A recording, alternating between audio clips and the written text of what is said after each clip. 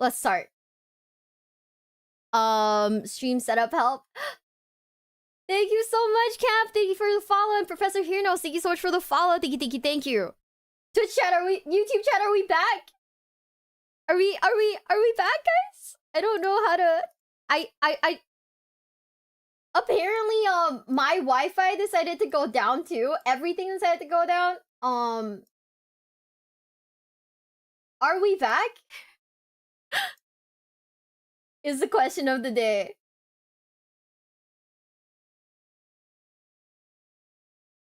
Okay, no, I had to restart a separate YouTube stream. Oh man.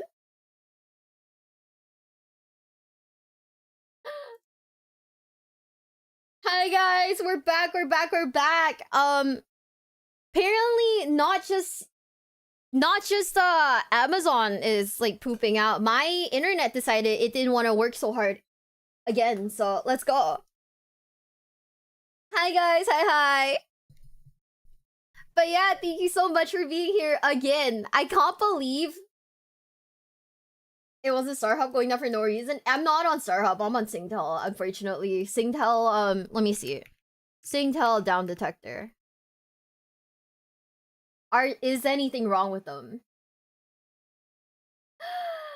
55% people have complained about landline internet. Let's go. They hate me.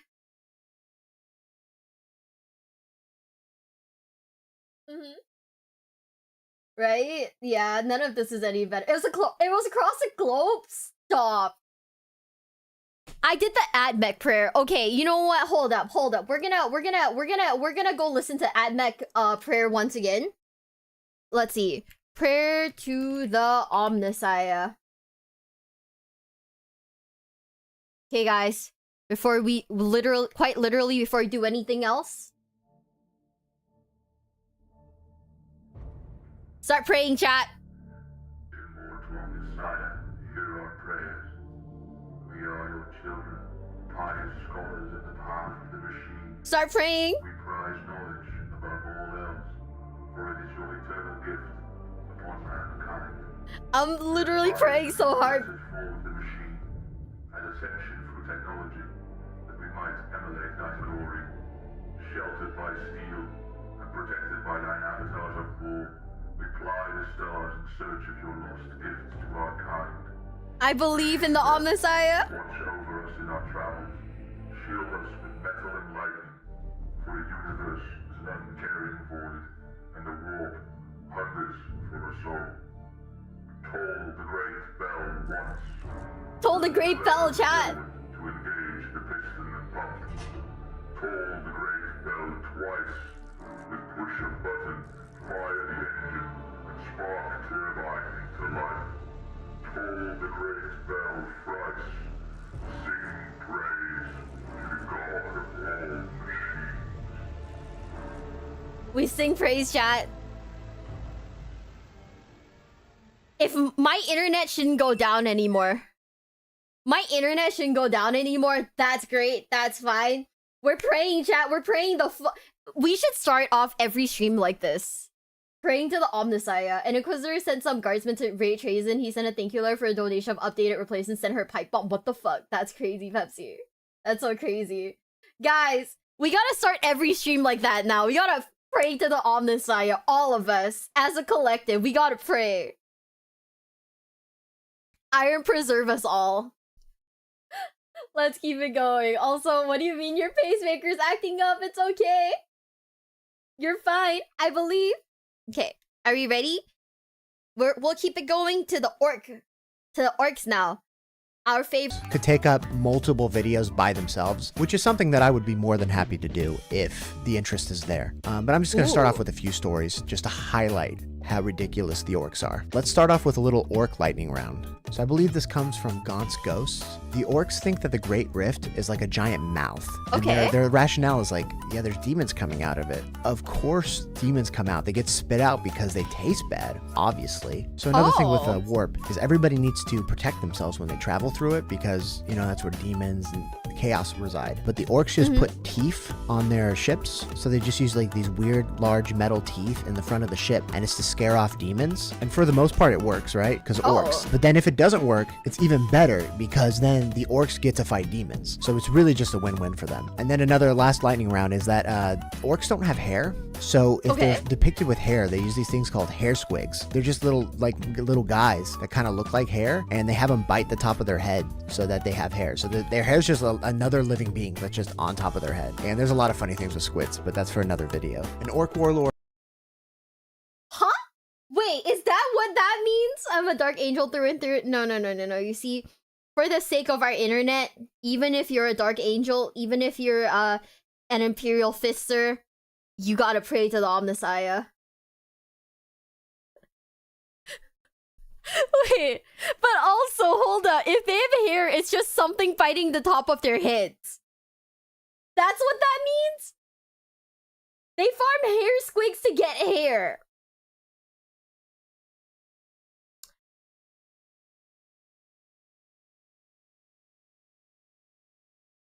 Party. That's so funny! Orcs are completely bald, so if they have hair, it's just like hair squigs. Cool. I love that for them. Honestly, very funny. Grizguts accidentally went back in time once. So when they were using warp travel, they accidentally went back in time just shortly before they departed. And the first thing the Grizguts does is he kills his earlier self so that he could have his favorite gun as a spare. So he's just like, I want 2 of my favorite gun. Let me just kill myself. What? And he does. And time paradoxes be damned, it works out for him. He's chilling. And now he has 2 of his favorite gun. So this one has been mentioned in the comments of a couple of my videos. It's been said enough that I can't find the source, so I don't think this is canon, but again, tap the sign. The Imperial Guard was fighting the orcs once, and there's so many orcs, right? So it was going on for so long that they were running out of bullets. I need bullets! So their commissar just told them, when they get close, just make gun sounds. So the orcs are coming, and they're just making gun sounds, but because the orcs think it's real, it's stopping them. Like, it's working. They're just going like, bang, bang, boom, boom. And it's just working, and the orcs are just like, fuck, man, these guys really know how to fight. These guys just never stop. And it works, and that's just, you know, the orcs believe it, and that's hilarious. What? And I have one bonus for you. I've seen it floating around, but I can't find a source, so I can't say if this is true or not. This involves an Ogryn, who are like these really strong, big abhumans, and they're kind of dumb. So it's, you know, they're just big, dumb, strong guys. So there's this Ogryn, right, who writes letters to the Emperor, like a way a little kid would write emperors to Santa Claus. And the Ogryn's Commissar, like, can't break it to him, so he keeps all the letters and just lets him think that the Big E is reading them. And I think it's just so cute and wholesome, especially with all the grimdarkness of the 40k universe, that it's just so cute, and I had to share it. This scene comes... I don't know, like, what the social dynamics are for Ogryns, but so far in all of the media that we've consumed on stream, at least, all of the Ogryns and the Commissars have, like, good relationships, right? That's so nice. I do like it. I do like it very much. Ogryns are big children? Yeah. They're himbos? Yeah, we can't call them himbos like that, but the orc psychic collective affects reality. That's why ones go faster. Really? I know about that. I have a general idea about that because they're all about like what was it? They paint like their stuff different colors, right? Because of the whole like psychic collective thing. But it's more to have girl relations that pull your arms up by. Yeah, that's true. You better treat them if you don't want to get killed. I know, but you know, I still like Ogryns very much. They're arguably one of my favorite parts of the Warhammer universe, but I still get sad because like it seems like only bad things happen to them. Oh man. It just seems like they're so people bully them. It's so sad. If an Ogryn gets a command, they'll do it no matter what. That's why they love them. True. I just hope that all the commissars are nice to the Ogryns because, like, they're so sweet. They don't deserve to get bullied at all. Purple's the sneakiest color. Purple is a sneaky color. Trust. You know the other. Oh my god! I don't know if like wait. I don't know if he tweeted it. Wait, let me check. Let me check like Dualocks' like Twitter account right now. I don't know if I can talk about it, but something happened to him and it was very funny. Okay, he didn't talk about it. I don't know if I can talk if I can mention it. Wait, let me ask him. Where's his name? Dualocks.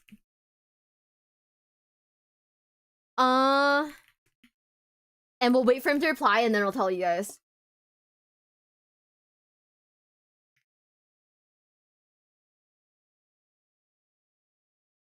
But something really dumb happened to him. She's back. I'm back! My internet cut out. So, right before so now we know, right before every stream, every Warhammer stream, we have to watch an Omnissiah prayer. Literally, we have to do it. We have to do it. For Ogryn, I can't wait to play Darktide though for that. Long live the Emperor. True. Anyways, chat. Wait, is Django here? Django, I hope you're here. Cause I'm about to drop something that's gonna make you really fucking happy. Have you ever seen Purple Orcs? They didn't. Darktide's fun with friends. Yeah, I want to see if I can get a group on it, but worst case scenario, I'll just play by myself. We are back. We're back. I had to okay. I don't know how to restart YouTube live streams, so all I could do in the moment was recreate the exact same thing. But yeah, if you guys didn't know, Dualocks got banned in Raid Shadow Legends.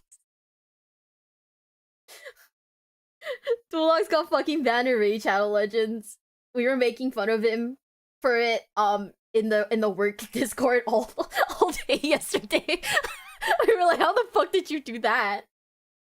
We were like, how?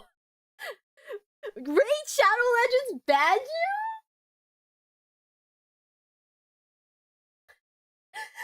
How? Why? What happened? Yeah, you can't restart YouTube live streams. I have no idea. Yeah, how will Raid survive now they ban 50% of their income? No idea. No. We have no idea. He doesn't know either. And like, no one knows. All we know is that like he tried to log into his account and he got banned. It's so funny. But he's only banned for like a few days. So like by the end of like I think next week, he'll be like free again. But they fucking banned their strongest soldier, which is incredible. It's very funny. 10 out of 10. It was so fucking stupid. He was like, wow, this is like the worst thing that's ever happened to me. And we were like, oh shit, what happened? You know, we were like, oh no, all rallying around him like, oh shit, did something happen in your life, Dualocks? Like, what's wrong? I got banned in Raid Shadow Legends. It's so good. But it's okay, we're gonna keep it going. Yeah, oh yeah, I do remember the Ogryn's like one of the commissars was so nice in Ogryn and she saved his life. Isn't that like literally the Ogryn story? Isn't that Commissar Elise and like in the Ogryn story? You didn't want to help him quit? He is their strongest soldier. Right? He got banned just for being the Dualocks. No, you see, one of the things that like we speculate, it might just be people like reporting his account just to be funny. And like he got mass reported or something. Maybe that's why he got banned. But hopefully that's not it. Hopefully that's not it. But yeah. That's it really. You see. The thing about it is that that's our boss. That's my CEO. The CEO of the company I work for. And like it's one of the biggest memes, his like dumb addiction to Raid Shadow Legends. So when it actually happened, it was like hold on, what? That's so dumb. It's okay. We're gonna keep it going though. Are you guys ready? In 3, 2, 1. comes from the book Vulcan Lives. So at this Ooh, point, Vulcan has been tortured and repeatedly basically killed by his brother Conrad Curze over and over countless times. But because he's a perpetual, he just comes back to life every time. He just recovers. So it just like elongates his torment, right? So he's been through it. And then the Emperor finally decides to stop being an absentee father and is like, yo, I'm gonna help one of my sons. You know, he is getting tortured and killed over and over again. So thanks to the Emperor's guidance, Vulcan's able to make it through Perturabo's maze, being confronted by Conrad Curze in the center before retrieving his Warhammer Dawnbringer. So the thing about Dawnbringer is Vulcan secretly built a teleporter into it. And he's like, ha ha ha, you done messed up, Conrad. Oh, shit. You shouldn't have let me get this. With Conrad just being like, you idiot. I know there's a teleporter in that. Do you think I'm stupid? This whole place is teleport shielded. You can't get out of here. It doesn't matter that you have a teleporter. All you had was false hope. With Vulcan delivering the iconic line, you're right. I fashioned it as a teleporter. A means to escape even a prison such as this. I counted on you leading me here. On you needing to face me one last time. It seems I was fooled into thinking you hadn't planned for this. But you're forgetting one thing. What's that, brother? It's also a hammer. And then proceeds to beat the brakes off my man. Curze being able to see the future be damned, it didn't matter. He forgot the one simple rule that it's also a hammer. And it's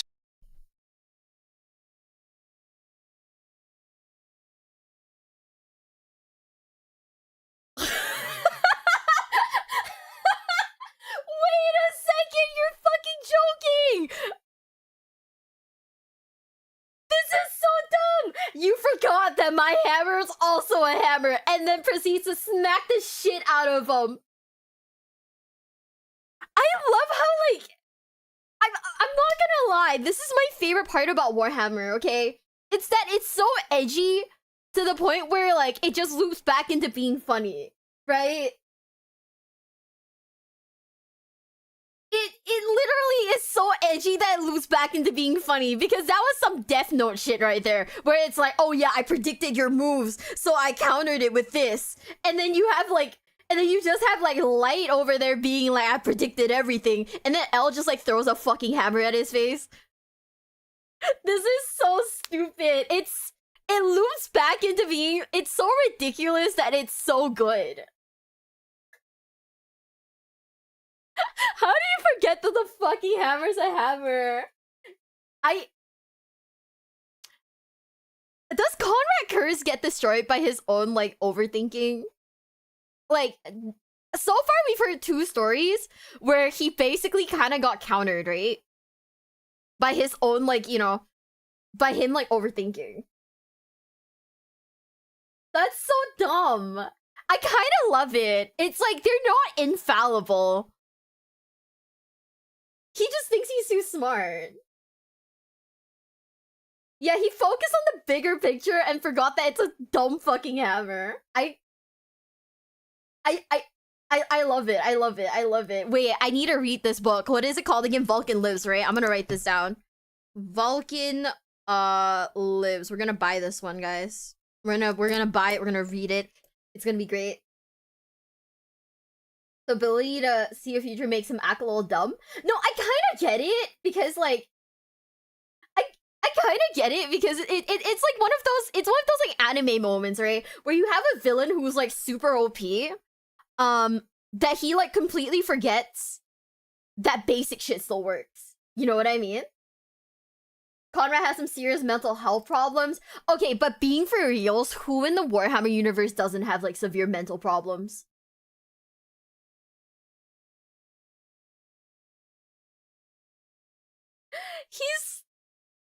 Conrad Curze is our low value man with like insane red flags. Right?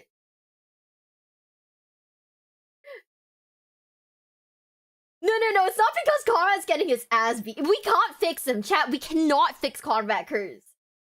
We cannot fix Conrad Curze. Do not try to fix him. We are not fixing him. All the Primarchs got daddy issues, so, you know, fair. He's an emo LARPer.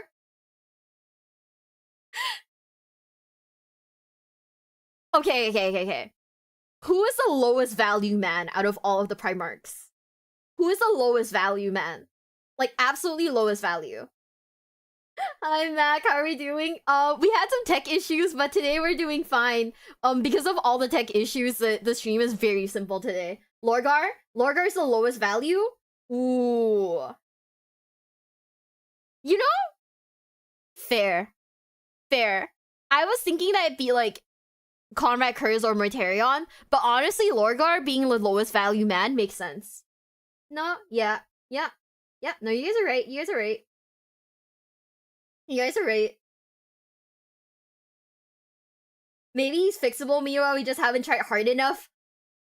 We're not gonna try to fix Conrad Curze. Are you kidding me? Bro could kill us. What? Ingron, because of the butcher nails, is permanently unfixable. That's true. I mean, I think that like all the Chaos Primarchs are unfixable, and all the non-Chaos Primarchs, all the Emperor side ones, the Imperium ones, are also kind of unfixable, huh? No, like he actually has mental problems. At the end of the day, his brain was basically short-circuiting because he had schizophrenia. Genuinely, Conrad Curze was schizo. Ooh, damn. Ingron had the chance to be the highest value man of all the Primarchs. True. Sanguinius almost fixed them. Which of the Chaos space? Oh, okay. Which of the Chaos Primarchs is fixable in your opinion? Don't say Sanguinius because we know Sanguinius is not Sanguinius. Sorry. Don't say his name starts with Fulgrim. Don't say Fulgrim. Fulgrim is not fixable. Fulgrim is not fixable. What? You think Fulgrim's fixable? Is Alpharius even like a... Is Alpharius even a Chaos Primarch? I almost said Sanguinius. I'm sorry. I read the word Sanguinius and just said it. You know, no, Magnus is fixable. You're right. Magnus is fixable. Peter Turbo? So if we had the option to, we'd fix Peter Turbo and Magnus. The Emperor told Mortarion he can still be saved. Okay, we can also fix Mortarion, but Mortarion's stinky. I think a good shower would fix him. I think a good shower would fit one scene in like Spirited Away where they like put the guy in the... Oh no. Twitch died, chat. Hold on a sec. Twitch died. Magnus probably... Magnus is probably the right answer. Magnus is probably mind broken as fuck. But with some tender loving care, we could fix him. We just need to play a shit ton of Yu-Gi-Oh! With Magnus and we'll give him a different sort of mental illness. Yeah, no, Twitch died for a sec. Of the Fulgrim clone is a fixed Fulgrim. Oh. Well, that's true, but then you'd have to fight like Trazyn the Infinite for the Fulgrim clone, and like, can we actually throw hands though? Question mark. I don't think we can. If you fix Purdy, the heresy doesn't even get started. How do we fix the Primarchs? This is like some like psychology stream. This is actually like a psychology stream. How will we fix the Primarchs, and in what way will we fix the Primarchs? Oh, YouTube's edging too? I'm sorry guys, the internet is so bad today. I don't know why they hate streamers today. Hot take Horus? You think you could fix Horus? I don't think any of us could fix Horus. Holy shit. I don't think Bob the Builder could fucking fix Horus. You know? Sanguinius can fix you, me, and everyone. If Sanguinius didn't die, he could fix everyone. He would absolutely fix everyone. You're so right. Horus wasn't in control?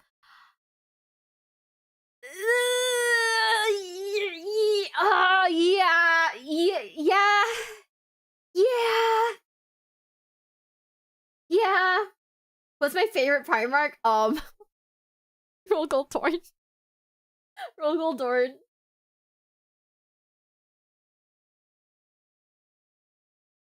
Rogol Dorn. Horus wouldn't have fallen if it wasn't for Lorgar and Erebus. That's true, Erebus, you sneaky little bitch. Sanguinius needs its own fixing first. No. Okay, guys. Okay, guys. Every time I'm kind of in that mood where every time I read the word Sanguinius, I just remember his like death speech, and that makes me really fucking sad. That just makes me really sad. Why? What do you mean why? Because his last speech at like his last speech was just really emotional.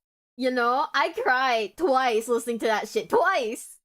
I listened to the same thing twice. I cried both times. I listened to it again. I cried again. Oh my god. Okay, don't watch YouTube when you're in the shower, because sometimes like when you could be watching a random video, and if you're still in the shower, it just skips to like the next video, right? The Sanguinius speech came on while I was in the shower, so I was shampooing my hair, and I was just standing there going. I was just sobbing while shampooing my fucking hair, and I was like, oh, did the shampoo get in my eyes? No, I was just standing there listening to Sanguinius being like, if you guys need to run, I understand.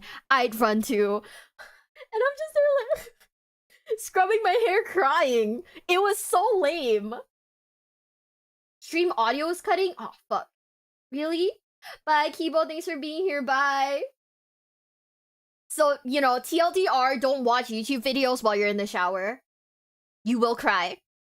If the random fucking Sanguinius speech comes on. It was the epic version too. It wasn't the other version. It was the epic version, the one with like the really good voice acting. I was like, why are you doing this to me, man? And my hands were like all soapy, so I couldn't like swap to a different video, so I just stood there and like listened to it while like crying. It was great.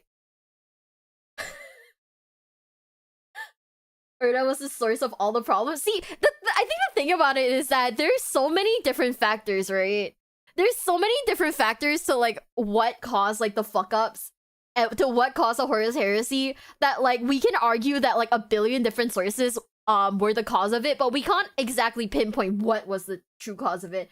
Pray to the Omnissiah again for the audio, please. Oh my god, we gotta do it. We gotta pray again. Major Max, thank you so much for follow. Thank you.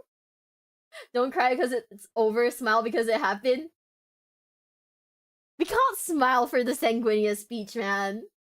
Erebus is the main cause. Yeah, the thing about it is that people say, you know, oh, I mean, ultimately chaos is like the main cause, right? Because, you know, chaos like basically manipulated everyone.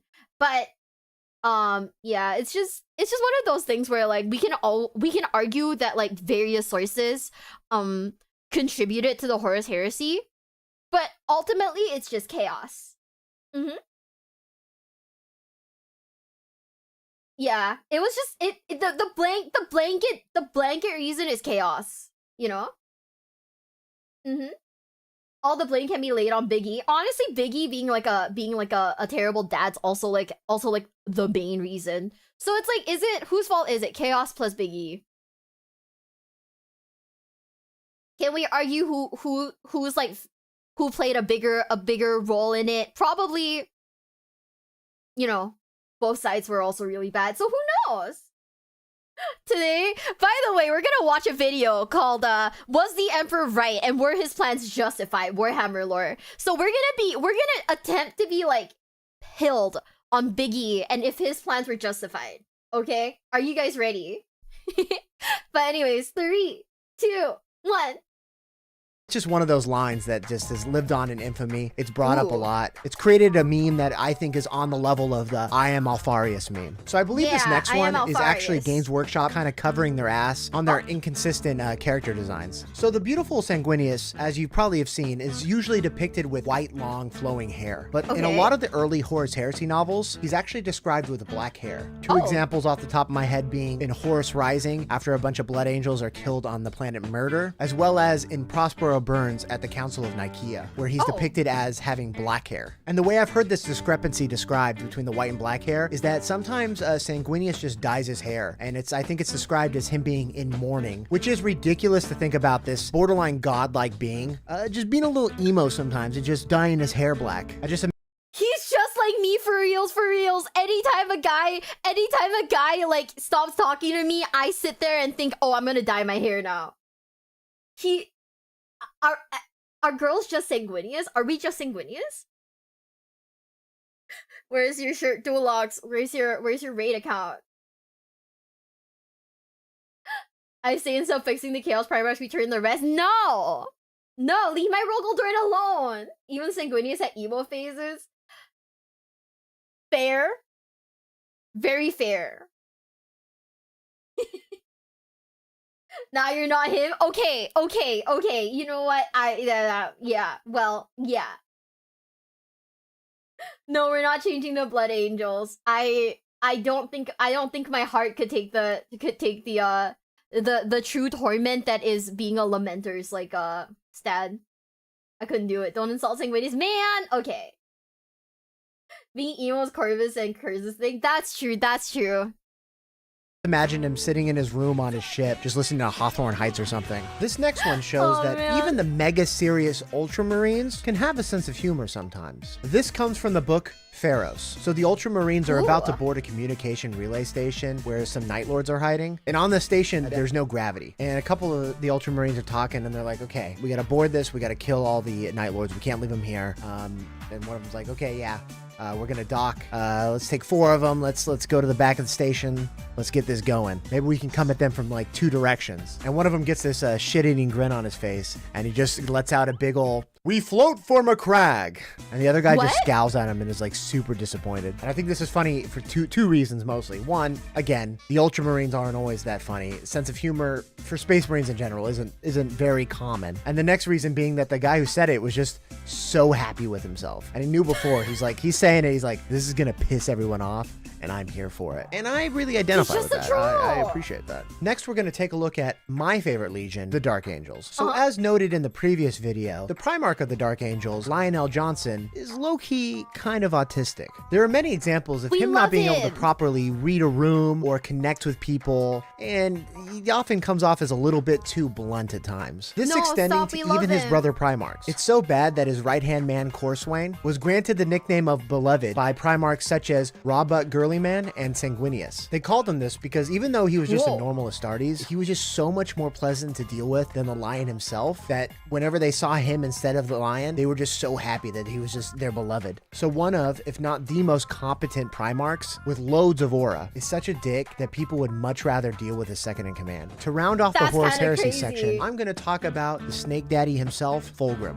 During the book, also called Fulgrim, the Emperor's children are assaulting a planet full of snake people. During this, Fulgrim walks into a temple where there's a freaky snake orgy going on. Now the centerpiece, the focal point if you will, of this orgy, right, is this sword. And Fulgrim sees the sword, which, again, mind you, the snake orgy participants are definitely obsessed with. And he's like, yeah boy, this is my sword now, I'm gonna keep this. This seems pretty sick. Surely nothing can go wrong with this. Spoiler alert, obviously, with anybody with half a brain would realize, things did go wrong. It's a sentient sword, and it slowly starts to make Fulgrim go a little crazy. Moral of the story, maybe don't pick up a snake orgy sword. Or maybe I'm the crazy one, I don't know. Also as a bonus, there's a scene from the book A Reflection Cracked, where the Emperor's children are torturing Fulgrim because they believe he's possessed by a demon, and the whole time he's loving it, and he's just giving them advice on how better to torture him, and one of them uses a pair of anguish on him, and let's just say he didn't hate it. And with that,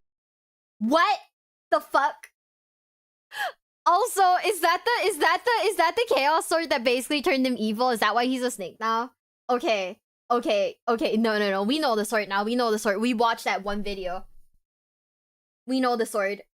Oh my god. Oh, alright, Miu, I have a question. If you could make any Primarch a woman, who would it be? None of them.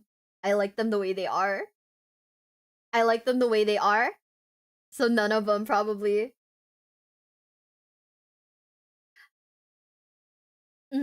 He'll basically always fall to chaos no matter one way or another. Ooh. You know, I wanted to do like a deep dive into like the individual Primarch weapons, but also I don't know. Maybe we need to do you feel like we need to learn more about the Primarchs first, or do you think we could just jump into like weapons?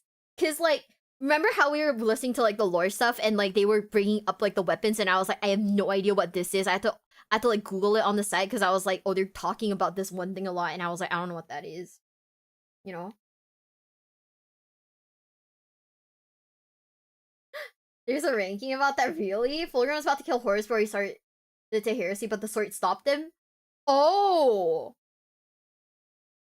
So Fulgrim's like a full contributor then, shit.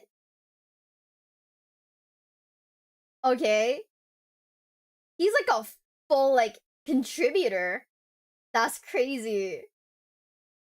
Malkador once suggested to Emperor to make the Primarchs girls, and the Emperor thought he was joking.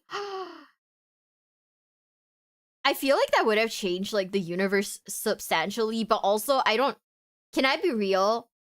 I don't know if... I don't know. See, Warhammer is a very, like, masculine, like, has a very masculine world to me, right? So I feel like making the Primarchs female would take away from that. So I don't know if, like... I don't know if I fuck with that necessarily.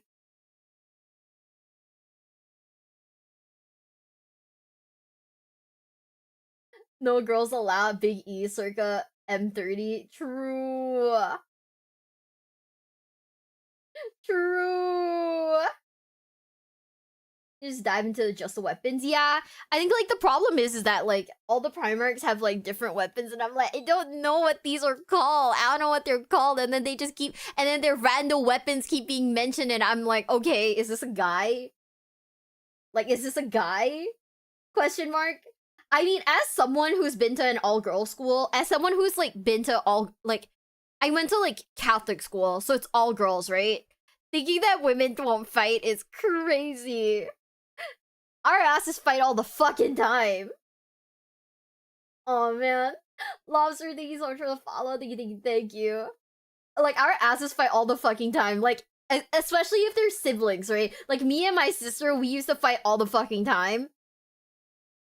It would not happen. It would not work. It would not make a difference. 07's in the chat. I think it's about time to move away from the Horus heresy and talk about some more modern 40k lore. And as a good bridge between the two eras, this next story comes from the book Shroud of Night and follows a squad of Horus heresy era Alpha Legionnaires arriving in modern 40k. In this book, they sneak past a World Eaters fleet by having a recording of kill, maim, burn What? play on repeat over the Vox, and having the pilot fly like an idiot to trick the World Eaters into thinking they're one of their own. The Alpha Legionnaires seeing Saint Celestine in a battle and basically just being like, they have angels? What is this bullshit? And stuff like that. So it's basically just a book of Horus Heresy era Astartes just being plopped into the batshit insanity that is the Imperium of Man in 40k. Now you'd be excused for thinking that with all the wars and dying, that there wouldn't be much time for romance. But let me tell you, there's not only romance books, there's even smutty ones. In the book, The Carrion Throne, there is reference to a book titled, My Wish to Generate Children with You is only exceeded by my devotion to him. Hot take.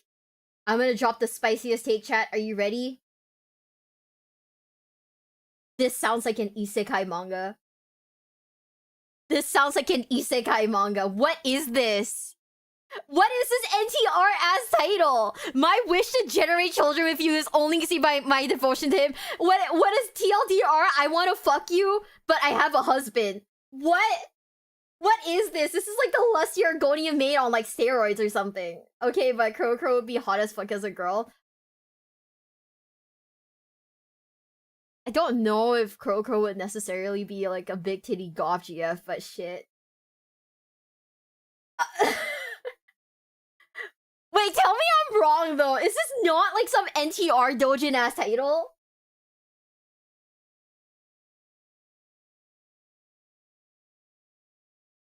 Him as the Emperor? Okay, but then why wouldn't I? Okay. I mean, if I'm devoted to the Emperor, why wouldn't I be able to generate children with someone else, huh? I mean, like, it's a running assumption that, like, what, we're gonna generate children with the Emperor? I'm confused now. I'm confused now. Wait. Why wouldn't you be able to generate children with someone else if you're devoted to the Emperor?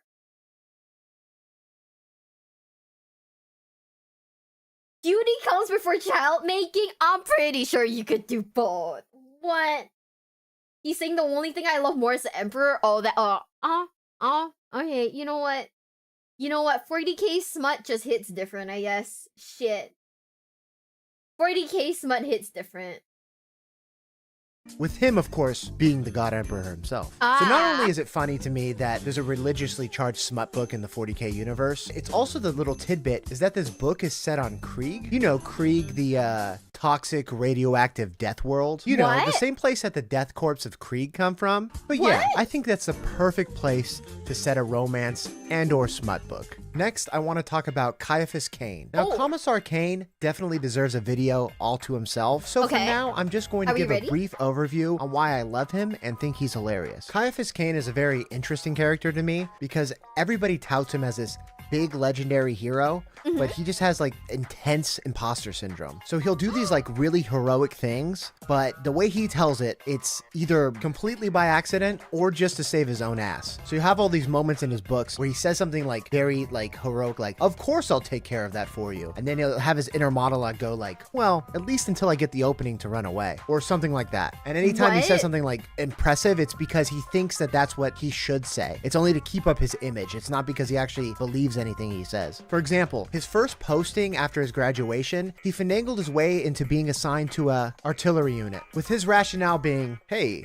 this way I can be as far away from the actual fighting as possible, so I'm in no Okay. actual danger. But unfortunately for him, danger did come to him in the form of the remnants of a Tyrannid high fleet. So they're getting attacked, and he's like, oh fuck, oh shit, I gotta get out of here. So he grabs somebody, and they commandeer a vehicle so that they can drive away and try to evacuate with the civilians. But on the way, they see a bigger swarm of Tyrannids, and Commissar Cain's like, oh shit, they're trying to flank us. So they turn around and head right back to the artillery brigade. But with this, it acts as a warning to the brigade, which actually causes them to be able to fight back and destroy the Tyrannids, thus saving everybody. And that's a pattern with Ciaphas Cain. He does something cowardly, but then it ends up working out and actually being good for everybody. Another example is in the first book for the Emperor. At one point, in typical Cain fashion, hoping to avoid marching into the thick of things, he arranges to investigate something going on somewhere else, assuring everyone that he'll definitely make it back in time to join the fun. The whole time Okay. thinking, yeah, I got out of this dangerous situation, let's go. But then he actually stumbles upon a more dangerous situation, which moves along the plot. So by his own admission, he doesn't deserve to be called a hero. He just thinks, I'm just really good at surviving. I know when to duck behind cover. But the thing That's is, he has almost this crazy. sixth sense for danger, and he ends up usually, if not always, making the right decision, and it helps people. So he is a hero. So you're left to wonder, is he actually this roguish scoundrel that's just out to save himself and doesn't care about anything else? Or is he a man that's just way too hard on himself and downplays all of his own accomplishments? But either way, So he is king from like One Punch Man then, huh? What the heck? He is king from One Punch Man. Did you actually read his books, Dualocks? That's crazy. Common sense, the 40k superpower. No wonder he's a hero. We love common sense here. Yeah, I read his books. Oh my god. Okay, I guess I have to go read them now. You read the book's narrator. The narrator sometimes calls him an idiot because he downplays himself even though he's obviously super competent. Oh. Means keeping morale high almost in a Sardi's level duo is extremely good at playing it cool in the face of danger, but he can fight and his books are great. Okay, I guess we'll put that on the reading list too then. We'll put down the reading list too. Okay, let's keep it going. Guys, I want to know. We're 20 minutes in to we're 20 minutes into a 40-minute video and I've been streaming for 2 hours. How does this happen? How the fuck does this happen? I'm sorry to my editor. I don't know how I keep doing this. I am very sorry. watching Ciaphas Cain just be kind of like a smooth-talking, roguish commissar is very entertaining, and if you get the chance, I definitely recommend checking out the books. Trazyn the Infinite, Warhammer 40k's favorite Pokemon trainer. Another character that very well could be his own video. But I want to talk about his relationship with Orikan in the book The Infinite and the Divine. Okay, I don't know who that nudge, is. Nudge. I also recommend reading this book as well. Okay. This book, not surprisingly, is about Trazyn the Infinite, and Orikan the Diviner. And the funny thing about this is they're basically just spy versus spying each other. With my favorite part being that Trazyn is just kind of being a shitbag the whole time. Like, he's just being a little jokester. It's noted that Necrons have no need to smile, yet Trazyn is described as smiling constantly. Orikan just hates this, and it's implied that Trazyn smiles explicitly because he hates it. Other highlights include Trazyn teleporting to Orikan just so he can shoot him in the face and basically saying, "Fuck you," before teleporting away again. Trazyn bragging that a human Imperial world made a statue of him and then proceeding to steal the statue so he could have it for himself. And while in a Necron court, Trazyn and Orikan just flipping each other off. Here's a little excerpt. Trazyn flashed the sign of Vok, a metaphysically obscene gesture that, in simple terms, indicated that Trazyn hoped that the Diviner would, in all timelines and dimensions, come to a brutal and humiliating end. Orikan flashed it back, low chuckle. Again, if you have the chance, I highly recommend you checking out this book. For my last point, the Imperium of Man is anything but efficient, I think we can all safely say. But my favorite, and I think the funniest example of this, that there are inquisitorial Ordos that are actually in stark opposition of each other. The Ordo Redactus is devoted to hiding the early secrets of the Imperium, and on the other side of that coin, there's the Ordo Originatus. I'm sorry if I butchered that. That is devoted to uncovering the early secrets of the Imperium. So they are frequently working directly against each other, and it does cause conflicts. And I just think that's really funny and is a good microcosm of the Imperium of Man as a whole. So that was my last one, but because you guys have been such good boys and girls, I'm gonna give a bonus one right now. In 40K, there have been countless things that have been lost to time, but my favorite are when things are just misremembered. My favorite examples are Belisarius Cawl talking about the gold Dualocks 3 Ursine hypothesis. And he's like, surely you guys have all heard about that. No? Really? No, let me tell you. Goldulock was an ancient scientist. She was one of the 13 Apollons who led mankind away from Terra tens of thousands of years ago, landing on Luna. Then he proceeds to talk about how the first bear's gruel was too hot, and then the third one was too cold, but the middle one was just right. Saying, well, obviously this was just an analogy to classify the habitability of different worlds. And this is really funny because he's conflating 3 different things, right? The first and most obvious being Goldilocks and the 3 bears, right? The too hot, too cold. But he's also combining this with the Apollo 13 mission and saying that she landed on the moon. And finally bringing in the real world idea of a Goldilocks zone. There's also some contention about monkeys. With monkeys being extinct at this point, Arkan Land creates an artificial one, with there being arguments about the purpose of the tail. A particularly misguided rival of Arkan's had insisted that creatures could hang from trees by their tails, which was patently nonsense. Any serious scholar could see that the beast's tail was designed as a lash and a puncturing weapon to deliver venom. Also, in the Eye of Terror, there's a demon world called Oliensis, and it's just a morbidly obese man curled into the fetal position. That's all. I don't really have anything else to say about that. This one... Is that real? Wait, huh?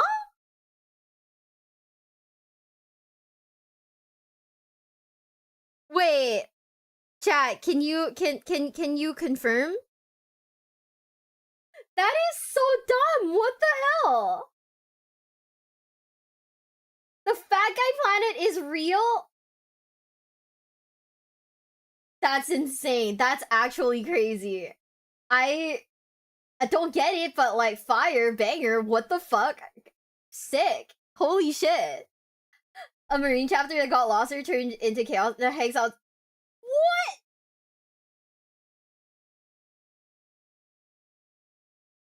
Who thinks about stuff like that? Like, dead ass. Who thinks about stuff like that? What?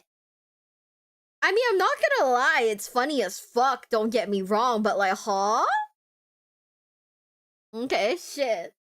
So Nesh thinks the word's pretty fucked. Oh! You know, that makes sense. Shit. What the fuck? It's a demon world too? This whole universe is so crazy. What? comes from commenter Mvovo8698 and is a moment from the book Rin's World, and follows the Crimson Fists, an Imperial Fist successor chapter, as they fight against an orc Wa. Alessio Cortez, captain of the 4th Company of the Crimson Fists, gets his arm ripped off during a fight with an orc war boss. And as the war boss is howling in triumph, he takes that moment to shove a crack grenade down its throat, killing it. Now that's kind of funny, but that's not the part I'm talking about. After that, his chapter master, Pedro Cantor, looks at him and is like, yo, you can't continue to fight. But Alessio's like, nah, I'm good. You've lost an arm, Alessio, by the mercy of the Emperor. You're lucky not losing your life as well. I haven't lost my arm, brother. It's right over there. I'm still in this. I'm fine. As he points to his severed arm on the floor. And as you know, I have a fondness in my heart for Astartes, showing that sometimes they do in fact have a sense of humor. This next one comes from Marcus C. 9931. This comes from the short story Armor of Fate and follows the recently revived Primarch Rebute Gilliman, who is trapped in the titular Armor of Fate because he's told it's the only thing keeping him alive. So he has to be constantly wearing it or else he'll die. So he's looking over blueprints, doing paperwork, I remember Gilliman's favorite stuff. And he's finding it hard to grab stuff because he has these, big gauntlets on because he's in the armor, right? And he ends up knocking over a bunch of papers. So he has to bend down awkwardly to pick them up. And with his big bulky hands, he just can't quite grab the papers off the ground. And he's getting super frustrated. And finally, Gilliman just like, damn, I'm created by the Lord of all mankind, master of the greatest armies of the Imperium, and I can't even pick up a Plastech flimsy. And then he stares down at him and he's like, my greatest enemy.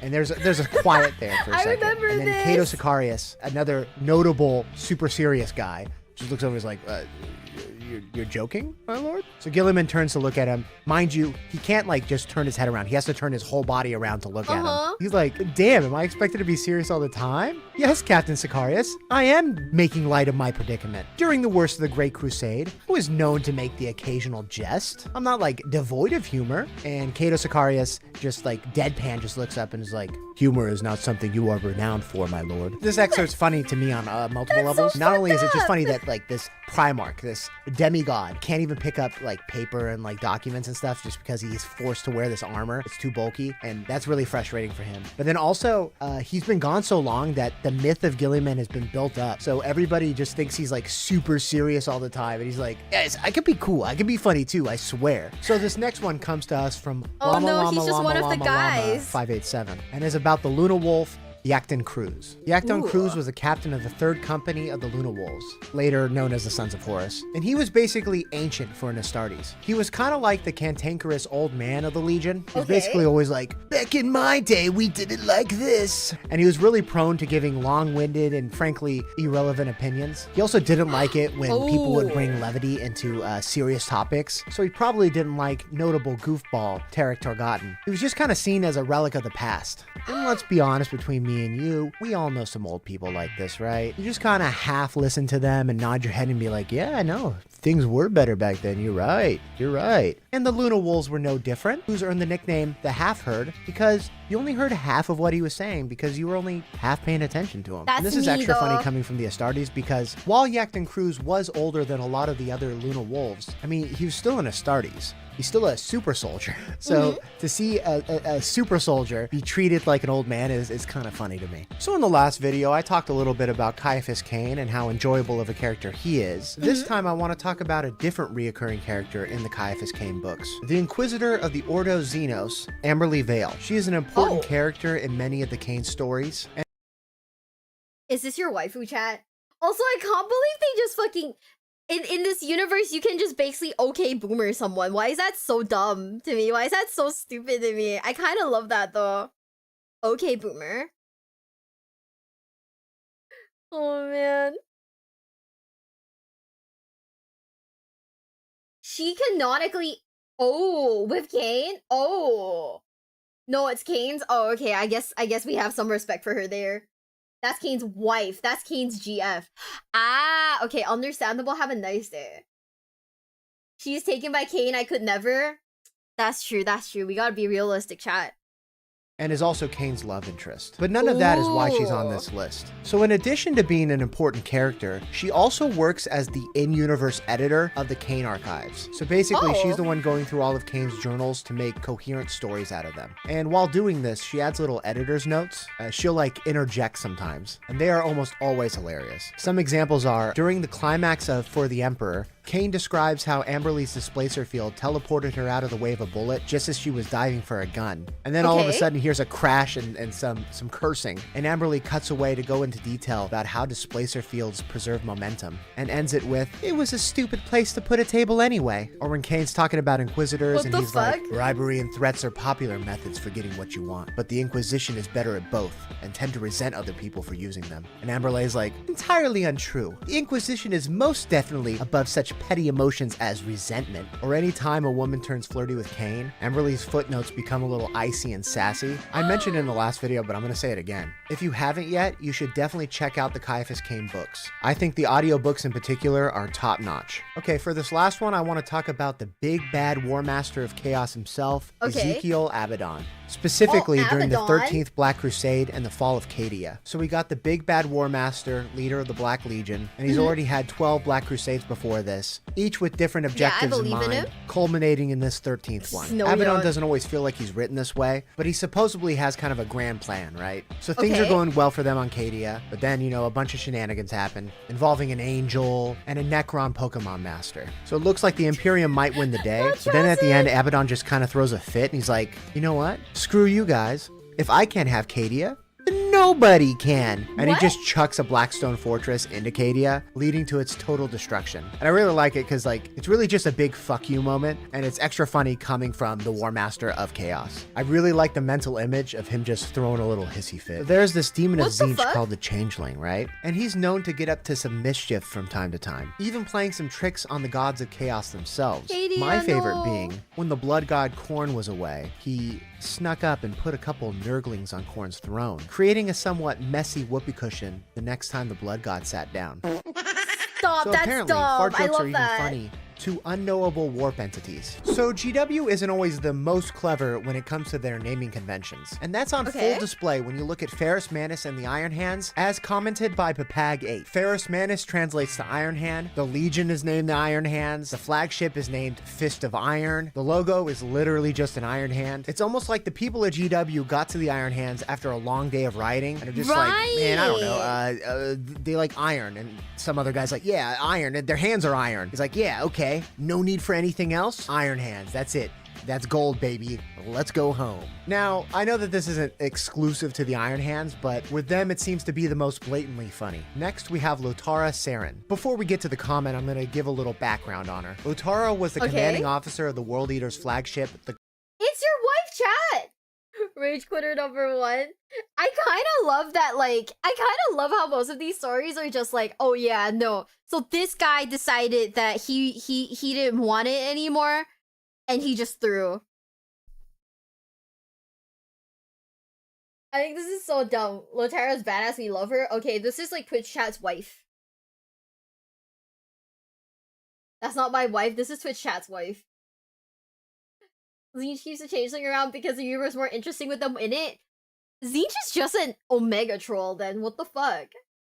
the Conqueror during the Horus Heresy. And she's unique in that she just did not take any shit at all. In the book Betrayer, she shot a World Eater captain in the face because he disrespected her orders, and she would regularly talk shit and banter with Angron and get away with it, which, if you know anything about Angron and the World Eaters, makes her, I would say, comical levels of insane. And yes, of course there's fan art of Lotara and Angron, but I digress. What I actually want to talk about was when she tried to play cards with the Dreadnought, commented by Condor391. In the book Betrayer, Lotara tried to play cards with former Legion Master and current Dreadnought, Lork. But apparently Lork was a very sore loser, and his massive gauntlets precluded a card player's finesse. And it ended up that they had to use a servitor to hold his cards. He only played once and not for more than 2 minutes, before saying this is ludicrous and leaving. So this is funny. He all on rage its own, quit? right? But what makes it Damn. extra funny is the implication that they did actually try to play with the Dreadnought holding the cards first. Imagine him holding the cards very close to his Contemptor face and the cards just slipping out of his hands over and over again. Also, his statement of, "This is ludicrous," like he's in on the joke and he realizes, I'm a Dreadnought. Why the hell am I playing cards? So to me, the whole situation is just really funny on multiple levels. So this next one is less of a funny moment and more of a grounded human moment. But because it stands in stark contrast to the general over-the-top nature of 40k, I believe it still deserves a spot on this list. As commented by McEldarcraft HD and Maxnix Leben 3334. In the book Horus Rising, Euphrates Keeler is dealing with PTSD from almost being obliterated by the Chaos Demon Samus. Almost being killed is one thing, understandable. but also seeing a demon possess the Astartes is a whole nother level of trauma. Now, a lot of times in 40k novels, we see characters, usually Astartes, go through horrific stuff. And for the most part, they usually kind of just brush it off with a, "it is what it is." Or if they do have lasting effects, it's mentioned that it affects them, but in practice, it doesn't really change anything about them or their actions. Of course, there are exceptions, and one of those exceptions is Euphrates Keeler. So after living a nightmare, she has heavy PTSD. And when Garvia Loken goes to talk to her about what happened, a guardsman leaves her quarters. And it turns out, instead of facing her problems, she does what many people would do and masks her pain with external stimuli. In this case, having sex with random guardsmen. And I like this because it shows that these people are human, right? They don't always deal with things the best way. They mask their pain, right? They'll do whatever they can to forget. This next one wasn't from a comment, but I wanted to include. I thought you guys. Oh no! Wait, no, that makes sense. No, wait, no, that makes sense. But what the fuck? Okay, shit, girl. I guess. Shit, girl. Go off, queen. I guess. Fire. What the fuck though? What the hell? Poor soul. Yeah, I mean, I kind of get the, like, I guess that is a coping mechanism, but still, shit. Included anyways. As you know by now, I like it when the usually super serious Space Marines show a little bit of comedy, a little bit of humor. In the book, The First Heretic, Argoltal stops the priests of Colchis from continuing to question Cyrene, a survivor of the devastation of Monarchia, with Cyrene saying, "Isn't that blasphemy? Defying the will of the Covenant?" With Argoltal being like, "No, it was a tactical retreat in the face of overwhelming boredom." I just like that he basically hit him with the, "Oh, brother, this guy stinks!" And he's just like, "Yo, we gotta get out of here. I am so bored. This sucks." Which again, having this come from a usually super serious Astartes makes this even more funny to me. So for this next one, I'm going to talk about an Imperial 5th Space Marine by the name of Maximian Voss. For whatever reason, he was much shorter than the average Space Marine and decided to compensate for this by being jacked as hell. And he just kept getting more and more jacked. He got so jacked, in fact, that his armor had to be adjusted. And it had to be adjusted multiple times because he just kept on getting bigger. It was so bad that he had to be commanded to grow no thicker. So at the surface level, it's funny because he's basically Asta for Black Clover, right? But to me, even funnier than that is this character is probably something of a self-insert for the author, Steve Parker, who I'm just gonna throw on screen now. I don't know, what do you guys think? So this... The fact that he had to be told, "Hey, don't grow any jacker," is insane. What? He was just a short king. Chat, we love our short kings here. We love our short kings. Don't, it's okay. Overcompensating is probably not healthy. Don't do it, chat. I believe in you guys. Some king shit. I love how much how like supportive you guys are when it comes to stuff like this. Damn. Average 40k writer? Are you saying the 40k writers are overcompensating for something? Is that what you're saying, chat? Short king, Mia praise her. Wait, I'm not a short king. If anything, I'm an average sized queen, duh. Very average.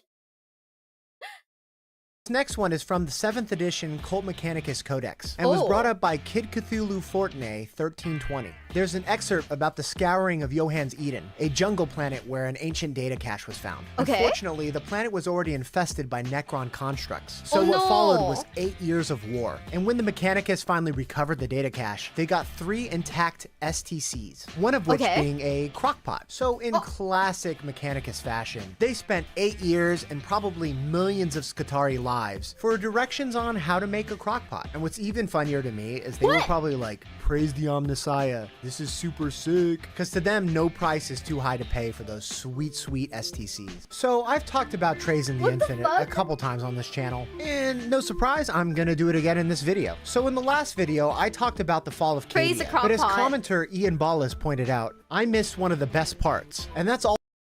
Honestly though, guys, crockpots are low-key goated. I too would praise a crockpot if I could. This is so dumb. Are we down again? There's no way. Are we down again, chat? Hope your day's going well. Our thing keeps going down and I have no idea why. And I also don't know how to turn that thing off on YouTube. I'm sorry. I gotta figure it out. I gotta ask one of the girls. But yeah, looks good to me. Okay, great. Great. The Omnissiah prayer is working, guys. All the random BS he throws out during this battle. Being the Pokemon master that he is, he's throwing out all manner of creatures, from extremely powerful Tyranids, entire squads of Terminator Marines, Imperial Guard units, and Custodians. So he is just throwing everything at Abaddon. And a lot of these people are from the Horse Heresy era, so they're just like, ooh, what's going on? And just kind of have to roll with the punches. I mean, he even released Inquisitor Greyfax, who at this point had been in stasis for a couple hundred years. I think Trazyn always adds a little bit of humor to any situation he's in, because you never know what he's going to do. He could just come in and basically be like, wild card, bitches! Yeah!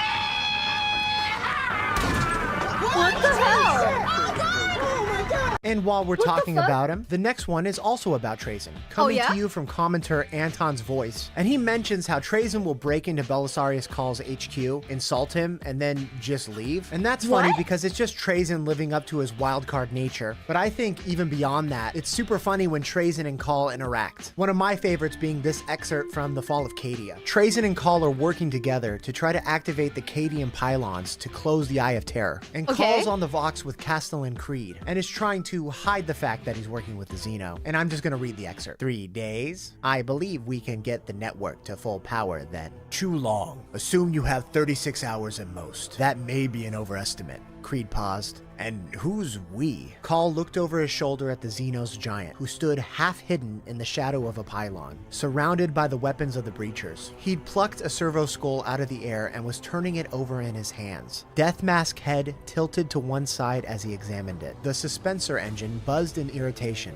trying to escape. I mean the royal we, Lord Castellan. We, the defenders of Cadia. We, the Imperium. We're all on the same side, aren't we? At the side of the cavern, Trazyn tore the skull's data projection lens from its orbit with a dusty crack and tossed the empty skull behind him. What are you doing? Mouthed Caul, covering the Vox handset with one hand and throwing the others up in indignation. This is unique wiring, he said, as if Caul was being deeply unreasonable. He ran a palm emitter over the component. Unique to the Forge world of Magnex, before it was lost in the Heresy. The same filaments and focus lenses used in las impulsors. Far too good to be repurposed in a servo skull. Put it back. The alien's impassive death mask tilted to one side, and Caul swore, the metal mouth curled up at the edge.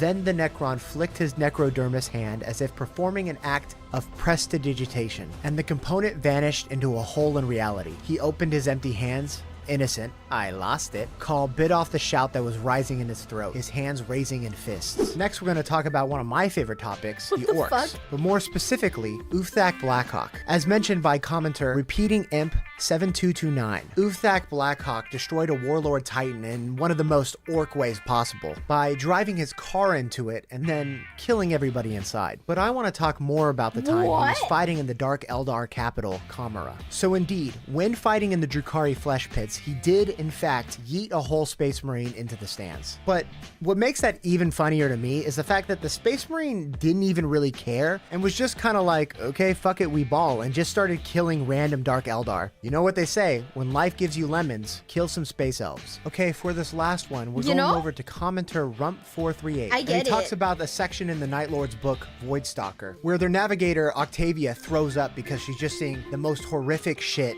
and Talos not understanding why somebody would be disgusted, chalking it up to her being pregnant having to be the reason. So she walks into a room where bodies are skinned and dripping, hung from dirty chains, so mutilated that Octavia could no longer determine their gender. And the stench hits her so hard that, you know, she collapsed to her hands and knees and throws up, understandably, I think. And Talos just watches her as she throws up a second time and says, I quote, "I am given to understand that it is common for females in your condition to regurgitate as part of the natural process." And Octavia can just say, no, it's not that, before she throws up again. And Talos is just like, oh, I have almost no experience with such things. We studied little of the human condition in regards to gestation of children. And what's really funny to me is, just like what Rump said, is Octavia is seeing the most horrific shit ever, but Talos is so crazy and far gone that this is just normal to him. So he's like, oh, it must be that you're pregnant, right? And that's why you're throwing up. Surely it couldn't be these desecrated corpses that are just hanging around right now. And then ultimately he's just like, well, yeah, you know, I don't really know much about human pregnancy, so okay. A quick addendum. Looking back at the book right now, the people on the tables were still alive, which makes it even more horrifying and even funnier that Talos thought that the vomiting was from pregnancy. That will do it. Thank you so much for watching. I appreciate each and every one of you. See you all next time. Goblin out. That's the same high value man. You guys think he's a high value man? Then whenever a streamer throws up pregnant, dude. Oh my god. I'm not gonna lie though. I feel like that's kind of me though. If like I get sick, even if I haven't like talked to a man in like 4 months, I still sit there and I'm like, am I pregnant? It's happened like a bunch of times where like I just randomly get sick and I'm like, maybe this is it. It's never it. It's never it. But I still sit there and I'm like, my time has come. It's not it. I'm just stupid. It's quite literally never it. Good video. It was very funny. It hits that like sweet spot that I like, where it's like it's memey enough that I get it, you know? Nova the father, despite being a woman, it's always Nova. Nova will always be the dad, chat. Even if we end up talking to a man someday, Nova's still the dad. That's my Oshi. Okay, I can't help that. I can't help that. Like it's one of those like genuine like concerns. You know what I mean? He cares. He's just confused. I get it. I do get it though. Out of all the Night Lords, how is it at least somewhat reasonable might not skin you immediately? I mean, he didn't skin her, so that's pretty good, right? You know, he's the highest value mana of all the Night Lords. Not even Conrad Curze? Damn, I thought you guys wanted to fix him. Thought we were fixing Conrad Curze, are we not? 07's in the chat. We're not fixing him. How did 2 Yu-Gi-Oh players make a child? Polymerization.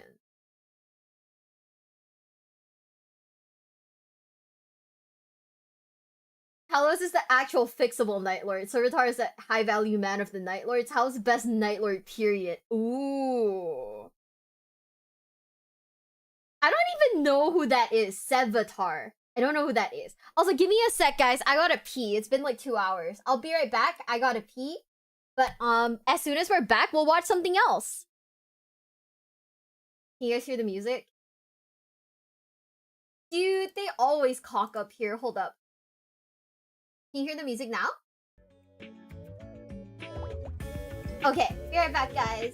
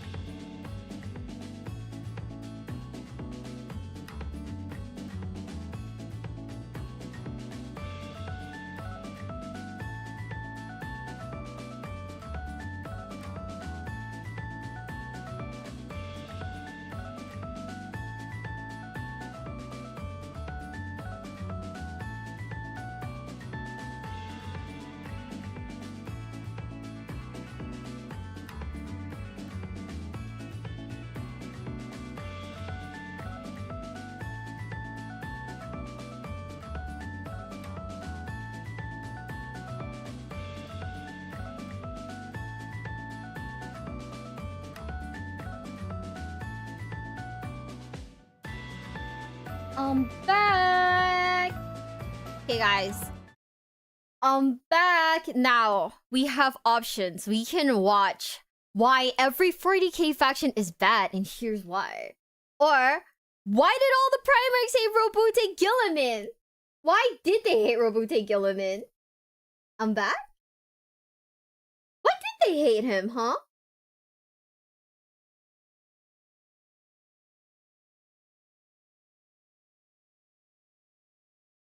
I'm gonna close all the tabs that we've already gotten open. Okay, are you guys ready? In 3, 2, 1. Hi gang, Oh, what the heck? Okay, I need to restart. Why did they all start super low? What the heck? Okay, I gotta check it later. But are you guys ready? In 3, 2, 1. Hi gang, what's your favourite faction in 40k? Well, whatever they are, they're bad. As we all know, there are no good guys in 40k. Games Workshop say so all the time. Everyone's bad. Chaos is bad. The Imperium is bad. Space bugs are bad. Everyone is bad. So in this video, I'm going to go through them all and explain why your favourite faction are terrible people. Okay, why are they terrible people? There are no goodies in the Warhammer 40,000 universe. Yeah, everyone kind of sucks. We know that. That's the official line, and there are hundreds of books to prove it, full of mindless slaughter, pointless wars, and awful decisions. Every single faction in 40k is bad. But occasionally, online, some people try to question this. It's a dangerous universe after all. Maybe this faction's decisions are justifiable because of survival or heroism or something. My faction, yeah, they're fine. They're the true good guys of the setting. And those bad things they did, well, those were just hard decisions that just had to be made. And I get it. People want simplified stories with clear heroes and villains. But that's not how life works, and as a work of satire, that's not how 40k works either. 40k is a war game, and despite the many simplified action movies out there, wars are never as simple as a single righteous cause. Goodies versus baddies. Despite how much some people might fetishize them, or the idea of being in them, wars are bad. And if you want a war game where every single faction can fight every single other faction forever, including fighting amongst themselves, then war is bad, chat. Dropping some fat hot takes today. War, bad. But honestly, though, I think he's kind of right, though. Every faction's, like, really bad, though, right? Like, they're all bad fucking people. So, shit. Yeah, what the fuck? They're all, like, bad people. Oh, man. Okay, never mind.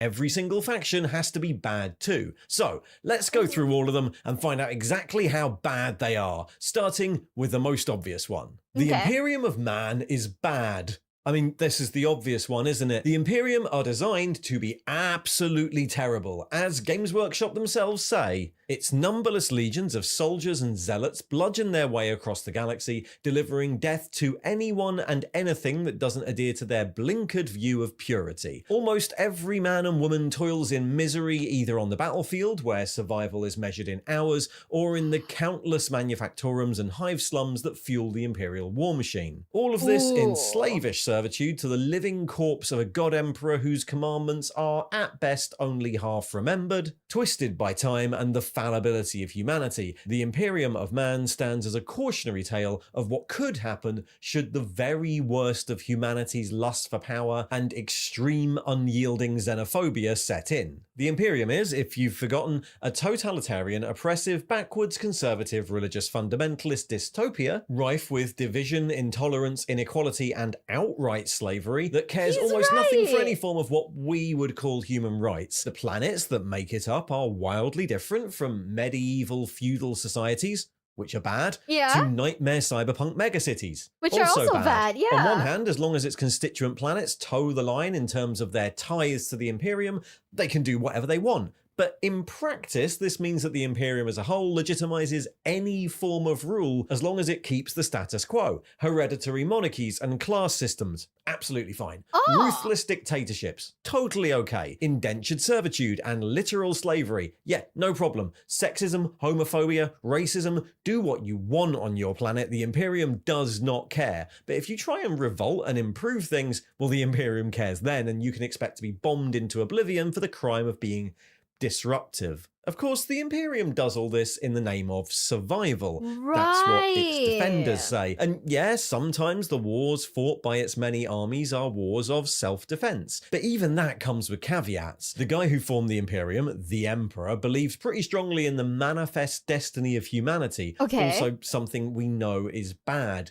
The Imperium therefore believes that any form of intelligent life other than humanity needs to be completely wiped out just in case, regardless of if they're actually a threat, which can lead to strange definitions for wars of survival. Of course, the Yeah. other main threat to humanity is chaos, which the Imperium solves by creating conditions so oppressive that underground cults promising a better life find it really easy to gain traction. A huge proportion of the chaos threat in 40k comes from formerly Imperial armies who were treated so horribly they went looking for something else. And while the Imperium is under threat from those things, this survival rhetoric ignores the fact that a huge proportion of wars fought by humanity are wars of honor, also a concept that's bad.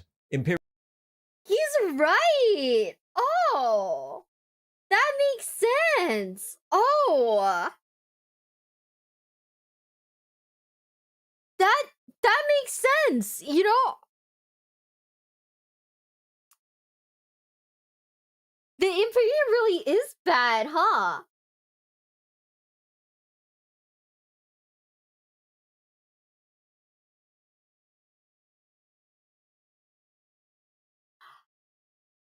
Like, when you boil it down, it's really bad.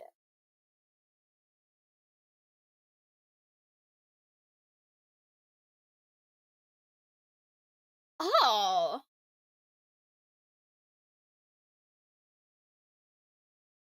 I mean, I don't think it's about good or evil at this point. It's just that, like, there's no middle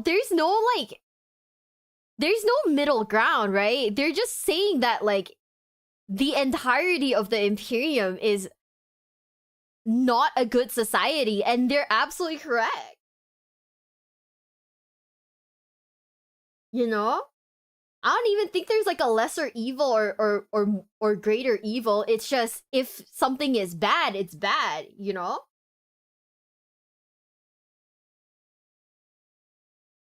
I mean, like,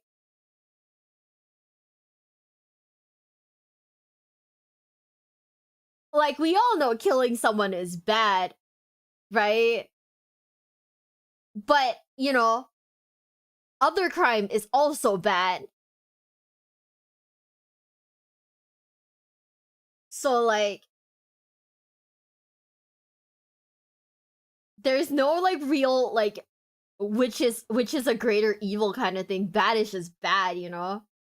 Like, killing someone is bad, but killing someone in war doesn't... You're still killing someone, you know? So, like, None of the factions are good at all doesn't mean there are no good individuals. I think that this isn't even an individual kind of thing, though. They're talking about the Imperium as a whole, not about the individuals. Like, just because there's a few good people doesn't necessarily mean, like, the society they live in is good.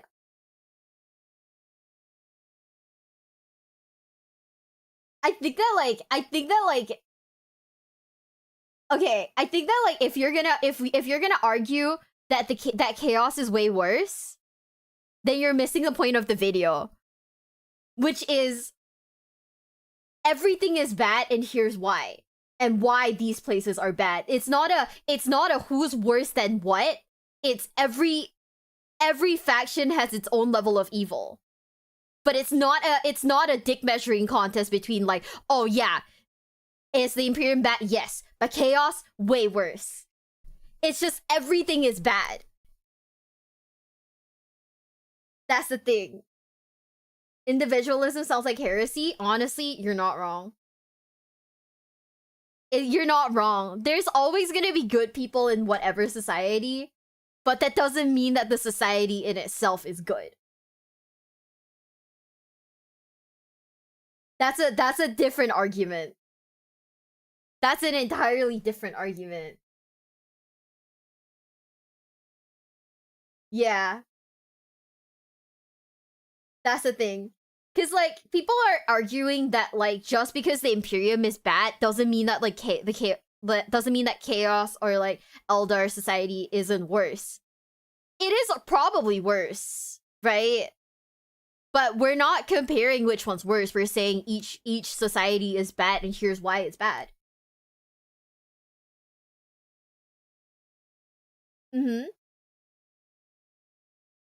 But why would the Orc Society be bad? I mean, I think Orc Society is very simplistic, but why is Orc Society bad? That's my question. And I can't wait till we get to that point. We know they're awful, we just enjoy for the few heroics in awful situations. I mean, you know, like, think about like real world society where you have like major like what was it? Think about World War II, right? And then you have like the few standout people who did like really good things, and that's why we love them. That's why we remember them because of how heroic they were. Like, think Schindler's List, right? But you know, was the war still a really bad thing? Yes, it was. But we're not comparing to see if like the war, should be like, you know, glorified because it allowed people to do good things in a bad situation. It's just the entire thing was a bad situation. Yeah. It's just they're really bad. It's the point we're trying to make is it's not a dick measuring contest. We're not comparing which one has a worse society, which one has like a worse conditions. They're all just bad for their own individual reasons. Imperial forces are likely to go to war because it impugns their honor not to, or because the actions of a foe can be construed as an insult to someone in the Imperium, or for a variety of religious reasons. Whole wasteful crusades have been fought to reclaim worlds of almost zero value because of a rumor of a lost religious relic, or the dishonor of an overrun shrine. The Imperium is also horrifically corrupt at every level, which means that whole wars can be started because of intragovernmental politicking and one-upmanship. It's also obsessed with genetic purity, no red flags there, partially because of that Emperor guy, but also because of the threat of chaos that is then played up to ludicrous levels. Though officially, the Imperium isn't actually racist within humanity. If you happen to display any physical traits that seem out of the norm to the local population, you can expect a swift burning at a stake soon afterwards. The Imperium is bad. In its nominal fight to save humanity, it frequently causes just way more suffering and hardship than it actually needs to, and its own sense of righteousness stops it from ever accepting that there might be a better way. And it's so focused on the idea of humanity as a whole, it rarely actually gives much of a shit about individual humans. But we can't just stop there, individualism's definitely all of its outlawed, armies are bad too, in their own special way. The Space Marines are ruthless, unfeeling, hypno-indoctrinated super soldiers who are bad. They replicate by abducting small children, cutting them open and filling them with gene seeds, brainwashing them, and then consigning them to an eternity of constant war. The populations who supply those children frequently have no choice in this. Depending on the chapter, they might see regular humans as little more than collateral damage or a source of handy slaves. Even the nicer ones are horrific mass murderers willing to inflict huge losses on their own side in the name of honor. The Astra Militarum is the ultimate uncaring military system. They're also bad. It conscripts soldiers by law into a never-ending tour of duty and then throws them into hopeless situations millions at a time, often because human life is considered cheaper to expend than material resources are. This is enabled by a literal cult of sacrifice. That's bad, everyone. All of which results in an average soldier's life expectancy being around 15 hours. On the other hand, its upper echelons are riddled by classism. Being from the right family will absolutely get you a safe position of command behind the lines, regardless of how many people die from your stupid decisions. And if for any reason this system might, you know, not work that well. They just have a whole rank of people whose job is to shoot whoever made a mistake. The Adeptus Ministorum and its pet army, the Sisters of Battle, are also bad. A ridiculously over-the-top, oppressive theocracy. They insist on total control over the religious beliefs of every human and will happily burn anyone who disagrees as a heretic, despite the fact that their God Emperor spent his entire life telling them not to. That doesn't matter to them because they're also hopelessly corrupt. The higher echelons of the church are willing to use their position and the millennia of established church law to live in unimaginable luxury and get away with practically anything they want by whipping up their supporters into a war of faith. In fact, they're such a liability that the rest of the Imperium has to repeatedly try and curb their power. The reflection of them is the Sisters of Battle, an army of, again, radicalized orphans with no option but to serve the church until death. They are true believers, the irony there being that their own colossal self-righteousness actually creates a psychic effect that they then dub miracles from the God Emperor while burning anyone else who exhibits similar psychic abilities. Quite apart from the use of religion as a tool of control, the entire organization are murderous hypocrites. The Adeptus Mechanicus are bad, a ludicrous organization to put in charge of scientific advancement, since they're also a bunch of religious fundamentalists who, at least nominally, believe progress to be heretical. They are slightly more meritocratic than the rest of the Imperium, but all that means is that your average tech priest is a raging egotist and megalomaniac who feels justified in cybernetically enslaving anyone less powerful than them. Now, there is an argument that the reason you put such a conservative organization in charge of technological progress is because, well, science gone wrong has been a problem for humanity in the past, but unfortunately, just like the other religious organization here, tech priests are massive hypocrites and will frequently bend every possible rule and create the most dangerous experimental technology possible if they reckon they can get away with it. The Adeptus Arbites are, of course, bastards, a law enforcement agency who will happily throw the death penalty at anyone for anything. They're the epitome of state control of violence. They're also a reference to Judge Dredd, who, let's not forget, is meant to be bad. And if that wasn't enough, the Imperium has an actual inquisition, a space navy that happily press gang millions of innocent people and then work them to death below decks, all while their upper classes host lavish dinners at the captain's table, and the Imperial Knights, an entire strata of feudal aristocrats who rule over a peasant class and control their walking mech suits through special chairs that actually turn them into even bigger dicks. All of this is also bad. It's a bit questionable how bad the Imperium would still be if the Emperor had survived, because his regime was pretty terrible, but the Imperium is definitely, absolutely bad. But don't worry. Would the Imperium have been as bad if the Emperor was still alive? Like, if the Emperor was still, like, you know, like, alive. Right?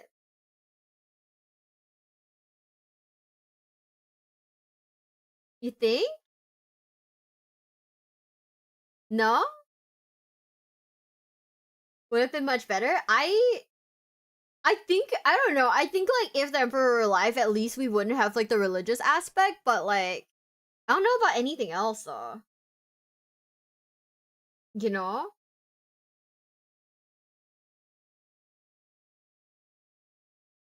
So, like how Gillivan reacted.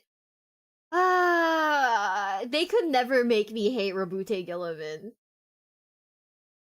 They could never make me hate Rabute Gillivan for reals. Better for humans? Honestly, probably right. Imperium was outright on par with the Golden Age. Yeah. Man.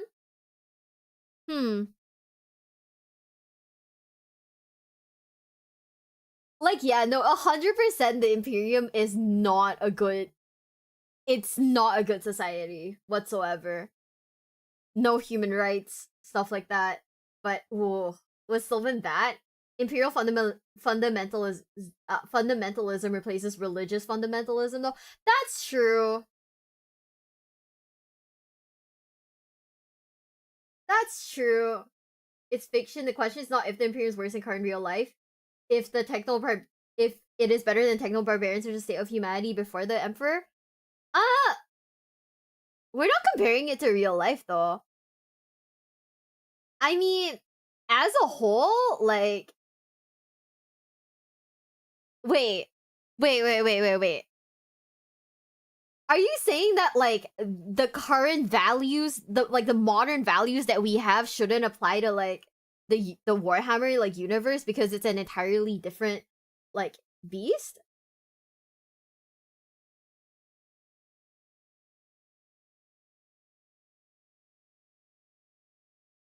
Wait, I'm confused. They wouldn't apply. I guess not necessarily, but, like, they were written by people in our universe to be as, like, as bad as they are. But we can apply those. What's the point if it's fictional in the first place? I think that's where the fallacy comes in, though, right? Because, like, as much as this is like a fictional world, it's written by people in our society, in modern society, to be as bad as humanly possible. The question is that we can't judge the Imperium with our, like, modern, like, sensibilities. Like, our morals and our judgment as, like, people in our universe shouldn't apply to the morality of the Imperium. But yeah, even if extreme survivalism is a thing, isn't it basically like, okay, no, I know it's satire, but shouldn't we then judge it based on our, like, modern, like, sensibilities? Because it's like, it's written for us to genuinely be disgusted with the universe, right? Like, it's written specifically for us to be disgusted with the universe. It's not written for us to be like, oh shit, yeah, this place, I want to live here. Yeah, that's the lure of the grimdark. So it's like, at some point it was moral as slaves, we now don't think it's moral. I don't think that applies, though. Like, I mean, I feel like the Imperium, the universe of the Imperium would still be very fucked up to people who, you know, to people from, like, the past, you know? Yeah, it was written for our sensibilities so that we can judge it and be like, yep, this is not a good universe. Yeah, judging satire is missing the plot. It really is. You know what I mean? They rationalize other settings, like, dude. I think the thing about it is that we shouldn't be rationalizing it. We should just take everything at face value and be like, yep, this is a fucked up universe. This is not good. Like, on every level, this is not a good universe to be in, you know?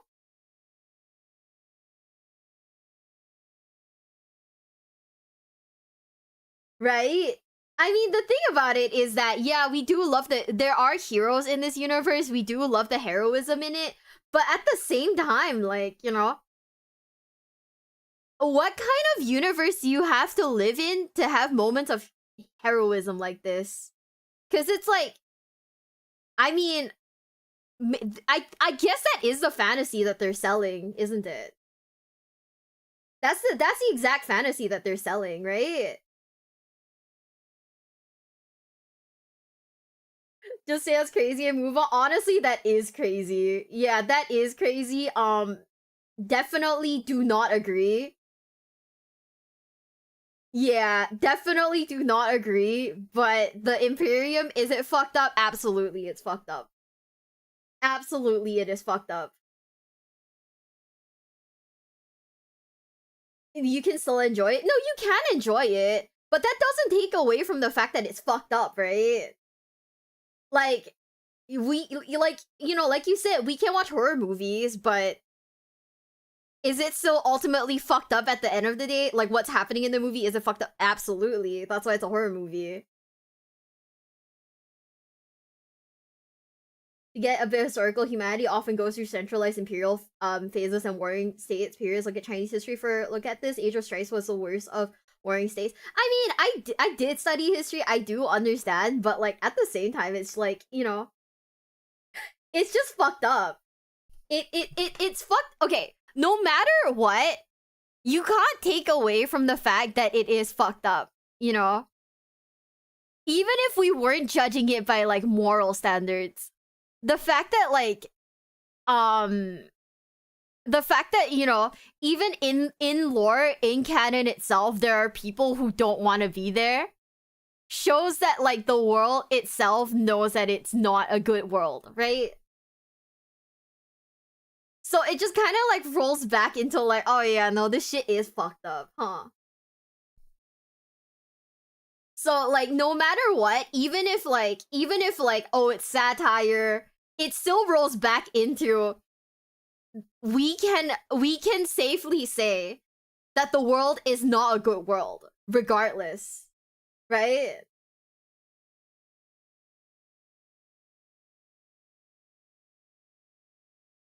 Is a moral to shoot a person. Is a moral to shoot a person that's maybe a gene stealer infected. The Imperium is definitely fucked up, but that's the point. We don't constantly talk about how evil horror movies are. I think you're missing the point at right now. Because it's like, regardless of what, is it like, they shoot people in this world, you know? Even, regardless of if they're like innocent or if they're infected, they just shoot people. Is that, you know? There's no justifying, you know, there's no justifying whether or not it's an evil act. I think that, like, the act of taking someone's life is inherently evil. So, talking about morality in this, like, entire argument is, you know,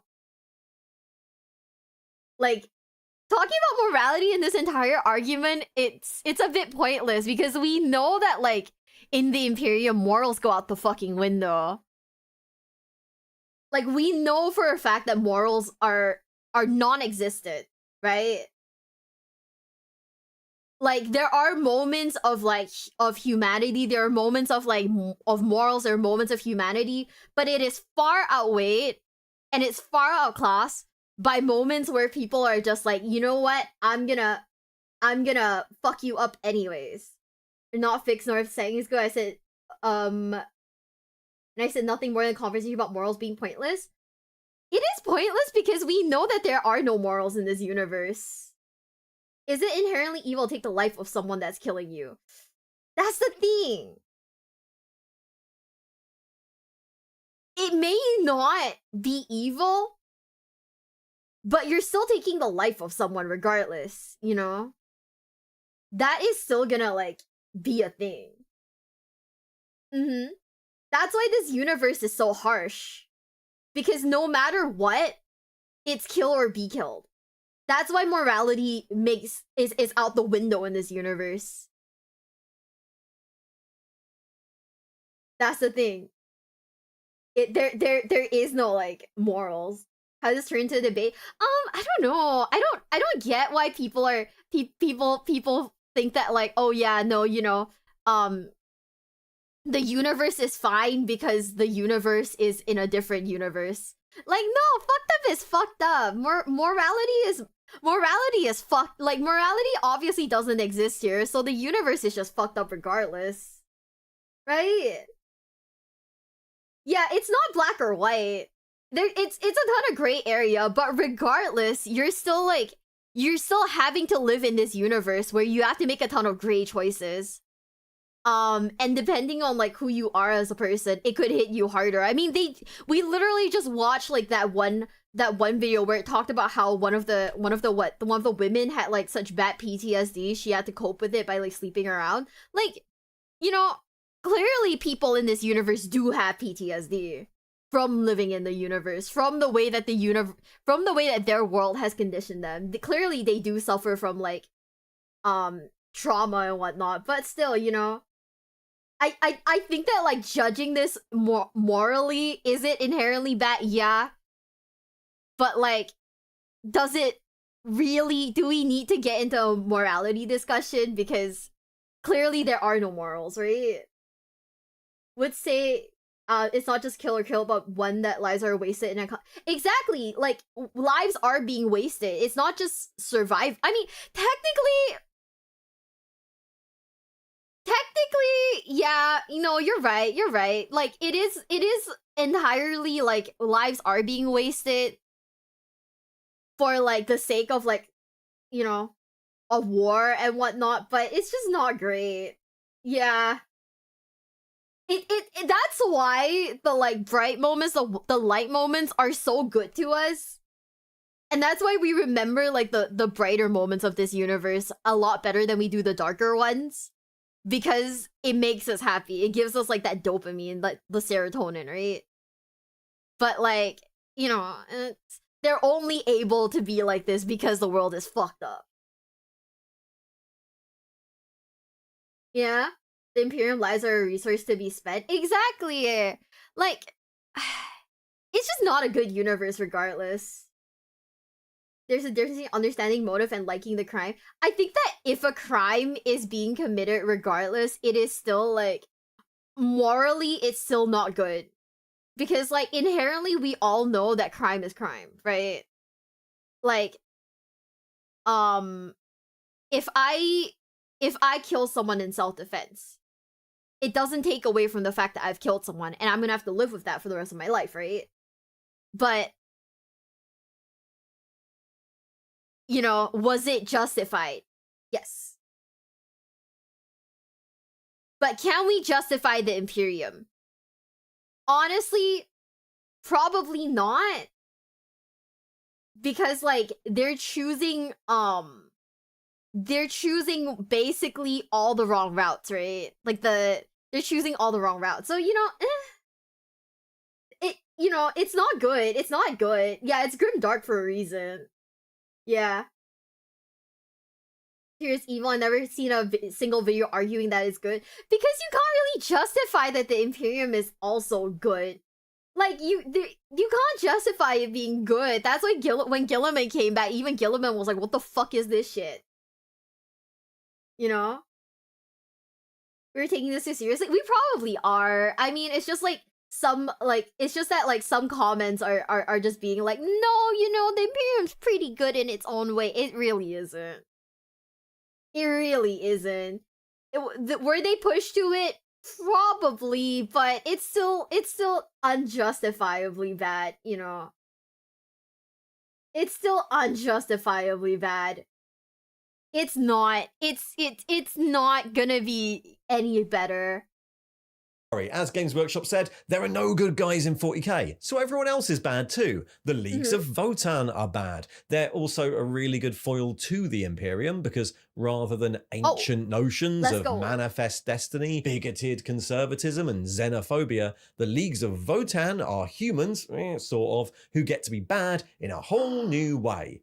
They're space capitalists. The Leagues want resources. Your resources, and they don't care how many planets, ecosystems, and environments they have to destroy to get them. Is your planet a verdant paradise packed with mineral wealth? Well, better get ready to be high-lased, because if you happen to be in the way, then you might just get blown up at the same time. Anything to get those gems, literally anything. In a similar vein, the ancient Eldari are also bad. Rip. There are many different sorts of space elf, and they're all bad in their own special ways, but one of their common traits is being a bunch of arrogant racists who genuinely believe that the Eldar are just fundamentally superior to everyone else. Craftworld Eldar, the good ones, view every other species of the galaxy as little more than barely evolved animals and will happily sacrifice billions of humans on the off chance that not doing so might lead to the death of a single Eldar. And they're pals with the Exodites, who will happily murder anyone for stepping on their lawn. And then we have the Drakari. The inhabitants of the dark city of Camorra treat everyone else in the galaxy like fuel,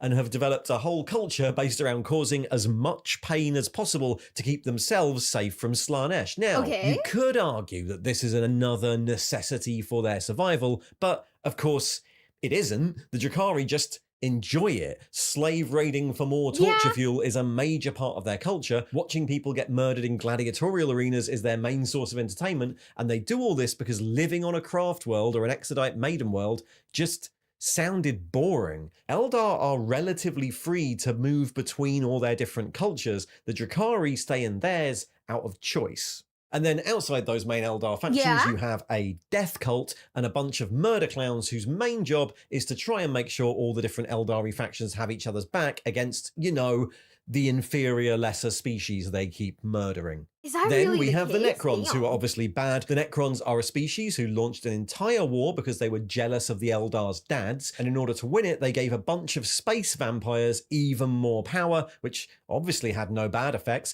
They, just like everyone, can't share. They claim rightful ownership over the entire galaxy, and mostly consider anyone else living in it a sort of infestation to be exterminated. Their society is split into another series of hereditary class-based monarchies, except since they turned themselves into robots, all the lower levels of society are, yeah, you guessed it, mindless robot slaves. And then there's the Tau, who might look like the nicest. I mean, if they're robots though, like, if they're robots though.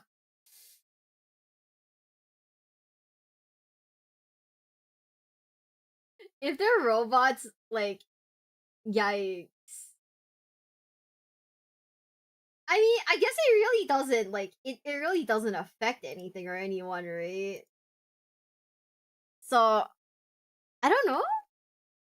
There's people before being forcibly oh. I saw some memory. Oh. Okay, never mind. Yeah, no, you're right. That is bad. That is bad. On You're the right. surface, but no, they're bad. The Tau Empire dreams of uniting all the disparate species of the galaxy under the doctrine of the greater good, and their watercast envoys send out diplomatic missions to convince nearby planets to peacefully join them. And if they seem reticent, that's fine. They'll just use economic manipulation or outright war to achieve the same results. The Tau Empire must expand after all. Once you're in the Empire, you get all the benefits of advanced Tau society as long as you're willing to live as definite second-class citizens. Oh, and if anything goes wrong, the Tau commanders might just execute all the weird aliens just to be safe. And no one's really sure if this is all based on ethereal mind control or not, but yeah, join the Tau Empire, fight for the greater good, and don't get ideas above your station. Now, orcs are an interesting one, created originally as a tool of war and who treat fighting as a fun form of entertainment. There's an argument that orcs aren't actually morally that bad. They just really, really like fighting and they can't change that. Their wars are fought out of biological imperative and they frequently cause just as much damage to themselves as everyone else. Oh, we're finally here. Let's go. That sort of tracks until you see what happens after orcs win their wars. Because orcs, like apparently everyone else in the setting, are slavers. Captured humans can look forward to horrible treatment, being worked to death, and being the subject of casual cruelty just because the orcs think it's funny. Stuff that implies a definite choice to be a dick. Yeah, orcs are still bad. But finally, for the alien sector of the galaxy, we get the Tyranids, a huge alien bug swarm. The Tyranids probably have the best claim of all the Xenos of 40k to being not actually bad. They're kind of depicted like a swarm of locusts, inevitably drawn to populated areas of the galaxy to consume, with no more moral choice over that than any other animal might have. Unlike the orcs, they aren't deliberately cruel, they don't torture captives, and it's implied there's no real other way for them to exist. And to a degree, that also rings true for gene stealer cults, who are people who have been, to various extents, psychically and biologically manipulated by a Tyranid parasite until they aren't really acting from a position of free will anymore. So while they're obviously designed in every way to mimic horror movie monsters, it's hard to make a case for the Tyranids actually being like morally bad rather than just, you know, dangerous. Don't they have like human we don't farms? actually know how clever the hive mind that's in control of them is. It's certainly able to adapt in ways that suggest it's way more intelligent than just an animal, which might suggest the ability to make moral decisions. So I'm going to go with like maybe bad. Anyway, then finally, after all the slavery, manifest destiny, slavery, resource consumption, slavery, torture porn, and slavery, we get to the actual villains of 40k, Chaos. Oh, and guess what? Chaos is bad. So Chaos is a difficult one at first glance. The four great powers of Chaos, Khorne, Slaanesh, Nurgle, and Tzeentch, are a bit like the Tyranids in that they aren't really capable of free will. Khorne isn't a person who chooses to be really bloodthirsty. Khorne is the emotion of anger, a great metaphysical cloud composed only of anger energy and whose desire that's is to still bad only though, make right? more of itself. It doesn't understand what good and bad are, so calling Khorne evil would be like calling a really dangerous hurricane evil. It can't really act any other way. Khorne is always going to create as much anger as possible, Tzeentch as much scheming and betrayal as possible, Nurgle as much plague and disease as possible, and Slaanesh as much decadence as possible, and none of them are capable of understanding moderation. The lesson of chaos is that anything in excess is very, very dangerous, but they can't really act in any other way. And it's arguable that this applies to demons too, who are minor reflections of their masters, so they're also incapable of acting any other way. But chaos does not get a free pass, because not only are they bad for everyone else, but also because the real threat of chaos tends to come from those who serve it, and those people are bad. Pretty much all the armies of chaos in the real world are composed of humans or other alien species who decided that serving chaos might give them power. And since chaos tends towards the excessive, gaining that power requires doing really bad stuff. Some chaos followers are just overtly power-hungry monsters, sacrificing entire worlds for the promise of immortality or material gain. Some chaos followers treat it like a religion, sacrificing millions for the glory of their gods, again, a choice in this world. And some chaos followers are just really, really bitter people who only care about revenge, a motivation that is generally considered bad. Even the demonic legions, who, to be fair, don't really get a choice, tend to be led by demon princes, who were once mortal chaos worshippers who fell into one of the other three brackets. So, yeah, bad. Chaos might promise freedom from the oppressive Imperium and limitless power, but to get it, you have to be pretty bad. So there, everyone in 40k is bad. Whoever you pick, they're terrible people making awful decisions, like, say, wars. It's the perfect justification for a war game, and weirdly less problematic than a million other games and IPs that glorify war by insisting one side is fighting for some sort of oversimplified righteous cause. The fact that every faction has layer upon layer of infighting, leading to cynical politics, terrible decisions, and countless deaths is surprisingly realistic, because that's how most real-world wars work. In fact, it's what many sci-fi franchises have had to adopt over the years when they get to a certain level of complexity, because the idea of a completely righteous cause never really holds up. Generally, even the overt good guys have to adopt some shades of grey to make them believable. This world also forces the writers to come up with ways of making characters that are actually relatable within this. Otherwise, selling Black Library books would be really hard. The heroes of these stories tend to be flawed individuals, trying to do their best to protect their friends and comrades while trapped within a terrible system. Or even people indoctrinated into the terrible system who have to make hard choices about when to toe the line and when to do the right thing. Which is, of course, all very relatable. The fact that every faction in 40k is terrible in their own unique way, that no cause is completely righteous and just, is what makes 40k so popular, because it's just an exaggerated version of the real world. Anyway, that's it. You've been a bad viewer. Thanks for watching. He's right, though. He's, like, actually right, though. Like,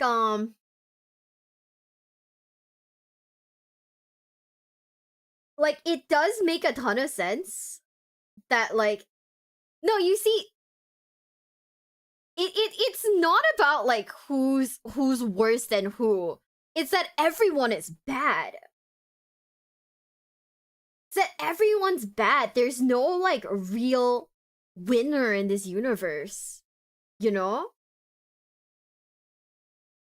There's, like, no real winner in the universe. So, like, arguing Imperium versus anything else is just a waste of fucking time, because it's like, everything's just kind of fucked up. You know?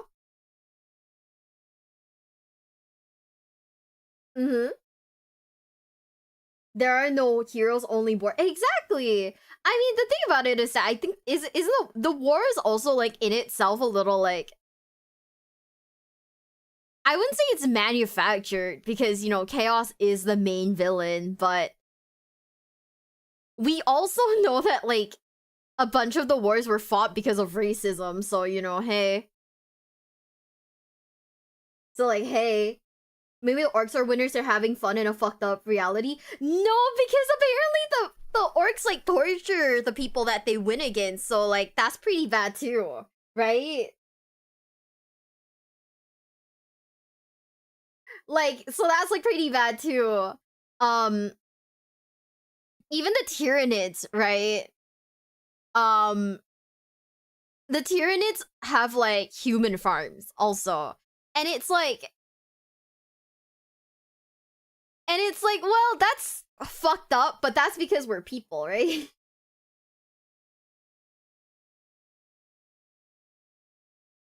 That's because we're people. We think that's fucked up, but I guess to them we're just like cows, you know? We're based. I guess to Tyranids we're essentially cows or like pigs, you know, we're just food, so if that's them like raising livestock in a sense, then morally from their standpoint, like logically from their standpoint, having human farms makes sense, right? We're just food to them. So, everything kind of sucks. Chaos being almost exclusively evil may just be from the time the Eldar started doing slashings for 55 million years, and the Imperium doing galactic genocide for all non-human sentient creatures. Honestly, yeah, they torture a lot. Wait, the Tyranids torture? I thought they just ate you. I mean, like, you know, eating people, obviously that's not good, right? Obviously not good. But, you know, if they view us as food, then, like, it's also for survival. The hive mind does actively hate us. They do? That's insane. Okay, so some people are saying that, like, the hive mind understands the concept. Some people are saying the hive mind doesn't. I think we have a ton of, like, conflicting, like, opinions right now. And, like... yeah, it's just a soap opera for guys, I think. I don't know. I think that, like, this is the aspect that, like, appeals to, like, to guys specifically. No, you're right. It's exactly like the world of Berserk. Everything's just really bad. Everything's just really fucking bad, you know?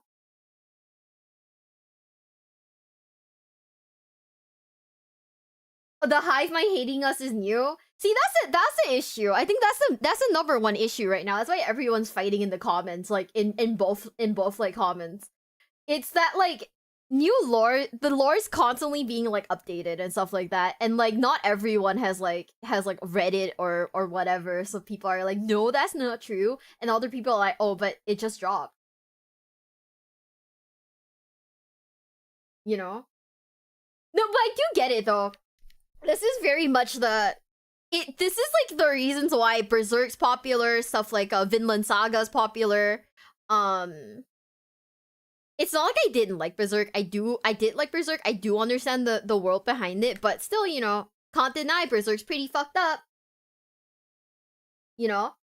Berserk, pretty fucked up. Is an example of learning to live even in horrible situations. I mean, yeah, I guess for the most part, you do learn how to live in a horrible situation. But, like, regardless, is it a horrible situation? Abso-fucking-lutely. So, like, ugh.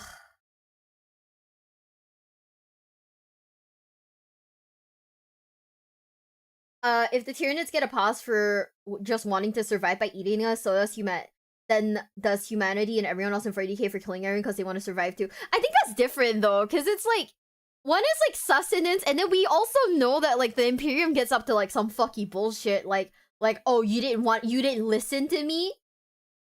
Die, you know? I think that's different. That's not survival. That's just control. That's literally power tripping, you know? It's different from, like, being eaten by, like, a fucking Tyranid, right?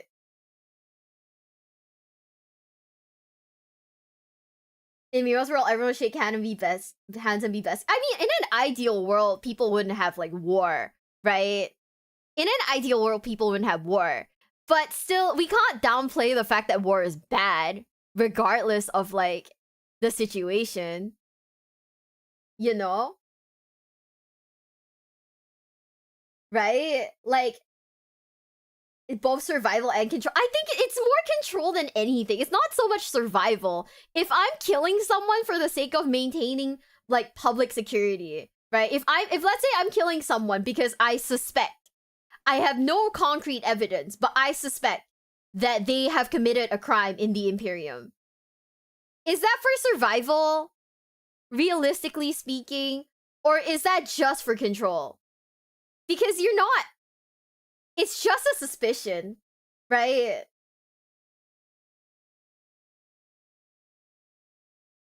Mm-hmm. If planets alone get picked off by something awful is okay with it, we're back in the age of strength. I think that's the thing. That's what makes, like, the world so complex. Because it's all, like, a gray area. It's all, like, a gray area. Preventative strike? Okay, but if we keep killing people in the name of prevention, right? That's not survival. We're thinning the population for no real reason whatsoever.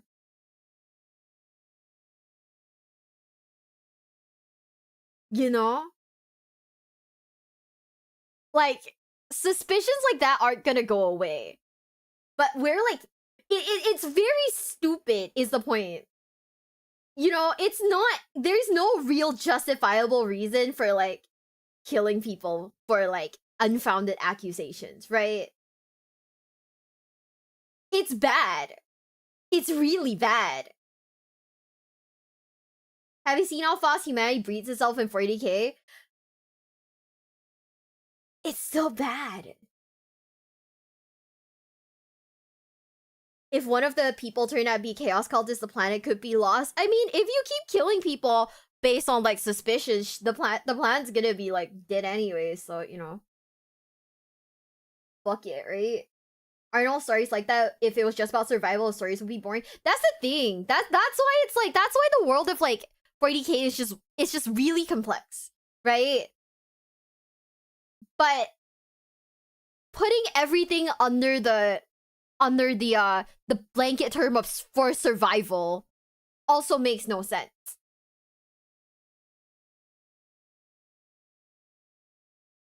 That's the thing. We can't just put everything under the blanket term of this is for survival. That's why this is such a this is why this is an interesting world. This is why it's so complex. Just think about it, the world of Berserk also, right? You know, it's very much a lot of things are also for survival, but is it justifiable? Mm-hmm. But anyways, we are no longer talking about this topic because I think we're looping back into actually the world is very cool. It is? It's still evil. Regardless. You know? We'll watch something that's a little bit more lighthearted because I think we're getting way too deep into the sauce here. I think lore videos like these are a good place for discussion, but I think people are getting way too lost into the sauce. With chill, thank you so much for a follow. Thank you. Welcome to the basement. Welcome. It's cool because it's evil. Yeah, I mean, it's a heavily, like, I want to say it's romanticized. It's a heavily romanticized universe, right? But it's still bad, you know? Are servitors justifiable? Exactly. Not realistically speaking, nothing is really justifiable in this universe. Like eating people, bad, you know? Like even the Tyranids eating people, bad. It still happens anyways. Nothing's justifiable. So everything sucks. Mm-hmm.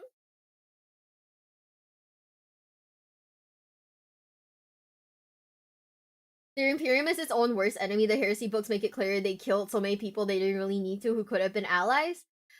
Yeah, I mean, I haven't gotten into the books, right? So I'm not gonna comment on, like, what happens, like, in universe. I think at face value, just at face value from all of the lore that we have consumed. Jacko, thank you so much for the raid. Thank you, thank you, thank you. Yeah. At face value, everything sucks. Nothing is justifiable. Everything sucks. Yeah,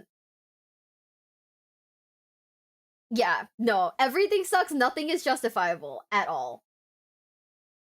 Is it justifiable to leak military secrets in an online forum to make your military game more accurate? Well, you gotta ask War Thunder Devs for that. I have no idea. But anyways, 3, 2, 1. Today's video is powered by our friends at War Thunder. We Tap watch the all link the in the ads, by the description way. to learn more. Some Primarchs were universally loved. Sanguinius was the golden boy, literally angelic. And you also had Horus, who was respected, at least until he went full Darth Vader and turned to the dark side. Okay. But then you had the unholy trinity of social dysfunction, Conrad Curze, Ogryn, and everyone's favorite glorified middle manager, Rowboat Girly Man. No! Now, it's easy to see why Ogryn was hated. He was a roid-raging bitch with a permanent inferiority complex. And Conrad was a raving, murderous, fucking lunatic. Okay. But why he was Robot Gorilla Man yeah. disliked by most of his Primarch brothers? You have to remember, most of the Primarchs man children with daddy issues. Sure, they looked like demigods, but deep down, they were rage-fueled adolescents trying to impress an absentee space dad. Many were raised in brutal environments, feral worlds, war zones, dystopias, so they valued raw strength, dominance, and the kind of leadership you delivered with a bolter. Meanwhile, Guilliman was raised by actual loving parents on a relatively stable world. He had a mostly normal upbringing, got his emotional regulation patched in early, and didn't have to eat anyone to survive puberty. Naturally, the others hated that. While they were sharpening swords, Guilliman was sharpening pencils. Okay. He loved rules, loved planning, and asked for extra homework like a true nerd. Instead of bleeding for victory, he preferred to Excel spreadsheet his enemies into submission. And it worked. Ultramar thrived. His empire was functional, prosperous, and well-organized. Basically, everything the rest of them weren't. To his brothers, this made him look like an arrogant know-it-all. Too clean, too perfect, too smug. Even the Emperor, while clearly impressed by Guilliman's achievements, thought he was a teacher's pet that kissed too much ass. What? Regardless, each Primarch had their own reasons for disliking Guilliman. Okay. Surprisingly, before the heresy, Magnus and Guilliman actually got along. They were basically nerd bros. Both were progressive thinkers, obsessed with knowledge, and firmly believed they could fix the galaxy with enough books, flowcharts, and unsolicited TED Talks. Their homeworlds, Prospero and Macragge, were like rival Ivy League schools. Think Harvard versus Yale. Okay. Both were built on ambition, smug intellectual pride, and just the right amount of academic pretension. At some point, Magnus lost all self-control, metaphorically and almost literally, subscribed to Tzeentchian's OnlyFans, and came out the other side an insecure mess. Yet somehow, he still strutted around, insisting he was the smartest guy in the room, screaming, "I did nothing wrong," at every opportunity. Because of this, Guilliman, the ever-the-rule-following valedictorian, saw him as reckless and arrogant. Meanwhile, Magnus looked down on Guilliman too, because after downloading the entire galactic Wikipedia into his brain, he was hot shit now. And this basically ended the relationship between the two smartest Primarchs. Now, onto the dumbest Primarch, Ogryn. Naturally, he hated Guilliman. To him, Guilliman was the ultimate pencil-pushing desk jockey. He saw his fancy tactics as cowardly, even though they resulted in greater victories. In classic Emperor fashion, Big E thought it'd be a brilliant idea to send the two off to war together. You know, some brother-to-brother bonding time. Instead, Ogryn nearly killed Guilliman. He saw him as weak, pathetic, and spineless. Which is hilarious, considering Ogryn couldn't even conquer his own home world. Guilliman, for his part, saw Ogryn as nothing more than a mindless rage monkey. Useful in a brawl, but utterly purposeless beyond killing things. So they His just last hated each ounce other of respect then. for Ogryn collapsed once he saw firsthand the atrocities he committed across the galaxy. Guilliman despised how Ogryn basically conducted war crimes to every non-compliant human world. What really pushed him over the edge, though, was how Ogryn treated his own legion as cannon fodder, disposable in every sense. Guilliman couldn't stomach the Right. fact that Ogryn would even butcher his own warriors in blind fury, treating them with less dignity than the corpses they left behind. Next up is Mortarion. Out of all the traitor Primarchs, Morty probably hated Robbie G the least, Okay. and that's mostly But because why? he couldn't be bothered to care. Remember, Mortarion had a raging hard-on to hunt all psychers to death, but Guilliman wasn't a psyker. He was just an Excel wizard. Even after the heresy, when he found out Guilliman had been resurrected, Mortarion's reaction was basically a meh shrug. He would have much preferred someone more dramatic to make a comeback, like the Lion. At least then things would have been interesting. And you know what else is interesting? Today's sponsor. Ready to pilot history itself? Okay. How true is this so far? Because, like, now I'm just sat here like, is this just skimming the surface? Wait, I'm very confused.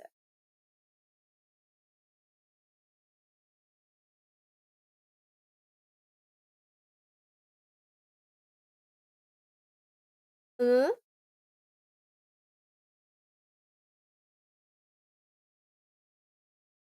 It feels off accurate enough. Too much meme sources? Okay, you guys need to understand one thing though. There is a very fine line between surface level and deep dives. Mm-hmm. There are sections of the I think like it's like $16 skimming. I haven't read them either. I think it is skimming. But like I'm pretty sure videos like this were just made specifically to, specifically to like be approachable enough for noobs. Wait, oh my god! The Gooner Goblin's actually in our chat. Hi, I'm sorry. We reacted to your video. Hello. We reacted to your video. It was very good actually. It was very good actually. Like we really enjoyed it. I think I lost my I pissed myself laughing like a bunch of times. It was just that good. Do you consider yourself a noob? Yes. Yes. I am very much still a noob. I mean, the thing about it is that fucking Warhammer is like, what, 37 years old, right? Like, shit, dude, I'm like, what, barely, I'm like in my mid-20s. That shit's older than me. There's so much lore. And then the lore has more lore. And then there's lore about the video games. And then there's like 50 other side characters that also have lore. So it's like, being absolutely for reals, do I know enough about 40k to be like, oh yeah, I'm gonna talk about this every fucking day? No, I do not. I cannot. Thank you for checking out. It was really good. I'm looking forward to watching the other funniest like memes. Meme like moments in 40k. I do very much appreciate videos like that. I think it takes away from like the seriousness that comes with like 40k, and I do really appreciate it. You know what you must do? Read the Horus Heresy books. There's like 50 fucking books. I mean, I'm probably missing like another like 70, but there's like at least like a billion fucking books. Okay. There's like a billion. Okay, I don't think we're gonna keep watching this one. I think that like people are getting upset that it's too memey. So you know what? Let's watch the Gooner Goblin again because we do need some funny moments right now. Let's watch the meme ones again because I do think that like we need something like something funny right now. Mm-hmm.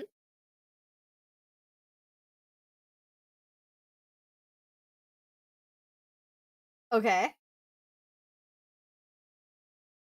You can read for your Sherby. Yeah, see, that's the thing. That's the thing. You know what's the thing? I keep like people keep calling me a tourist, and I'm like, I'm okay with that because like realistically speaking, like sure, you know, I'm visiting your country. I don't live there because like I still don't know enough, right? So you know, Bridger that don't want to read them. Is that yo? That sounds good. Do you think I could react to that? Even with 12 years of like of experience with 40k lore, I consider myself a noob. The lore back then was just background to the tabletop. I think it's, I don't know.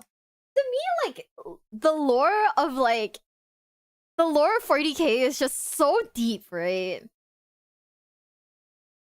The lore of 40k is just so deep. It's, I want to see was the Emperor right?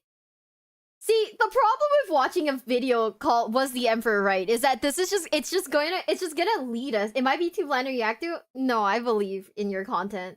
I feel like watching a video that has like controversial titles will lead to to very like controversial conversations. Cyanx, thank you so much for gifting 5 subs. Thank you. Like, no, like, eventually we're absolutely gonna, like, you know, you have to spend 5+ hours a day reading Warhammer, not be a tourist, and 5 being tourists. I think that, like, at this point, there's so much lore, and then I feel like once I've learned, like, a little bit of lore, like, I've gotten, like, maybe, I've gotten, like, maybe 2% of lore. I remember this shit. The next stream, right? Someone's like, oh yeah, you know that, you know, do you remember the thing you learned about the previous stream? Oh yeah, that shit's retcon. And I'm like, oh, cool. And then people are like, no, it's not retconned. It's just not as canon as before. And I'm like, oh, sick. Fire. You're scared people are gonna be mad, don't be. No, it's not really so much that. It's just more like it's just so much it's just more like what is it? We just had a serious conversation. We should make things lighthearted before we go back into that serious conversation. You know? That way it's not like, oh yeah, we're gonna have hard conversations over and over again. The shittiest philosophy clause? I mean, you know, war bad, you know? Know what the meta races do? You see, that's a new thing that I've never heard about. Yeah. It's okay if it's a normal discussion. There's nothing wrong with this being a normal discussion, but we need to, like, balance it. Because if we keep going serious discussion into serious discussion into serious discussion, it will burn us out. Yup. People immerse themselves as much as they want to on the surface level. Yeah. That's why I do appreciate. That's why I appreciate videos like these. Like, the fact that Warhammer can be funny and also be, like, very, like, philosophical. That's the word for it. We need to talk about the cat girls. I lost interest in the cat girls as soon as you guys said they're more cat than girl. I'ma be real. As soon as you guys said that they're more cat than girl, I was like, oh. Man.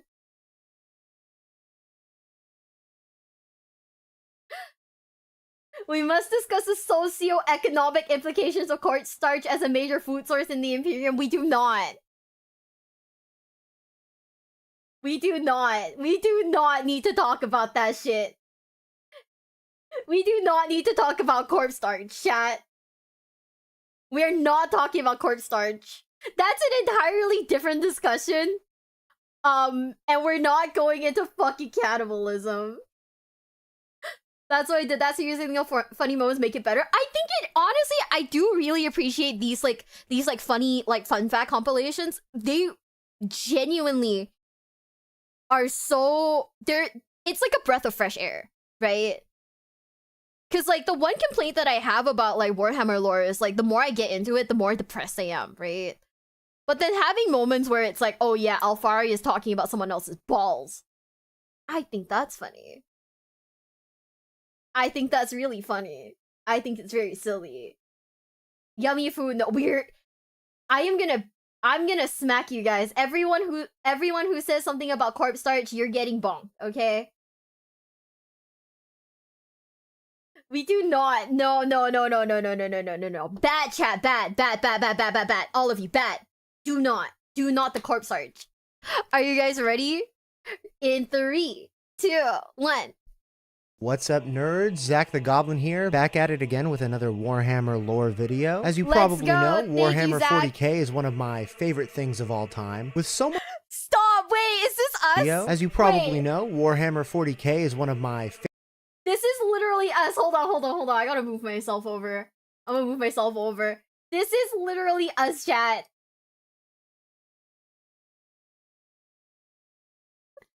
This is us. Straight up. It's my autism and I get to choose my hyperfixation. Oh my god. Us choosing our hyperfixations is crazy. Cause like, dude, dude, my hyperfixations are all bad. They're all bad. They're all bad. All my hyperfixations are so bad. favorite things of all time. With so much lore and hundreds of books to pull from, you can spend a lifetime learning and still not know everything. Now, I am over-exaggerating a little bit, but the fact that most everyone only has a partial knowledge of the full picture is something that makes the grim darkness of the 40k universe so interesting to me. Now, quite frequently, 40k can seem overly serious and even edgy at times. But to me, some of my favorite things about the setting is when things get a little wacky. So that is why today I'm going to be telling you 10 of my favorite funny Warhammer 40k stories and lore. After this video, if you feel like I'm missing something, don't forget to check out the first time I made a video like this, link in the description. If you like this video, don't forget to like and subscribe. Let me know your favorite funny pieces of lore in the comments below, and without further ado, let's get started. For these first 5, I'm going to start off with the Horus Heresy era. For this first one, I'm going to start with something that was commented many times on the previous video. This scene comes from the book Vulcan Lives. So at this point, Vulcan has been tortured and repeatedly basically killed by his brother Conrad Curze over and over countless times. But because he's a perpetual, he just comes back to life every time. He just recovers. So it just like elongates his torment, right? So he's been through it. And then the Emperor finally decides to stop being an absentee father and is like, yo, I'm gonna help one of my sons. You know, he is getting tortured and killed over and over again. So thanks to the Emperor's guidance, Vulcan this was part of the compilation, you're right. But also, I do appreciate this bit. What the fuck do you mean Conrad Curze like fucking genjutsu'd himself? I love how ridiculous this shit is. This is so good. Why are people complaining about corpse starch? It's just a reference to an old movie called Silent Green. No, because like we'll get into like the ethical implications of it. Like, is it ethical? The answer is absolutely fucking not, you know? The answer being absolutely not, but you know. The best books to get into Warhammer. The only one that isn't on it? Oh, which one? Primarch's just a silly boy doing funny things? I do appreciate it though. One of the 40k hammers. What do you mean 40,000 hammers? Don't you mean battle mace 80,000? Because I don't want to get striked by fucking what's it called? I don't get striked by James Workshop. I'm just a silly guy. And I don't want to get striked. Your review of female Primarchs? What? Primarch waifu tier list? The only funny meme video? Oh. Chat, you really want to look at gender bent Primarchs? Gender bent Primarchs. Instantly, Fulgrim's gonna be the sexiest. What are we even talking about right now? Goblin here. It's that time again. It's time for some more slop content. Everyone likes a little slop content. We do love slop content here, though. Everyone likes Primarchs. We so really I figure, do. why not combine the two? And what is the top dog of slop content? You got that right. Tier lists. Waifu. But this time, there is a little twist. This time, we are going full Gunnar mode. The idea for this one was inspired by some comments on my ranking the Primarchs on the autism spectrum video, as well as the follow-up, which if you haven't yet, you should definitely check them out. After you finish this one, of course. So today I will be placing the Fem Primarchs on a tier list based on my own various, completely arbitrary criteria that I am making up as I go. So if you have any differing opinions, please let me know in the comments below. Don't forget to like and subscribe and hit that bell for more totally important Warhammer 40k videos. Oh, Chat, the question is, how hard will we bark for female Rogaldorn? How hard are we gonna bark?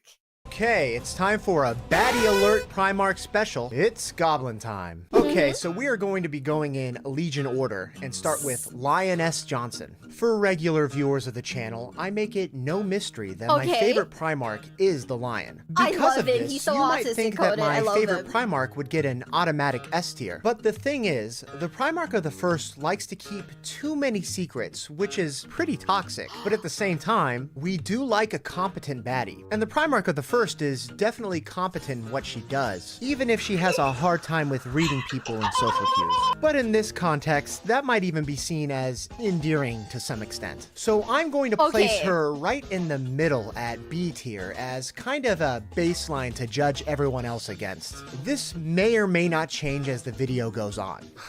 B57070. Next up we have Fulgrim. I couldn't think of a femme name for this one, so we're just going to stick with Fulgrim. So I'm going to cut right to the chase here. Fulgrim is definitely into some freaky stuff. Now, a downside would be that she would for sure expect you to worship the ground she walks on. Definitely a dommy mommy, if you will. But who knows? Maybe that could even be seen as another positive, depending on your, proclivities. I mean, she follows the literal god of pleasure and excess, so yeah, you're probably gonna have some fun. Some might even say that eternal damnation is a small price to pay. And I would be one of those people. S tier, baby. Which from now on is going to be called the Baddie Alert tier.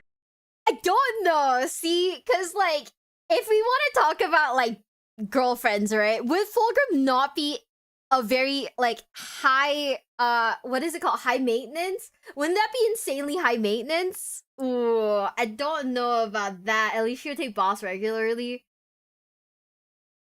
As a triple S tier. You're absolutely right. She takes boss, triple S tier. CBA 3B9. So I'm gonna keep it short with the Primarch of the Iron Warriors. I'm not especially a big fan of Perturabo, and that definitely transfers over to Petra. She is built like a damn tank, so that's cool. That being said, she is way too hard-headed, but in like an aggressive way. And Petra has this uncanny ability to see the flaws in anything that she's looking at, which is sick when it comes to siegecraft, but the thing is, I have a bunch of flaws, and I don't think I'd like them being pointed out all the time. Also, this holds true for pretty much every traitor Primarch on this list, but I'm only going to mention it here so I'm not repeating myself a bunch. Petra definitely has top-tier daddy issues. Also, if I'm being frank, I think she would beat me, so that's why I'm going to place her down here in B tier. Stop! I'm putting her in B tier because she beat me. I feel like that would apply to, like, all the chaos, like, Primarchs, though. Those are color codes? You know what? I understand. I understand. Terrible girlfriend, but sometimes we make bad decisions. Maintenance, you change your oil or something? You don't get what high maintenance means when it comes to girls? Okay, when someone describes a girl as high maintenance, it's because they take a lot of, like, effort into their, like, into taking care of themselves. Oh my god. I kinda... No, stop. Wait. They're not Hentai goats, are they?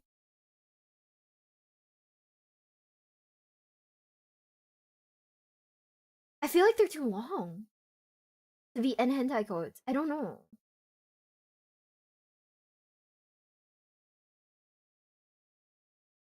It's 6 digits. Are these 6 digits? I have no idea. You know what? Science.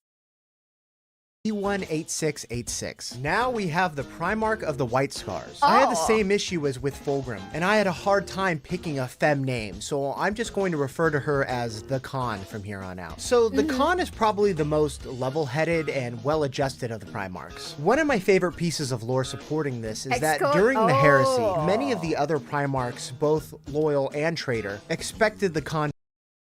Oh!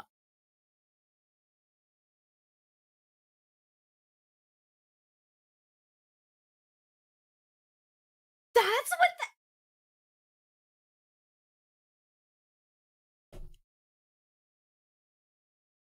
I get it now. I get it now. I get it now. We paused at a very awkward timing, but I understand the pinks now. I get it. Okay.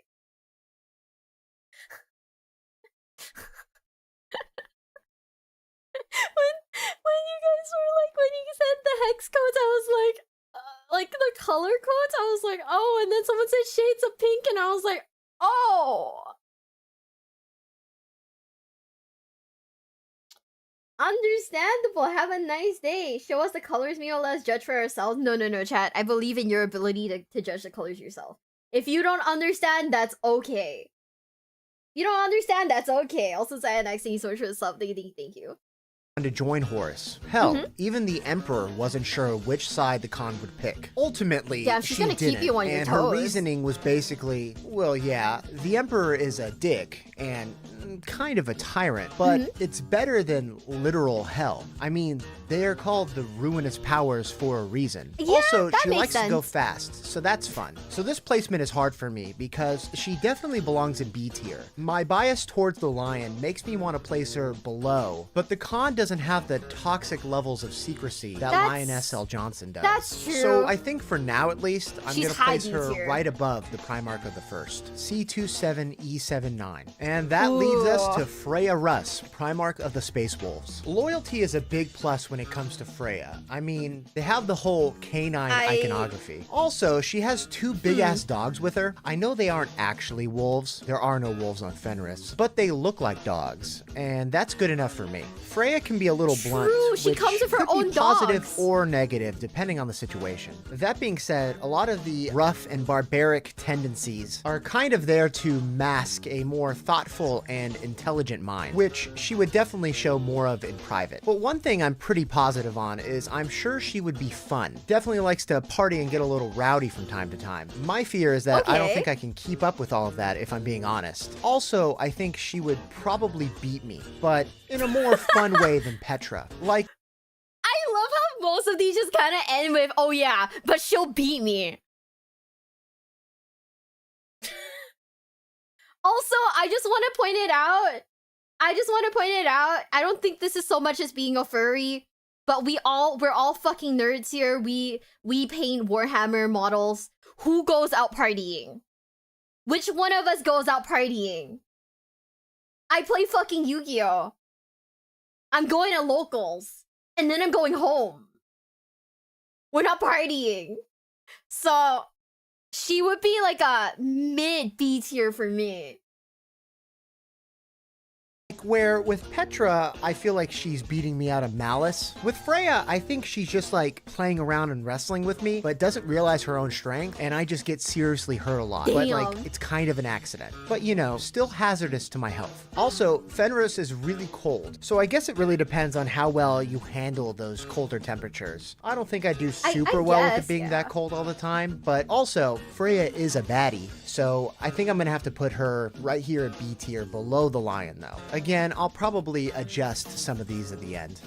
I think it's FF6982. Next up is the Praetorian of Terra herself, Regalia Dorn. Regalia is also very hard-headed, but not quite as aggressive as Petra. When it comes to Regalia, though, I think that her straightforwardness would be a good thing. There is no lie with her, which I think is commendable. But I think that her kind of uptight nature would mean that she isn't down for a lot of fun. Also, Also, I think that because she sees things as very black and white, she would have a tendency to look at things based on how they should be instead of how they actually are, if that makes any sense. And something else to note, if male Rogaldorn is anything to go by, I would probably catch a swift backhand anytime I mouthed off. And that's if I'm lucky and not instead subjected to the pain glove. So while Regalia Dorn has some positive traits, I think that her biggest weakness is that she's just kind of boring. So I'm gonna put her in C tier. No!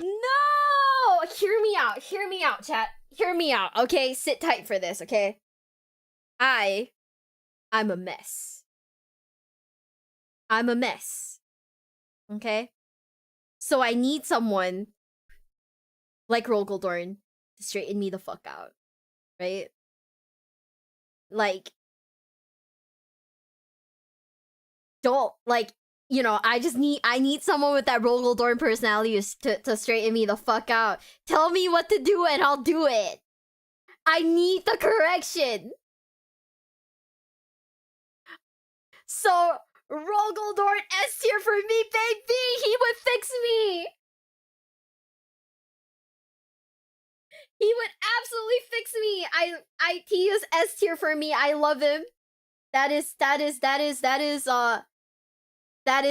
my man's right there. I would be fixed. I don't know, I'm very beautiful, I guess. Bestie, no, you're not don't say that. That's crazy. Also, my apologies.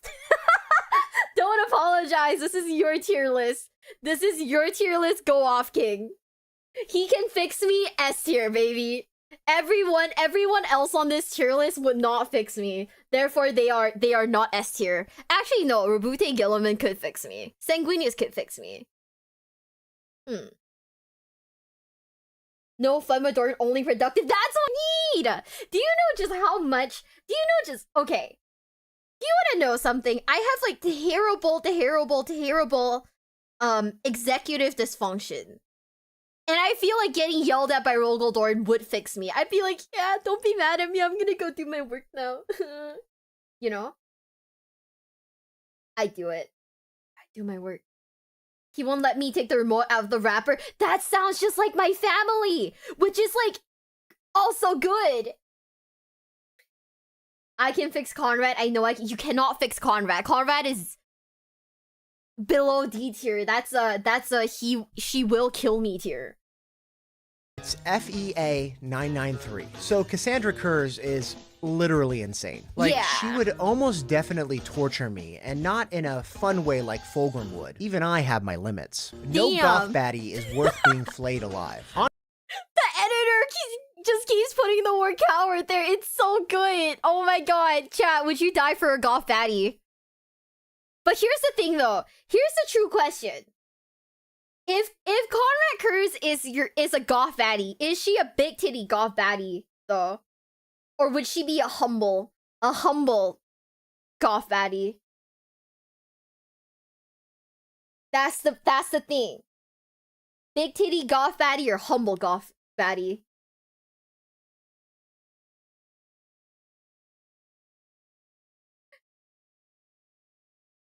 Big, you think big? He can break me? Fem Crow exists? I feel like Crow would be the big titty goth baddie. That'd be heresy.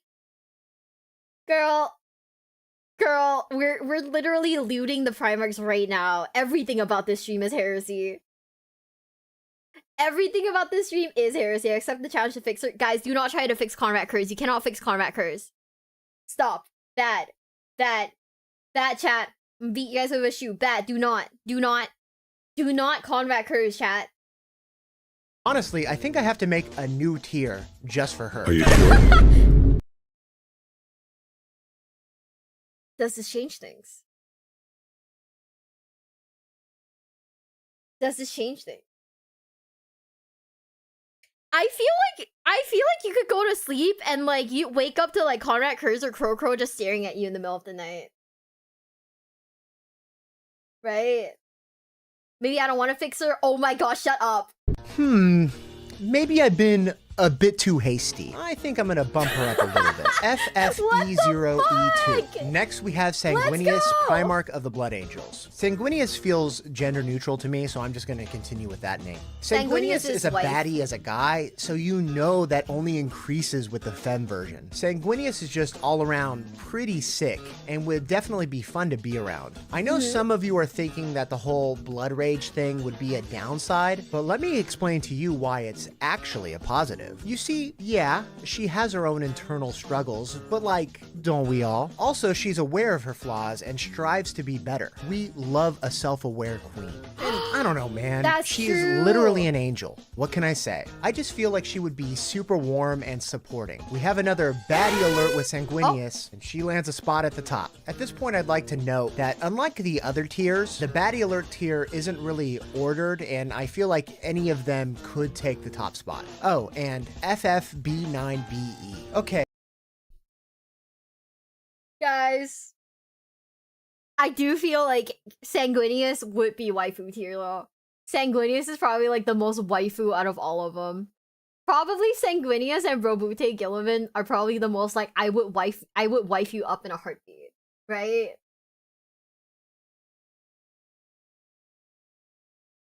Right?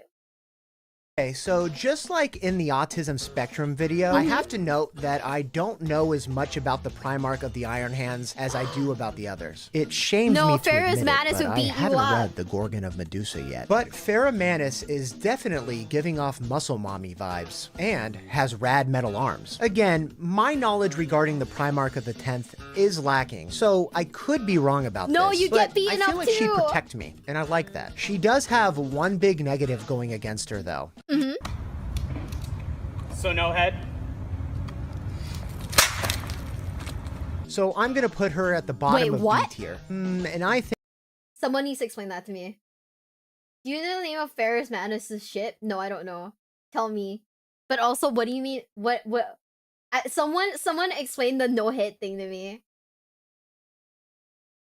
Because Fist of Iron.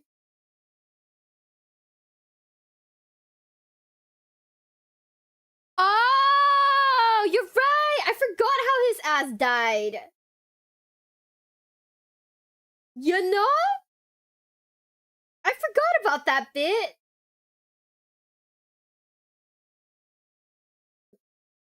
I'm not gonna lie. I did forget that, you know, her ass is dead. It's a minor issue. Just think though. Sturdier handies.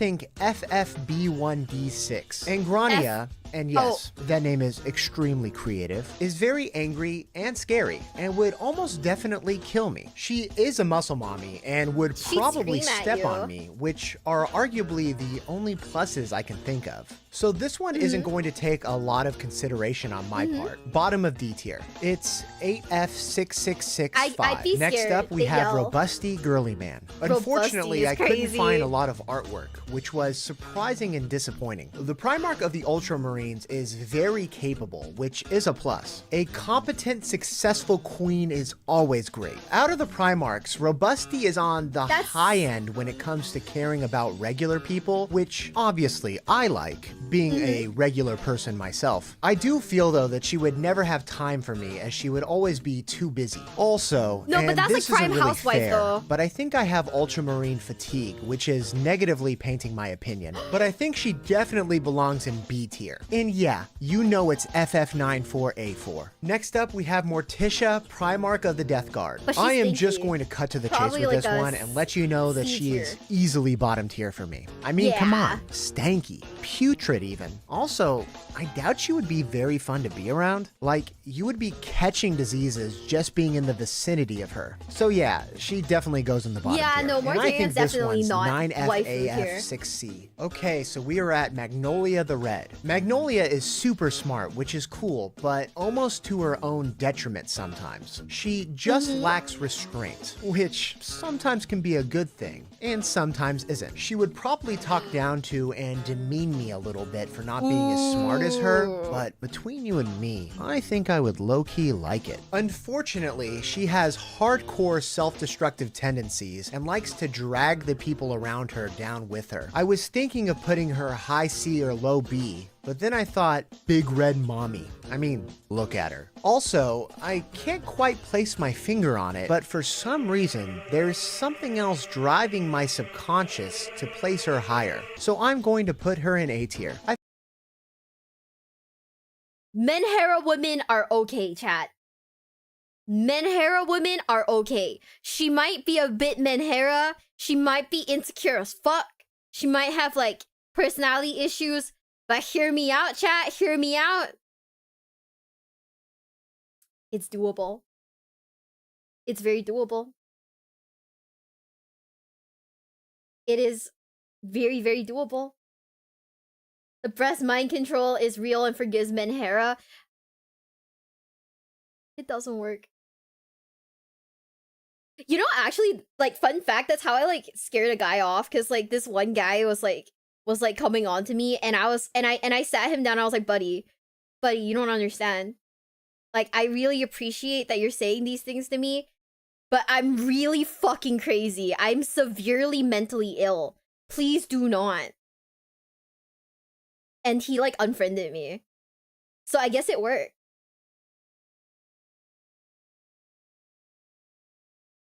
So hey, what do you mean coward? Who isn't? I was like, you don't understand, bro. You don't understand, brother. I'm fucking crazy, bro. I'm like so mentally ill. Even my therapist was like, the fuck? And he unfriended me. So I was like, we're winning.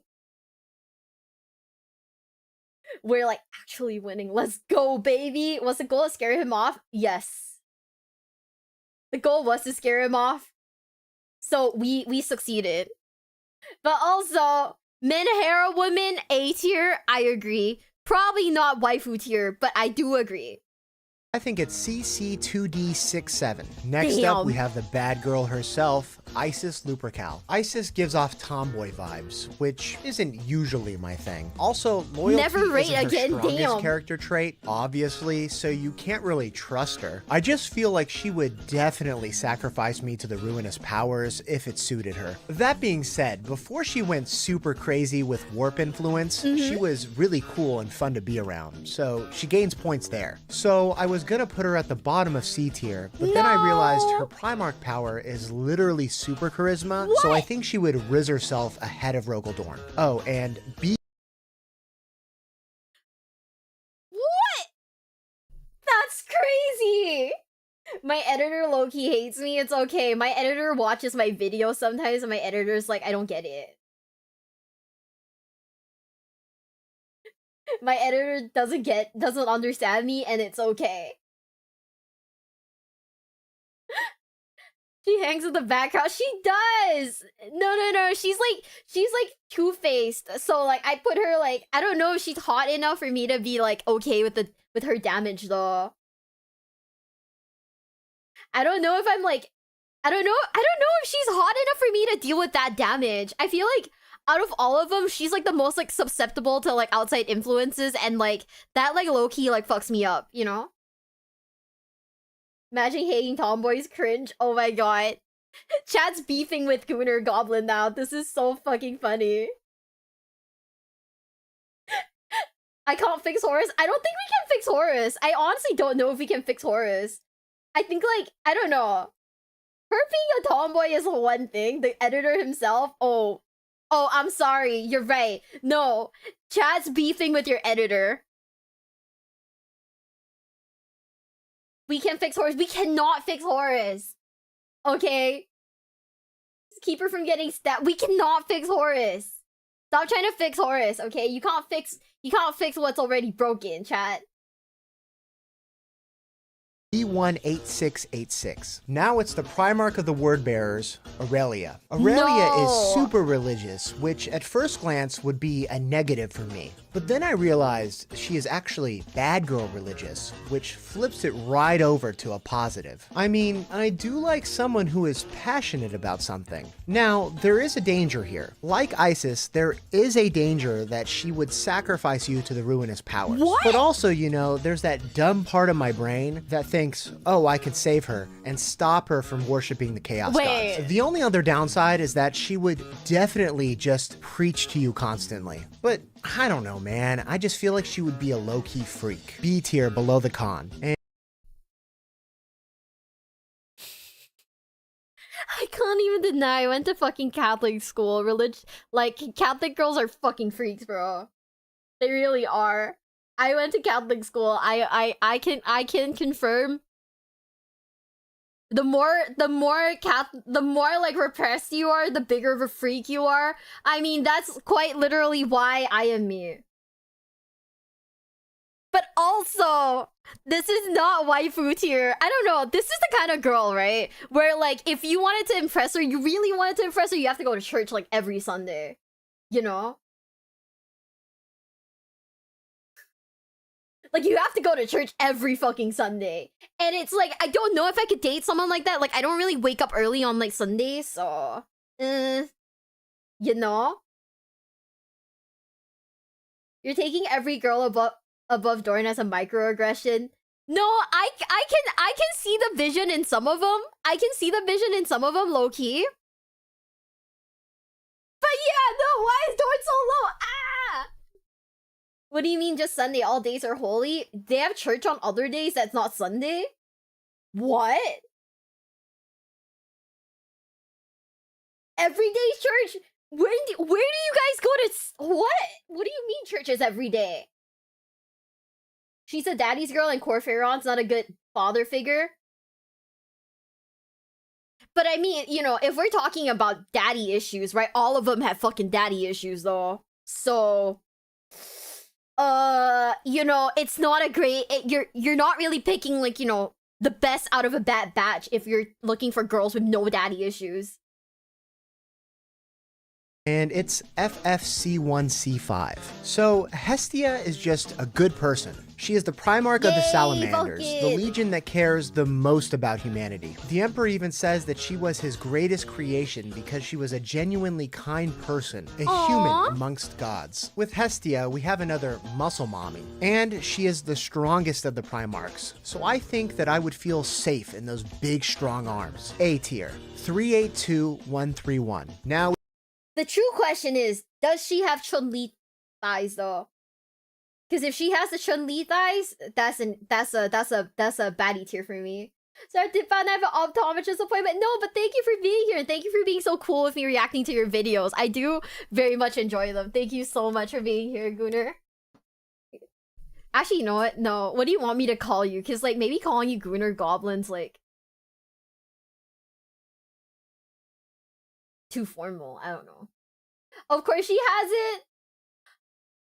You know, the Chun-Li thighs. If she do have the Chun-Li thighs, baddie tier.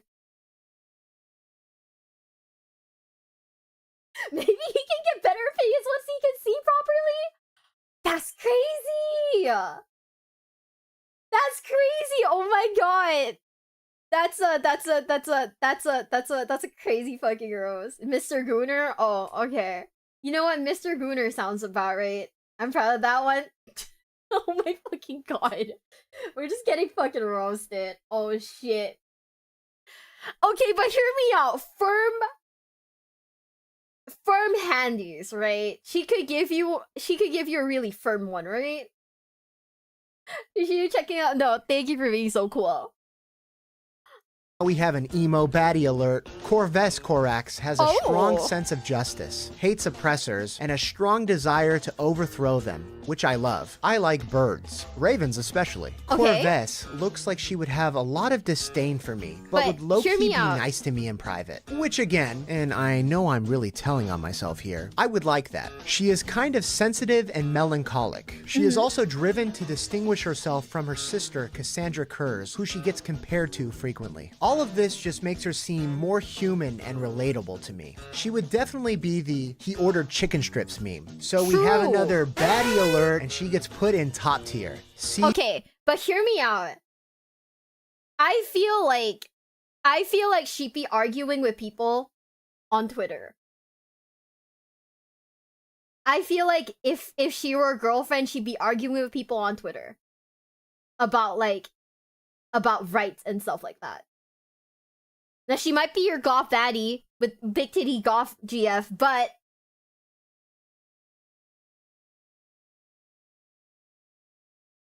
and I would support her the Karen type, not the Karen type. You know how like people like to argue about like morality on Twitter and stuff like that. She has strong ideals. She do have the strong ideals. She really does. She would be very vocal about them. And you know what? We stand a queen. We stand a queen with like opinions, with strong opinions. Love that for her.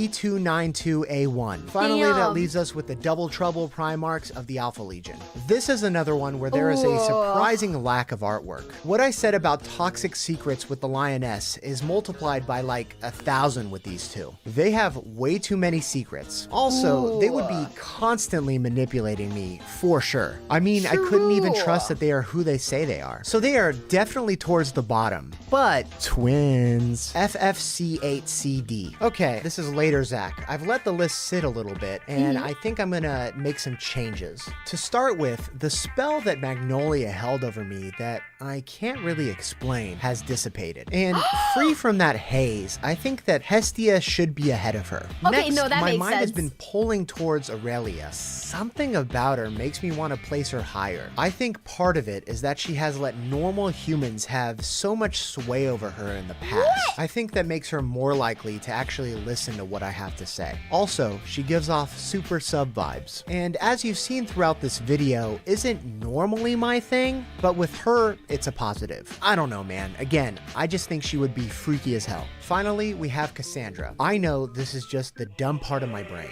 I know Female Lorgar would peg you. I'm just gonna say it.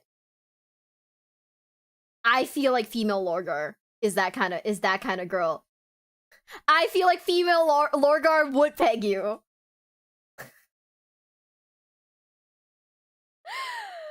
I don't know if this I don't know about that. Some things are worth it. What?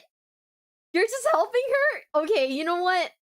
You know what, chat? I can't argue with you there.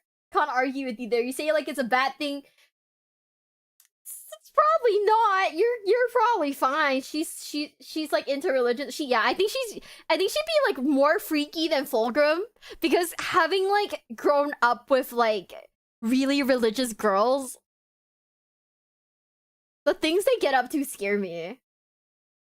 know that this is me being stupid, but for some reason, the dumb thought of "I can fix her" keeps popping into my head. No! I can't explain it. Ah! I mean, as long as I act perfectly and don't do any crimes, I'll probably be fine, right? I think I could find a way. Well, that will do it. Here's my final Femme Primarch tier list. Let me know what you think in the comments below. I have also been asked to do the hottest Primarchs list, but like the normal male version, but I feel like to be fair and equal, there should be more scandalous artwork for that video to align with this one. So in that vein, I would like to commission some artwork Guys, of the Primarchs should we do oiled up it? so I can properly rank them. If you are an interested artist, please reach out to the goonergoblin@gmail.com.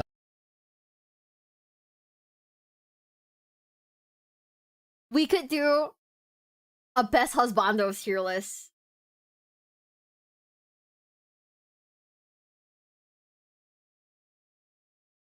We could do a best husbandos tier list.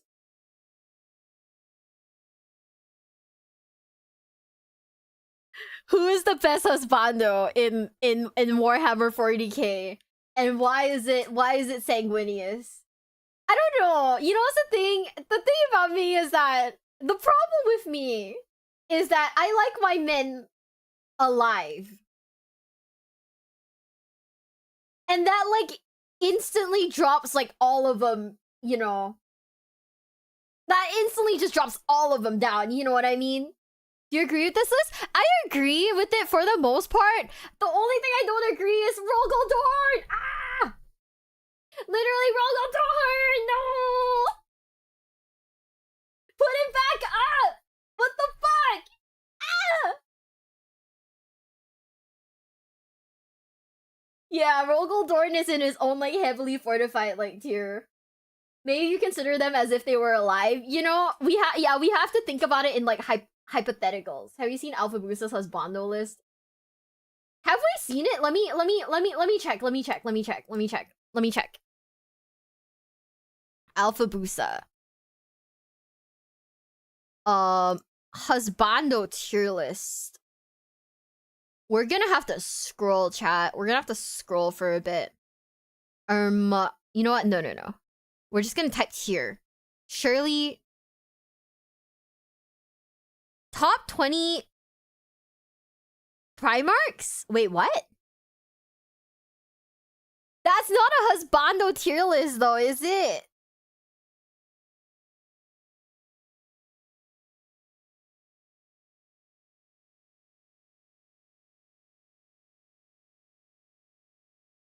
Is it? It is? Are Demon Princes alive? If not, you've got like a decent set of choices. I don't know about that. Death World tier list. I don't know enough about Death World. Don't know enough about Death World.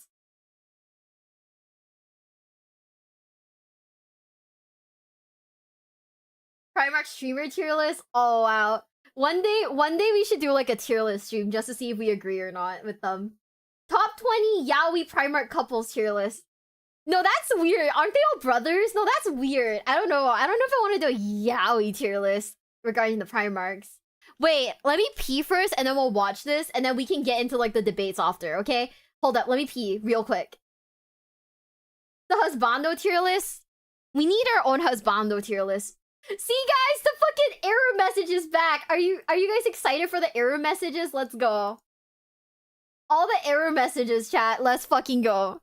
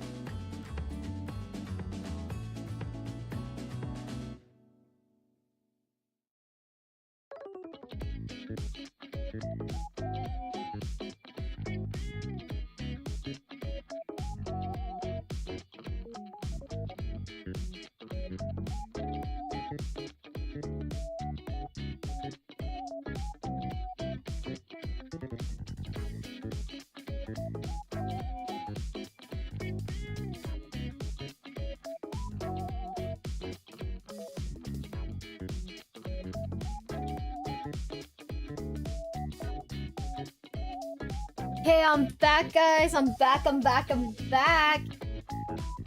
Jimmy Goings, MTG Night, my friends are here. Oh my gosh, have you guys seen like the Final Fantasy cards? I feel like everyone's going crazy for them.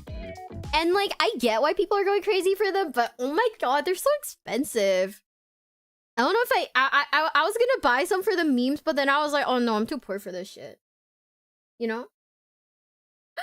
Also, Zach, thank you so much for the bit. Child support fund. You're visiting your pregnant wife, right? Sunny, I don't know who Sunny's child belongs to, though. It's probably mine, though. Probably mine, but yeah. Yeah, I plan on visiting Sunny. We will see each other. I love her. But yeah, I'm back, and are you guys ready for the debate-ish? I don't know. Maybe this will be a good video where like we will never have to debate anything. But hey, was he right? Who knows? The Emperor of Mankind has shaped the galaxy of Warhammer 40k more than any other individual. The Imperium of Man, the dominant force in the galaxy, was a product of his Great Crusade and his Primarch project, and his wider millennia-long program to unify humanity. And without it, humanity would have been doomed to destruction.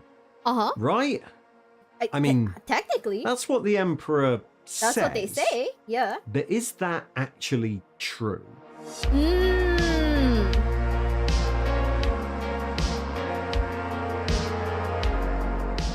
Did you know Tale of Four Gamers is now over on Arbeiterian's Precinct House? There's a link in the thing below.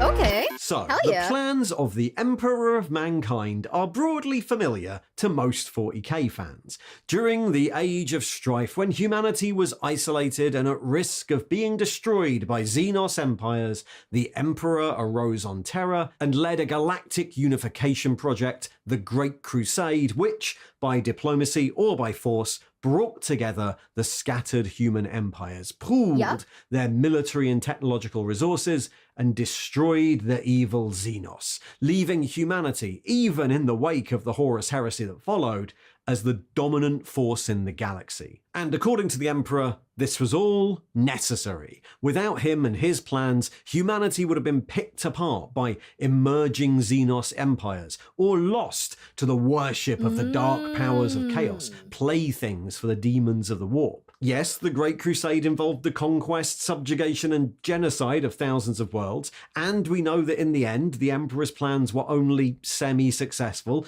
leading to the horrific and repressive Imperium of 40k, but it had to be done. It was the best chance available to humanity at the time. At least that's what the Emperor, beloved by all, said.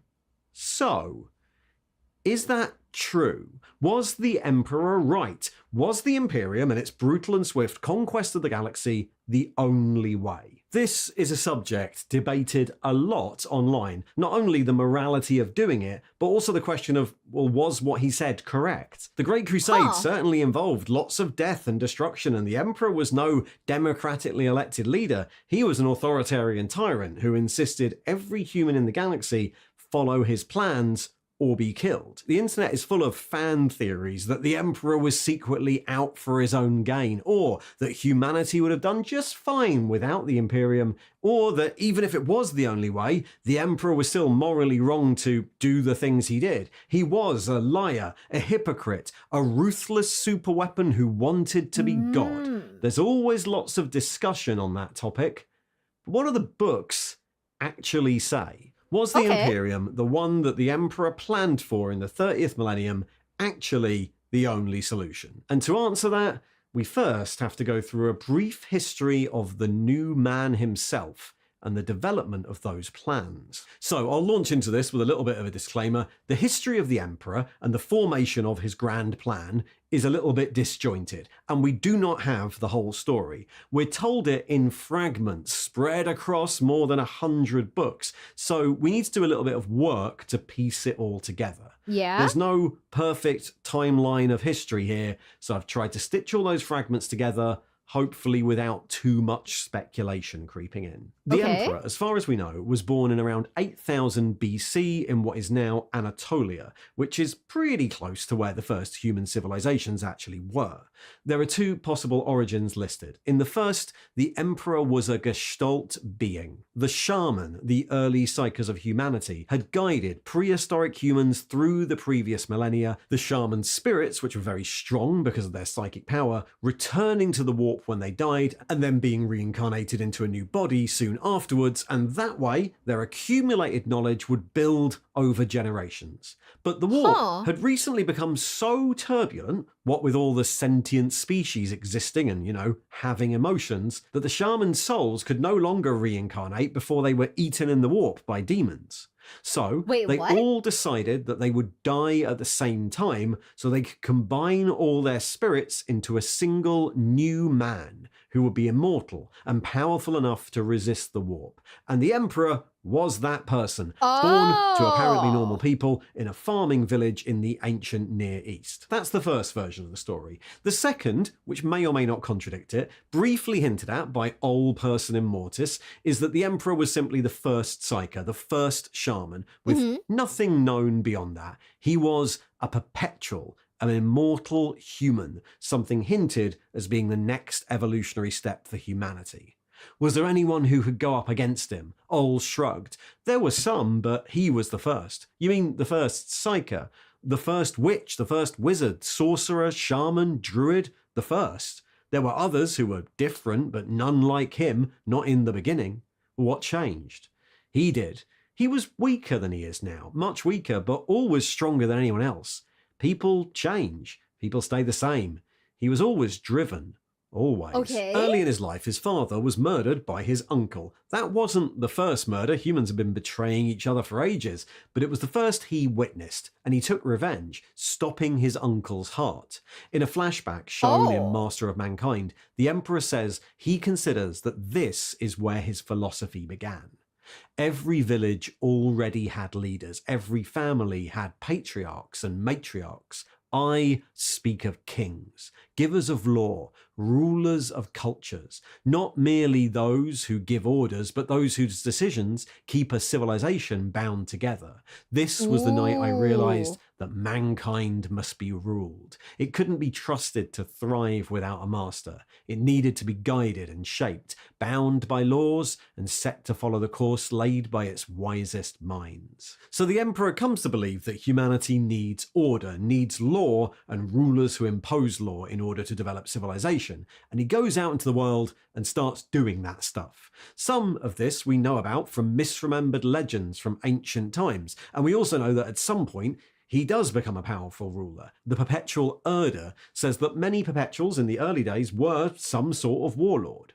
In the time of the first cities, he was a warlord even then, a king, and he was doing exactly what most of my kind do. He had taken on the stewardship of the human race. Yeah, he had a greater understanding of the universe than anyone, such was his power. He saw the dangers of the warp, the fragility of humanity, the recurring flaws of our species, credulity, anger, false faith, yearning, everything that was terrible and also wonderful about humanity.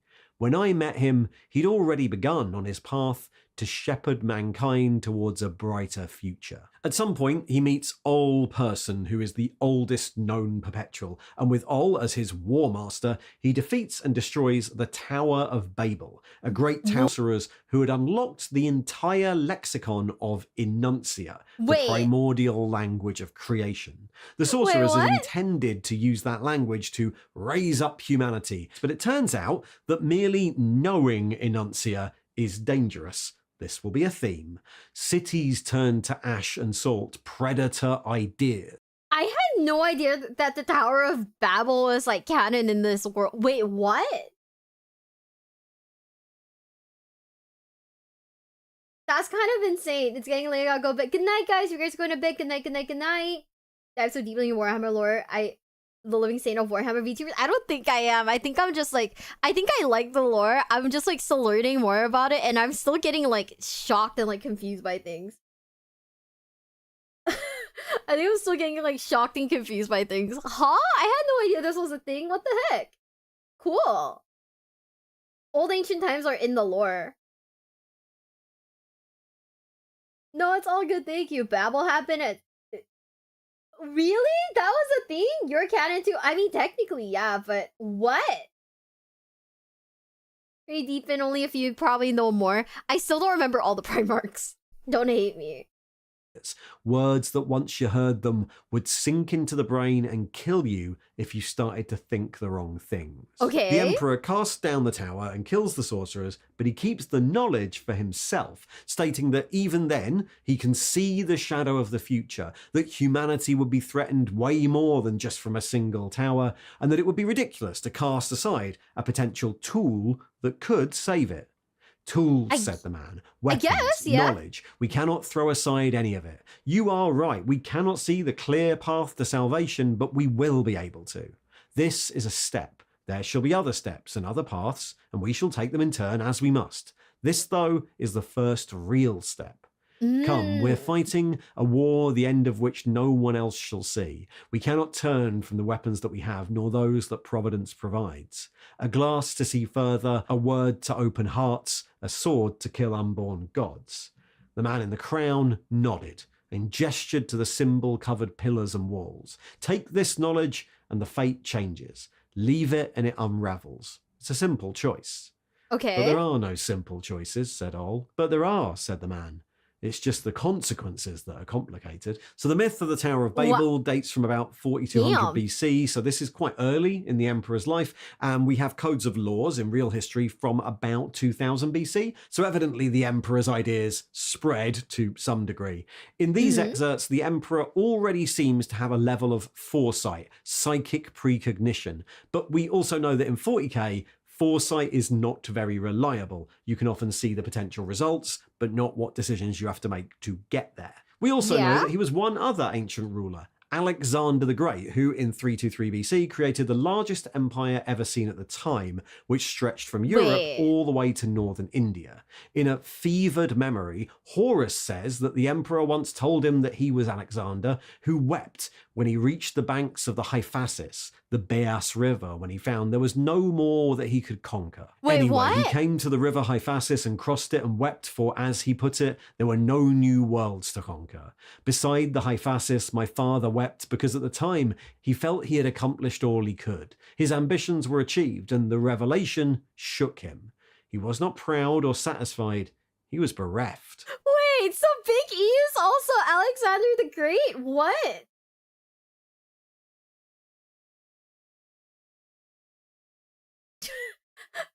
Huh? He was a lot of historical figures? Oh my god. Okay, this part I definitely did not know. Oh. Okay. Well, shit. It's in the books. Well, I didn't read the book, so, you know. It's weird lore. Yeah, I mean, I don't quite remember if this has ever been, like, touched by, like, anyone. I don't really remember if this has ever been, like, mentioned, but shit. In fact, the original quote from Plutarch says he wept because he realized there were infinite worlds to conquer, which also makes sense because shortly after this, the Emperor discovered the ancient Xenos device known as the Golden Throne under the sands of Asia, or maybe a device that inspired or became part of the Golden Throne. It's unclear. Shit. This also tracks the Golden Throne will eventually be sited under the Himalayas, under his palace, which is exactly where Alexander got to when he had his realization. And then in history, Alexander dies and his empire was immediately broken up by his squabbling generals, which does reinforce the Emperor's original argument a bit. The minute he wasn't there to rule, apparently off studying the Golden Throne, the empire fell apart. That's the last we have of the Emperor being an actual ruler. After this, coinciding with the discovery of the Golden Throne, he seems to move into the background, and we're told he's guiding humanity without directly ruling over it for thousands of years.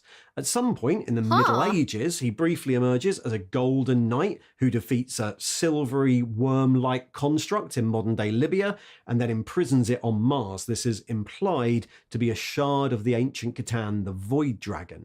And this event gives rise to the myth of St. George and the Dragon, where it's confused with the historical St. George, who likely existed a lot earlier. Perceiving that the What dragon the was heck? helpless, though not dead, the knight untied a long white banner from his shattered lance and bound it around the neck of the monster. With the dragon subdued, the knight turned to the astounded handmaidens and the people of the city who streamed from its gates in a riot of adulation.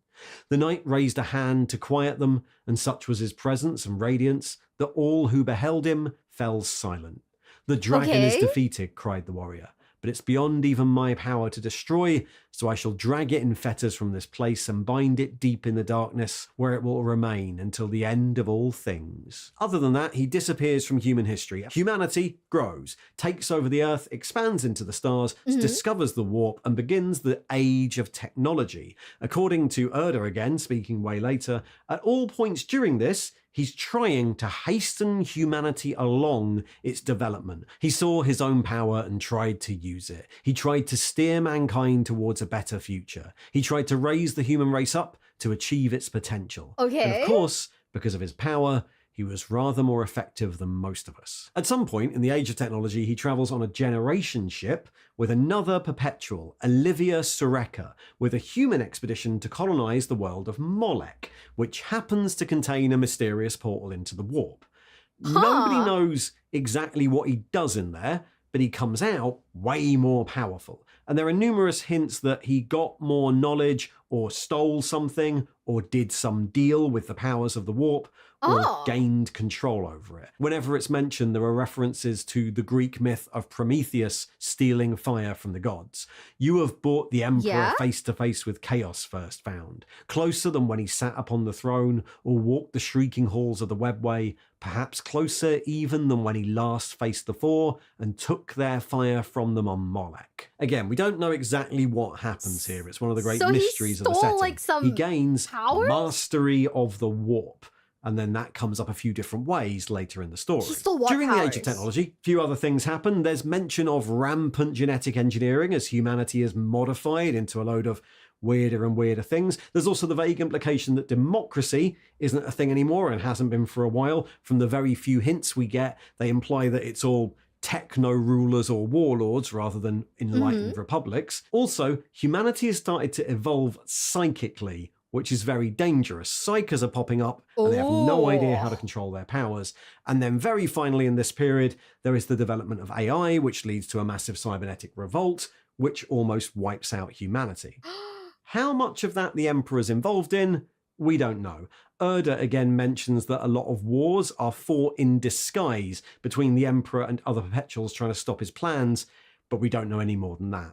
Some of Okay. us joined him, others decided not to. Some of us fought him. Several of the greatest conflicts in world history were caused by rival Perpetuals trying to thwart his program. This is followed quickly by the Age of Strife, in which the Eldari Fall begins. The build up to this clouds the warp, making warp travel impossible. And with no interstellar travel, humanity fractures, and all the problems we just said, especially the genetic engineering and the rogue psyker ones, get way worse. Worlds are swallowed by psychers gone wrong. Warlords turn humans into weird biomechanical monsters. Terror itself devolves into techno-barbarian nation-states, making use of horrific weapons and dark sorcery to wage their wars. And across the galaxy, any surviving humanity becomes a load of isolated civilizations that sometimes even forget where they came from. Then, after 5,000 years, the fall of the Eldar actually Damn. happens. The Chaos God Slanesh is born. The Eldar Empire is wiped out, leaving the Eye of Terror, a massive rift in reality. And the warp storms are blown away, leaving everyone else in the galaxy free to expand again. But the Emperor, in some of the oldest lore out there, from Slaves to Darkness in the 80s, foresaw the fall of the Eldar and resolved that humanity was approaching a tipping point, in danger of being Okay. destroyed in a few different ways. First, when the warp storms come down, there was going to be a galactic free-for-all as various Xenos empires and species expand, and humanity needs to be ready to win that and not get immediately eaten by aliens, ideally ending up in a position where it can never again be in danger of Xenos conquest. I'm not gonna lie. Hearing that Alexander the Great essentially fought fucking aliens is still kind of... You know, when I woke up this morning, I did not think that this is what I was gonna be learning today. But, here we are.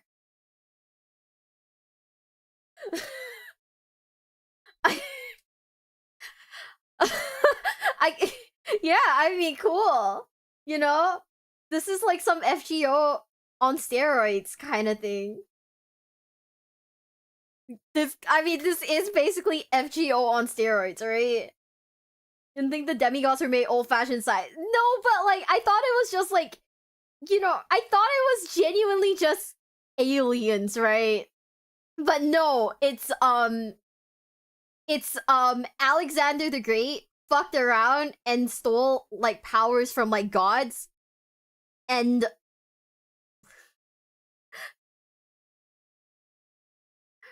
I mean, it's Alexander the Great fucked around, stole powers from like gods, and then like, wait, what? And then fought aliens. You know. And he probably killed Jesus too. Yeah, I almost forgot about that part. He also fucking killed Jesus. Yeah, I'm mind broken a little. I'm like, the problem with the Emperor is he likes to make long-term plans in a universe filled with unpredictable variables, why his ability of predicting the future is not that useful at all. I think at this point, being able to predict the future in the 40k universe is low-key a throw.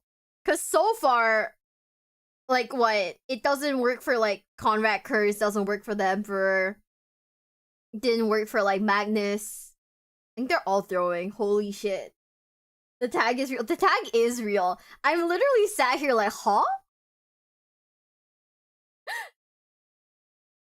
Or, I guess, in danger of being screwed over by some Xenos race doing the same thing as the Eldar and ripping a hole in reality. Yeah, fuck Then, the Eldar, now right? safe from real space domination, humanity needs to be able to evolve psychically in a way that doesn't result in them doing the same as the Eldar. Ideally, safe from as much of the predation of the warp as possible. Okay. So, along with a few other perpetuals, Malkador and Urda at the start, he embarks on a great plan, or rather, a series of plans within plans, with contingencies and backups and fail-safes all over the place in the hope that one path will work.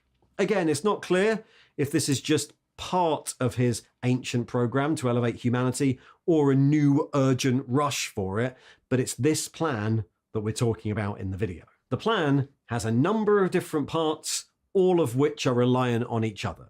First, he decides to try being a leader again, to unify humanity under his banner, starting with Earth.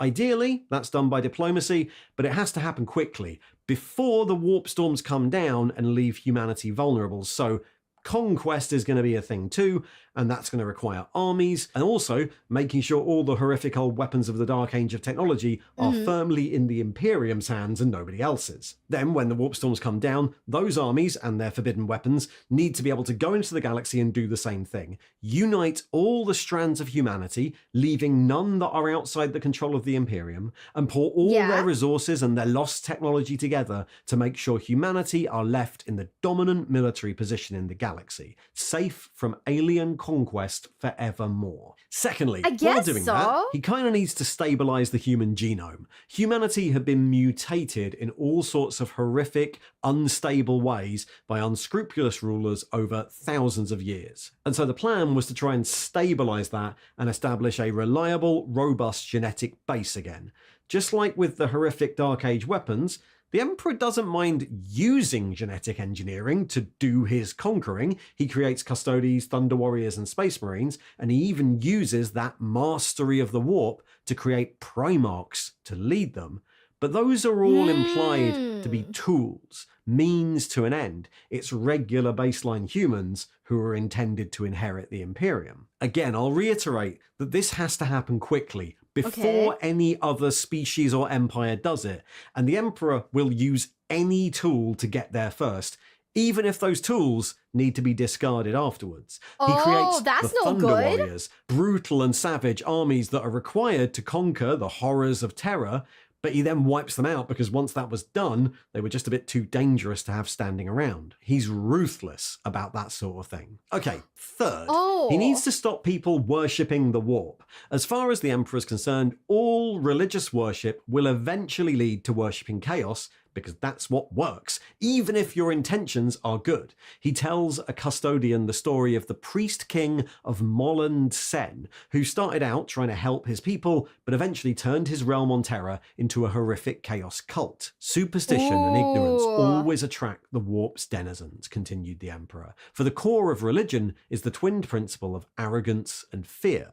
Fear of oblivion, fear of an unfair life and an arbitrary universe, fear of there simply being nothing, no great and grand scheme to existence. The fear, ultimately, of being powerless. In fact, it's not just enough to stop worshipping the warp. Knowledge of the warp needs to be quite heavily guarded since, a bit like Enuncia, knowing about the warp can corrupt you. And if knowledge of the warp was widely taught, inevitably some humans would try and use it for personal gain. Humans are like that. However, realizing that a belief in something higher is very useful to unite people, he replaces religious worship by a belief in the manifest destiny of humankind, the glorious project of the Imperium. You can have faith in humanity, in the project. Loken says as much right at the start of Horus Rising. I am a man of faith, he said softly, and that faith is the truth of the Imperium. And despite being in the shadows for millennia, the Emperor emerges and becomes that figurehead,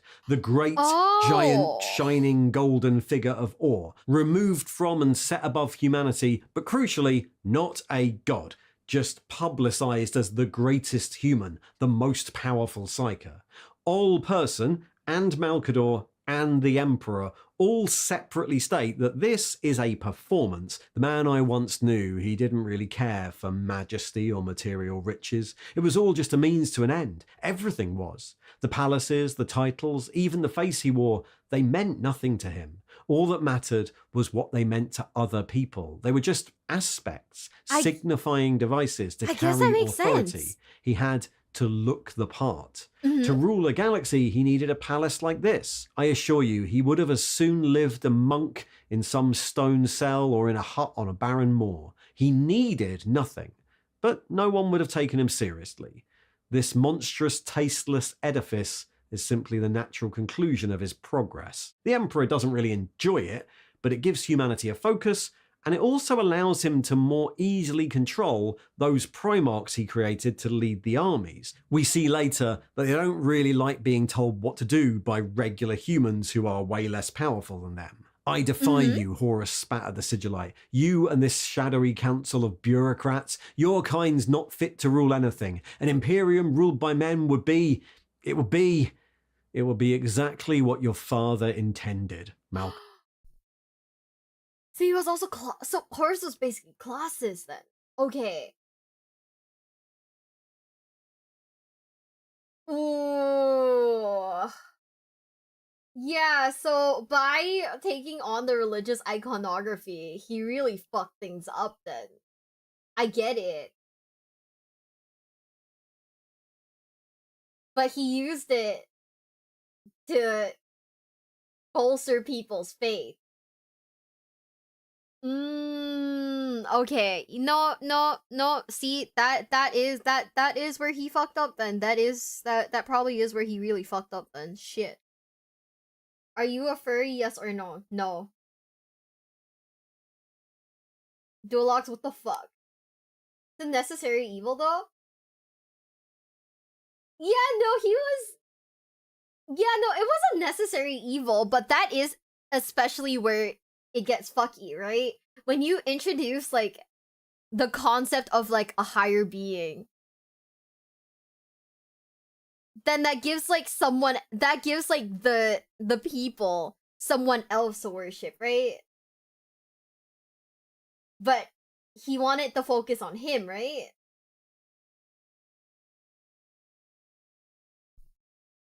You know? Maybe I'm confused. failing was understanding his own creations and their need for a purpose. That's true. People do need a purpose, so I guess like giving them a purpose like kind of fucked them, huh? It's so crazy. I'm just sat here like we're actually just sat here like trying to figure out like what all of this means, and like realistically it just means that like people are people. Malkador murmured. All this, the removal of religion, the casting of himself as leader, the marketing of all of this, is called the Imperial Truth. Okay. Fourthly, he has to control all the psychers. Humanity was sprouting more and more psychers, and they can be really dangerous without proper training, so psychers needed to be controlled, ideally captured and funneled into useful Imperial institutions. Along with controlling genetic mutation, this becomes another of the big laws of the Imperium that the states it takes over are forced to adhere to. And then lastly, the only part of this that actually requires the direct involvement of the Emperor: stop using warp travel. Navigators have been around since the Dark Age of technology and would still be needed for this conquest, so he creates the Astronomicon on Terra to make them more effective, and he starts training astropaths to help with communication. But the real goal was that humanity should take over the webway from the recently destroyed Eldar, which would make travel and communication a hell of a lot safer. Yeah. To do this, the Golden Throne had maybe been relocated, but certainly augmented in order to create a path into the webway from a portal under the Himalayas on Terra, under his palace. The bridging bit between that portal and the webway itself would have to be built by humans from psi-reactive machinery, but once that bridge was constructed, humans would be able to spread through the webway, make it safe, and stop using warp travel. I mean, Given that this is a massive psychic challenge, it seems to be the bit that the Emperor is most likely to need to do himself. it's not like it's a bad like a what's it called? Motivation, right? It's not like it's a bad motivation whatsoever. But I guess like, you know, it really got fucked up then, huh? Dualocks, why are you sending Raid Shadow Legends YouTube links? Didn't they ban you? Sir, didn't they literally ban you? Think about something else. He's created 20 loyal magic super generals to do the real space conquering bit. Lastly, Yeah, I've said it already, that's true. but all of this had to happen quickly. It seems that the plan was for it to take no more than a few hundred years, and there are a number of possible reasons suggested for this. First, other alien species, or maybe some other warp-tainted humans, might try and do the same thing when the storms come down and build their empire first. Secondly, the warp and the powers of chaos would be reeling in the wake of the birth of Slaanesh, and the Emperor wanted to get as much as possible done before they realised what he was doing. There is still this idea that the Emperor, when he was on Molech, played some trick or did some deal with chaos and is now going back on it, and he wanted to get all this stuff done before they realise. And lastly, whatever he did back then, it seems like it's causing the Emperor to lose his humanity. We don't really know what this means, but the implication is that his mastery of the warp allows him to draw almost limitless power from it, but the more he does that, the more he sort of unravels or becomes inhuman. So by setting all this in motion, possibly creating the Primarchs, possibly the bridging of the webway, by grabbing the power needed to do all that, he also puts himself on some sort of clock. He's taken to referring to them as his sons. Can you imagine that? Neither could I until I heard it from his own lips. There might even be some lingering attachment there, though how long that will last, I cannot say. Valdor hesitated. Then his human sentiments, they're still ebbing? As he predicted, all things have their price. All of this is still a long shot. The Emperor and Malkador are not omnipotent. Prophecy in 40k is not a very reliable art. So in attempting this, they are above all pragmatic. They put in motion a million contingency plans, set up loads of stuff they think might be useful, and of course, they capitulate sometimes. They're happy to make exceptions to some of their big, publicised laws if it pushes the plan forward overall. For example, they allowed the Mechanicum to keep their religion because it doesn't seem very worrying as far as religions go, and because Mars was more useful as an ally. The early Imperium couldn't really afford the delay that a war with Mars would cause. I They're guess that also makes aware sense. of the scale of the endeavor and the immoral things they're going to have to do to make it happen. In their opinion, this is still the only way to really guarantee a safe future for humanity. But it's going to involve a lot of war and a lot of death. It is a conquest of the galaxy. They will have plans that happen in secret. They'll likely tell lies to preserve the appearance of the glorious Imperium and keep people united. Like any nation, there will be conspiracies and cover-ups, whatever gets the job done. And those will probably cause friction, and that friction might need to be dealt with. Their contingencies even plan, to a degree, for the idea that some of the Primarchs might rebel, and how they might deal with that. For the Emperor and Malcador, all of that is justified by the fact that it's necessary. The survival of humanity rests on this plan. There are occasional mentions of what the intended future will be like after all this is achieved, and speculation about what it might entail. Will the Emperor stay in power or disappear? There are hints he might not be around forever. Will the Space Marines and the Primarchs still be needed at all? Rob Ute Gilliman thinks that the Primarchs and Space Marines will serve a governing role in the future. Magnus's destiny is to sit on the Golden Throne, but it's also clear that the move is generally towards civilian human government. Unspoken understanding flowed between Magnus and the Emperor. Everything Magnus had done was laid bare, and everything the Emperor planned flowed into him. He saw himself atop the Golden Throne, using his fearsome powers to guide humanity to its destiny as rulers of the galaxy. He was to be his father's chosen instrument of ultimate victory.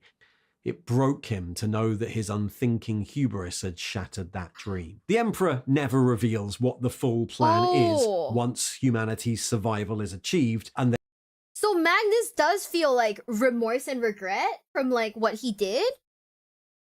Okay. Dude, like I feel like we're learning more now because he's going into depth about like the books, and I don't think we ever really like talked about the books like that. Huh. No, you do. What? Shut up, Dualocks. they're safe to mature into a psychic species. We only know that the Emperor wants to ensure that it happens.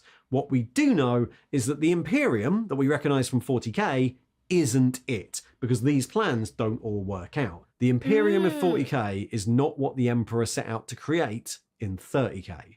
So, that's his plan. What actually happened? Well, Yeah, the what Waterstorms actually come down, happened? the Great Crusade starts, and Malcador and the Emperor begin the gamble. There are, of course, some problems. There's an early rebellion, the Palace Coup, when the first Grand Provost Marshal discovers that the laws the Imperium says it rules by, that it's united humanity under, don't actually apply to the highest powers in the land. But the biggest problem is when both the Perpetual Order and the geneticist, Amar Astarte, horrified at the scale of these plans and the death it involves, try to sabotage the Space Marine project. Apparently they thought the Emperor was taking too many risks, which I think is probably true. The question is, are they justified? He was taking risks. One by one, Perpetuals allied to him slipped away. He was glad to see the back of them, I think. He was tired of their objections and weary of their caution. He wanted results. He became angry with minds that could not match his speed of thought and his genius. So most of us left him. Amar Astarte eventually tries to sabotage the Space Marine project, which causes massive setbacks in early Space Marine production, and Ordo causes the Primarchs to be scattered through the warp to various planets across the galaxy. So the Great Crusade has to start without its main generals. And I think this is probably the single biggest problem that screws up the Emperor's gambit. The Primarchs are not just useful as generals to go and do the unifying while the Emperor does the webway bit, but also because they stabilise the Space Marine Legion's gene seed. If they had stayed on Terra, not only would there be 20 Imperium-raised superhuman generals from the very, very start, but also the initial Astartes legions could have been a lot bigger. Them being scattered is a massive delay to a project that we already know has a time limit. The early Crusade then has to be led by the Emperor in person. We don't know if they're also trying to find his Primarchs so that he can get the plans back on track. And those Primarchs have now been raised in all sorts of human societies, some of them horrific and damaging, many of them not really tallying with the Emperor's beliefs. Those who are found first get a lot of training and one-on-one time with the Emperor to acclimatise to the Imperium, But as the crusade goes on and time runs out, there's less and less time available for that. The scattering of the Primarchs is a massive problem. Yeah, However, I can imagine. Despite that, the crusade mostly does achieve the goals he sets out. Human societies are united, mostly willingly or through diplomacy, sometimes through force, which is obviously disproportionately featured in our books about wars. Aliens are killed. In fact, the Imperium faces at least 2 giant expansionist alien empires that seem to have the same idea, and it just about wins against them. And after 200 years, the plan has broadly worked, and at that point, due to a build-up of all the above pressures, the Horus heresy happens. It's worth saying that the majority of Primarchs who turn against the Emperor were those later found ones, shoved in charge of their legions in a rush as the crusade neared completion. Anyway, the Horus heresy happens, a rebellion by the Primarchs that was on a scale way bigger and more destructive than Malkador or the Emperor seem to have ever envisaged. During this, Horus also goes to Molech and gets some of that warp power up. We don't know if it's the same one.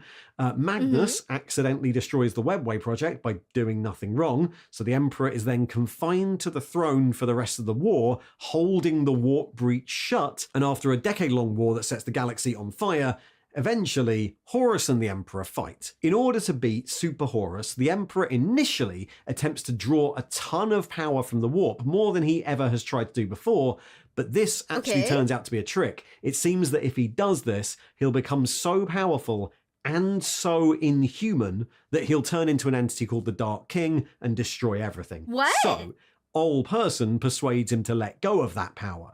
Instead, he takes whatever core of humanity still remains within him and he hides it in the warp. That's the origin of the Star Child plot.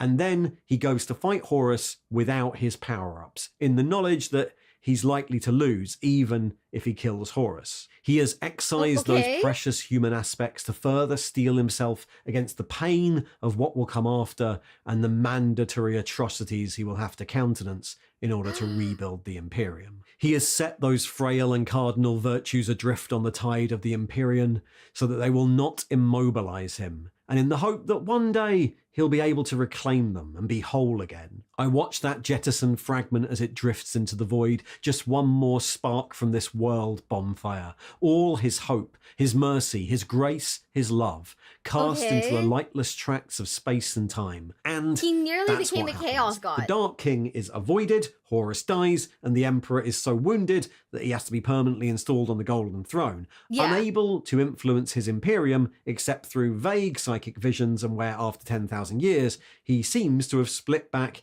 into the thousands of separate voices and personalities he started out as in 8000 BC. Rabute Gilliman, the raging tempest, spoke his name, and it was as the violence a dying sun rains upon its worlds. Gilliman, Gilliman, Gilliman. The name echoed down the wind of eternity, never ceasing, never reaching its intended point. The sensation of many minds reached out to Gilliman, violating his senses as they tried to commune, but then one mind seemed to come from the many, a raw, unbounded power, and gave wordless commands to go out and save what they built together, to destroy what they made, to save his brothers, to kill them. Contradictory impulses, all impossible to disobey, all the same, all different. Right.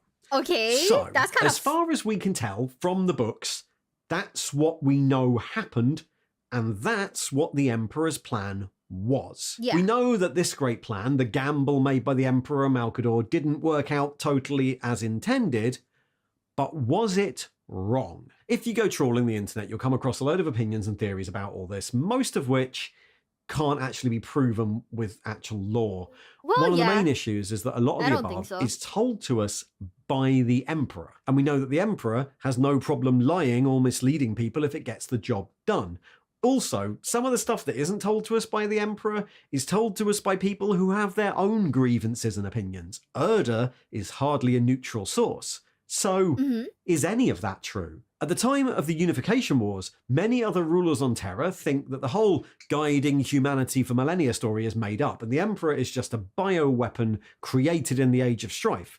But we have All Person, who knew him back in ancient times. We have a couple of myths of ancient times, a couple of things where it seems other people said he was definitely there, so we know that that theory isn't true. But was the Emperor just a tyrant who wanted to be in charge all along, who spun all these tales for personal gain so that he could become a god? That's something you often see on the internet, but if that's the case, it seems like he had a lot of time to do that between being Alexander the Great and the Age of Strife.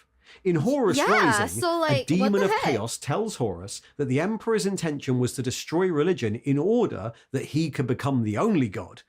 But that demon at the time is very obviously lying to Horus about the way things will turn out if Horus rebels against the Emperor. And we do see the Emperor turn down the chance to become the Dark King later on, so that seems unlikely too.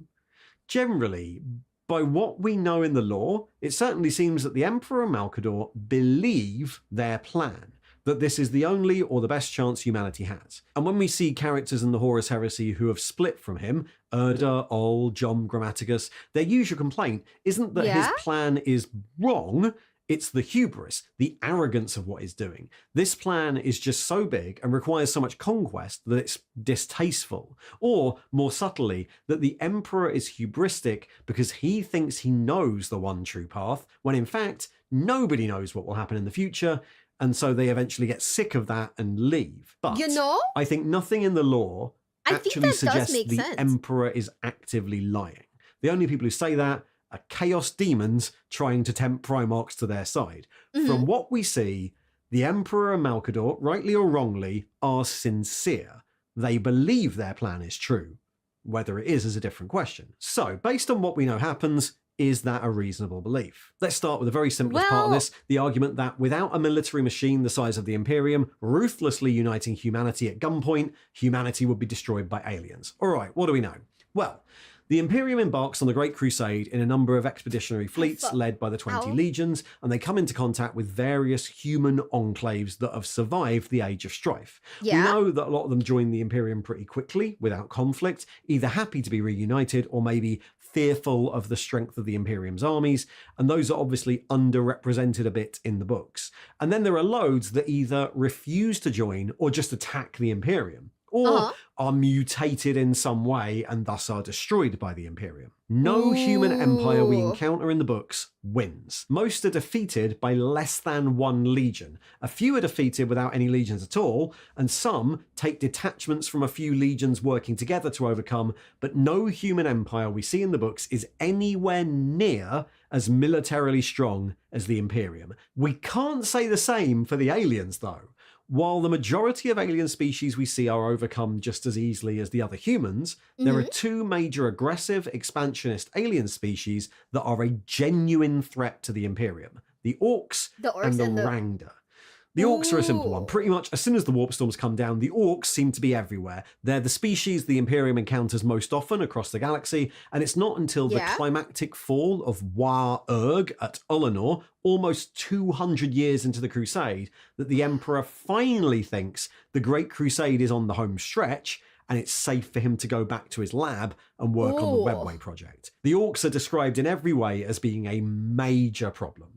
The Rangda are a little bit more interesting. The Rangdan Empire was a Xenos empire in the galactic northeast that were a major threat to the Imperium in its first century. We don't know very much about them other than that they used horrific technology to enslave the populations of worlds they conquered, and that they were aggressive and expansionist. The Imperium fought 3 wars against them known as the Rangdan Xenocides, and they almost lost. Whole legions were lost fighting the Rangda, and we know that the strongest legions of the early Crusade were reduced massively, almost under strength after it. Different legions became the primary ones after the Rangdan Xenocides. Interestingly, the Rangda are also described in similar ways to Enuncia or the Warp, as maybe just knowing about them's dangerous. The Space Wolves end up purging human worlds of the taint of the Rangda for decades afterwards. There is a fan theory I've seen around a bit that the Rangda were in fact a rival human empire that was way nicer than the Imperium, and then Primarchs defected to it because it was nicer, and that's actually why it was so dangerous. And they don't exist anymore, do they? Right?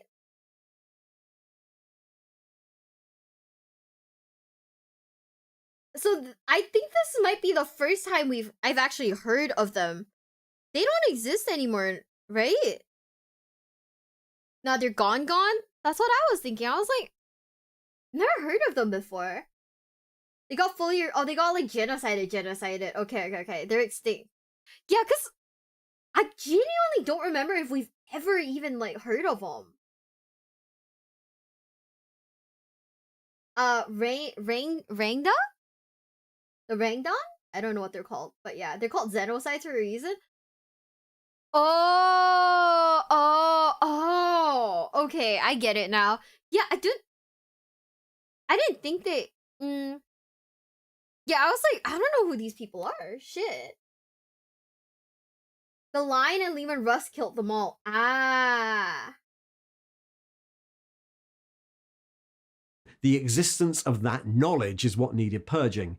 Okay. But there's nothing in the lore that actually supports that. It's a fan theory. The Rangda are not only described as kind of horrific and alien, they're also friends with aliens like the Sloth, who are horrific. No, that's so that scary. sort of implies they're not a benevolent empire. Given what we know about all the different human enclaves that existed at the time, the Interrex, the Alambic Quietude, the Earth of 6319, it seems very clear that none of them would be a match for the Rangda or the Orcs of 30k, both of which are very clearly expanding. None of them can stand against the Imperium, and the Imperium barely wins against the Rangda.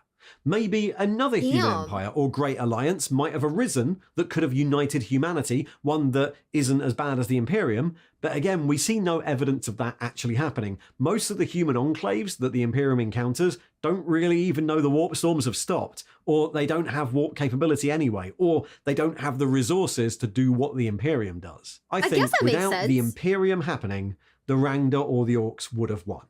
That process might have taken ages. The Imperium is still discovering lost human colonies in the 41st millennium, but without the Imperium or something equally powerful, it's reasonable to assume you'd eventually end up with an alien-dominated galaxy with the scattered remnants of humanity existing isolated from each other and being slowly picked off over the next few millennia. Yeah. We don't know what else might have happened. Other things could have happened, but from the position of 30k, I think that is a reasonable assumption. Okay, so we know there were definitely some big alien empires that were very much a threat, but was the Emperor right to kill all the aliens? The general policy of the Imperium is that all Xenos must be wiped out to preserve the best chance for humanity. If humans are in charge of the galaxy with no competition, then they're free to concentrate on becoming a psychic species, essentially doing an Eldar without actually doing an Eldar. So is that correct?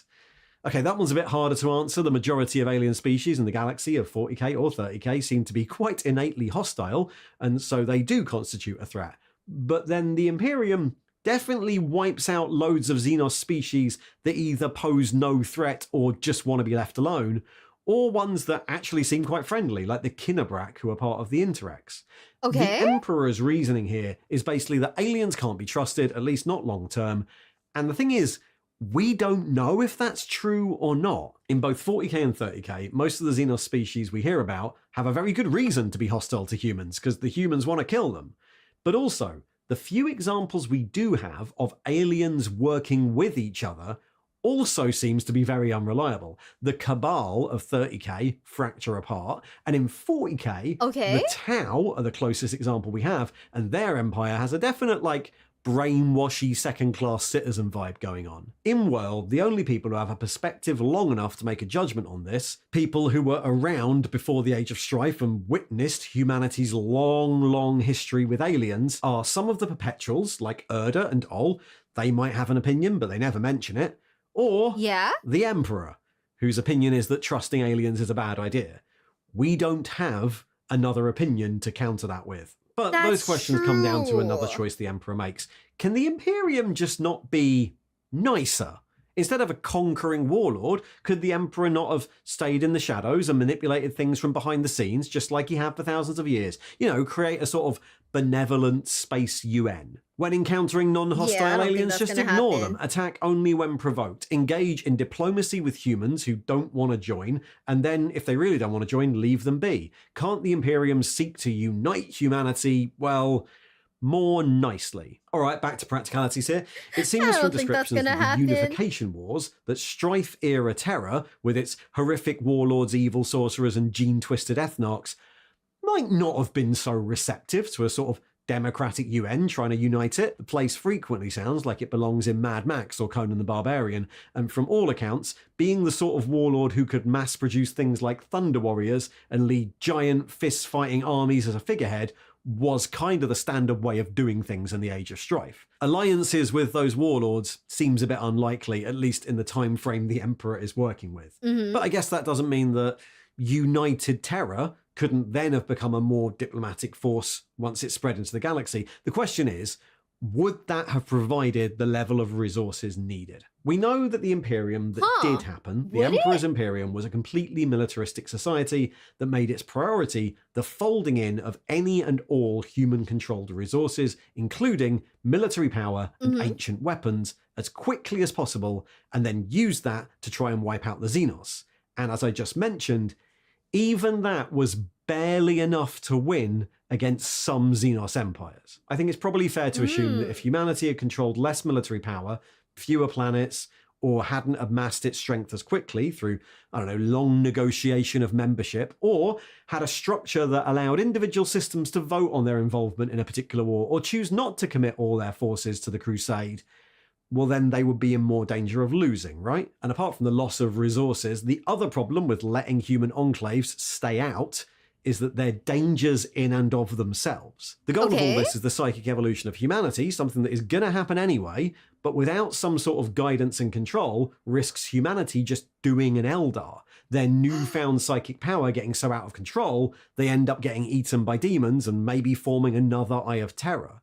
The Emperor's view is that even knowledge of the warp is potentially dangerous and corrupting, and so that knowledge has to be carefully controlled, and he very much operates on a need-to-know basis about that. Even the Primarchs are considered not important enough to be informed about it. They have one job, and it's real space conquest.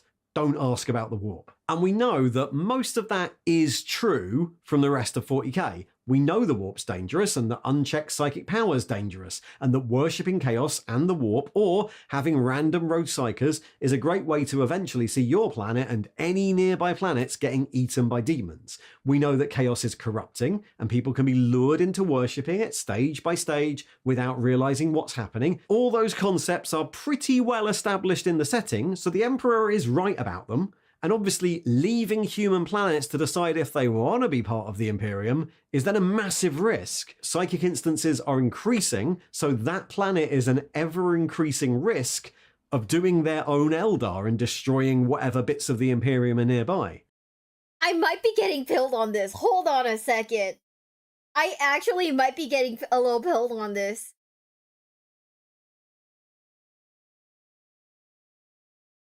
Huh. When you put it like that, like, I guess, but at the same time, like, huh? I don't know. I might be getting a little pilled on this right now, chat. Yeah, I might be getting Emperor pilled. No, he's being reasonable here. Yeah, I mean, I do get that, like, probably, like, getting them before they get you makes sense a little. Like, wait. Wait. Oh. Yeah, he's actually being kind of reasonable. Last time I watched, you said, and I quote, I fall for propaganda really easily. I do. It's bad. It's not good. It's really bad. But yeah, wait, he's kind of right. Shit. Now, we are given a couple of examples in the books that seem on the surface to contradict this. The Interrex are very aware of the warp, so much so that they leave one of the most powerful demon weapons in the setting in a museum, which suggests that, with the proper teaching about the warp, humans can see it more rationally as a dangerous thing that should be avoided. Yeah. But the Interrex also have whole areas of their planets that seem to be demon-haunted caves where the rebellious locals still engage in their old folk beliefs, so it doesn't bloody work. Prospero was a planet of psychers who seem to be mostly plagued not by the Chaos Gods, but by other warp entities, Psychnoian. But while they have a much more holistic approach to the warp, they were still slowly being wiped out until the arrival of Magnus, who solved all their problems by being tricked into a bargain with Tzeentch.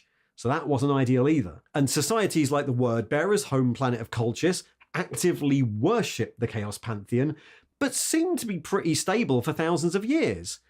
On the other hand, I don't think any of us would look at Colchis and the Word-Bearers and assume there was no way they'd ever fall to chaos. We're given some examples about ways in which people deal with the warp differently, but none of them seem to be a foolproof long-term strategy for the evolution of humanity, especially as humanity gets more and more psychic. Now, if we're asking the question, was the Emperor correct? Was his plan actually necessary? Then I would say everything in the lore suggests the answer is yes. Yeah, given the events we right? witness in the The books, if answer the is Imperium yes. hadn't existed, hadn't conquered Terra, hadn't unified as much military might, recovered as much technology, gathered as many resources as quickly as possible, then one of the other Xenos powers would have won. And that would put humanity in a very precarious position, especially regarding safely evolving it into a psychic species. And in order to achieve that, the Emperor needed to create super soldiers and super generals to lead them, and doing that required stealing power from the warp, which seems to have put the Emperor on an even more strict time limit regarding his ability to remain human.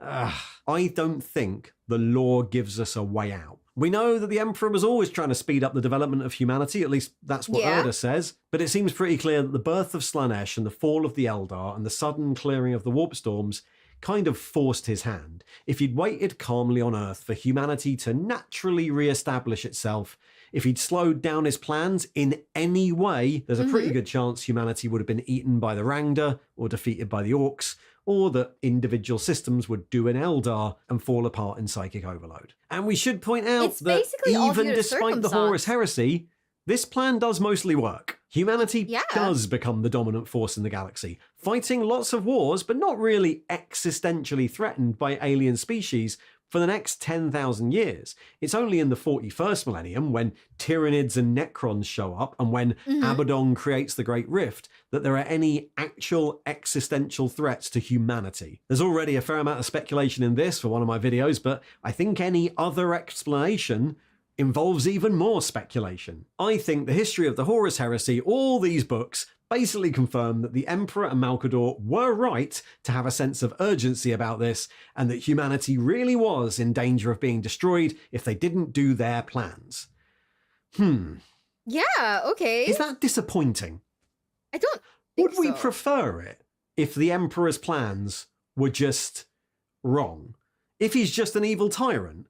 I mean, that'd certainly make the morality of 40k simpler, right? The Emperor's evil. But I think that actually, for 40k to work as well as it does, the Emperor's plans have to be correct. Usually, when people talk about how horrible the Emperor is, they mention the obvious things, right? He is an authoritarian tyrant. He's a dictator. He kills millions of humans and aliens in pursuit of his goals. He's also a liar, and he's often tell his subordinates, people like the Primarchs, the full truth about his plans. And in Valdor, during the Palace coup, we see that the Lex Imperia, the law of the Imperium, seems not to apply to him or his mates. All of those things are definitely true. The Emperor is horrible.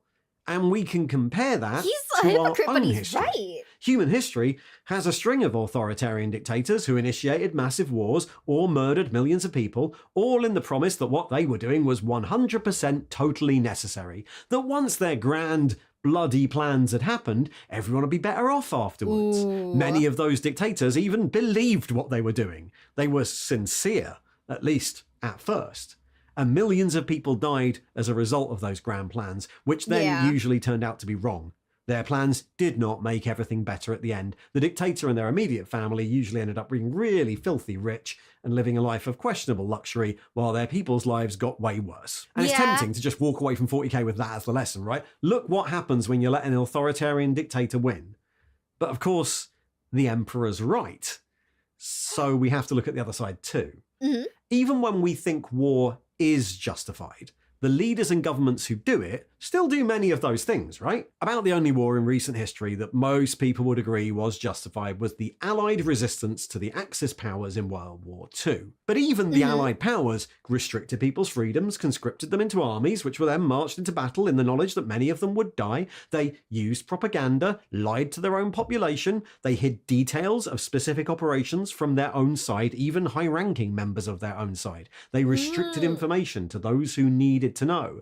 They instituted temporary draconian laws that sometimes didn't apply to people sufficiently senior. When we talk about wars, we accept that that stuff is sometimes necessary. Yeah. It'd be childish to argue that fighting the Nazis was morally wrong because it involved lying to people, and lying is bad. Churchill was a bad dad, so you shouldn't support the war. That seems silly. Warhammer is a war game. Its background is about wars, and the Emperor's story mirrors the fundamental question we ask about wars in the real world. How much immorality is allowed to achieve something you think is moral? It's a trolley problem, right? Would you do an immoral thing if the results were likely to save more people? All right then, how many would you do? Where's the line? What if it was only slightly likely to save more people? In order to create a narrative where that question exists, to create that grey area where interesting stories happen, you need a realistically achievable moral goal and a load of immoral actions you have to do to get there. And then you can weigh them up and find all your uncomfortable situations, the meat of the story. And the Emperor's plan in 40k is the realistic moral goal. If the Imperium weren't justified at all, if the Emperor was just lying or incorrect, just an evil tyrant who's wrong, I think the setting would be less interesting. On the flip side, if every single thing he did was justified, that'd be boring too. There are people out there whose reaction to trolley problems is just utilitarianism, or who treat fiction like membership of a sports team. I'm a human, so anything is justified if it means the fictional space humans win.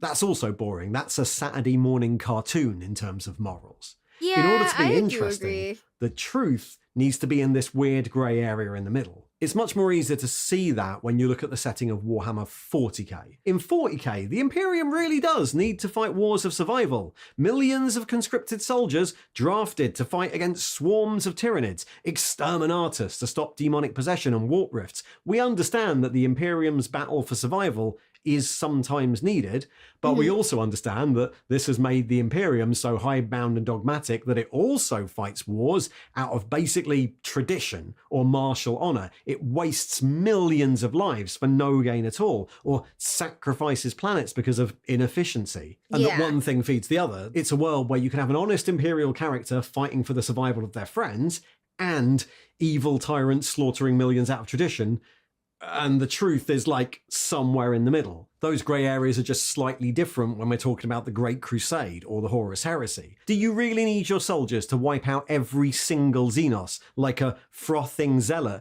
just in case? What if imposing a blanket rule like that, while certainly efficient, means that your soldiers start to enjoy it? What if you need to create an army or a general so horrible and brutal that they can have no place in the empire you're building? Do you kill them afterwards? Is that justified? What happens when you can't actually tell people the real reason they're doing all these things, so they start to speculate and invent their own reasons or their own better ways of doing things? What happens if you can't tell them the truth? What happens when your plan cannot possibly be delayed to fix anything that goes wrong? Was the Emperor's plan correct? Well, according to everything we can see from the lore, broadly, yeah. His plan was a long shot. It didn't completely work out, thanks Horus, but it seems that without the Emperor doing what he did, humanity would be at considerably greater risk of being destroyed or of destroying itself. That is what the lore says. Does that mean it's morally right? Well, that's the same question we ask any time a war comes up. And the whole point of 40k is that you can't answer it.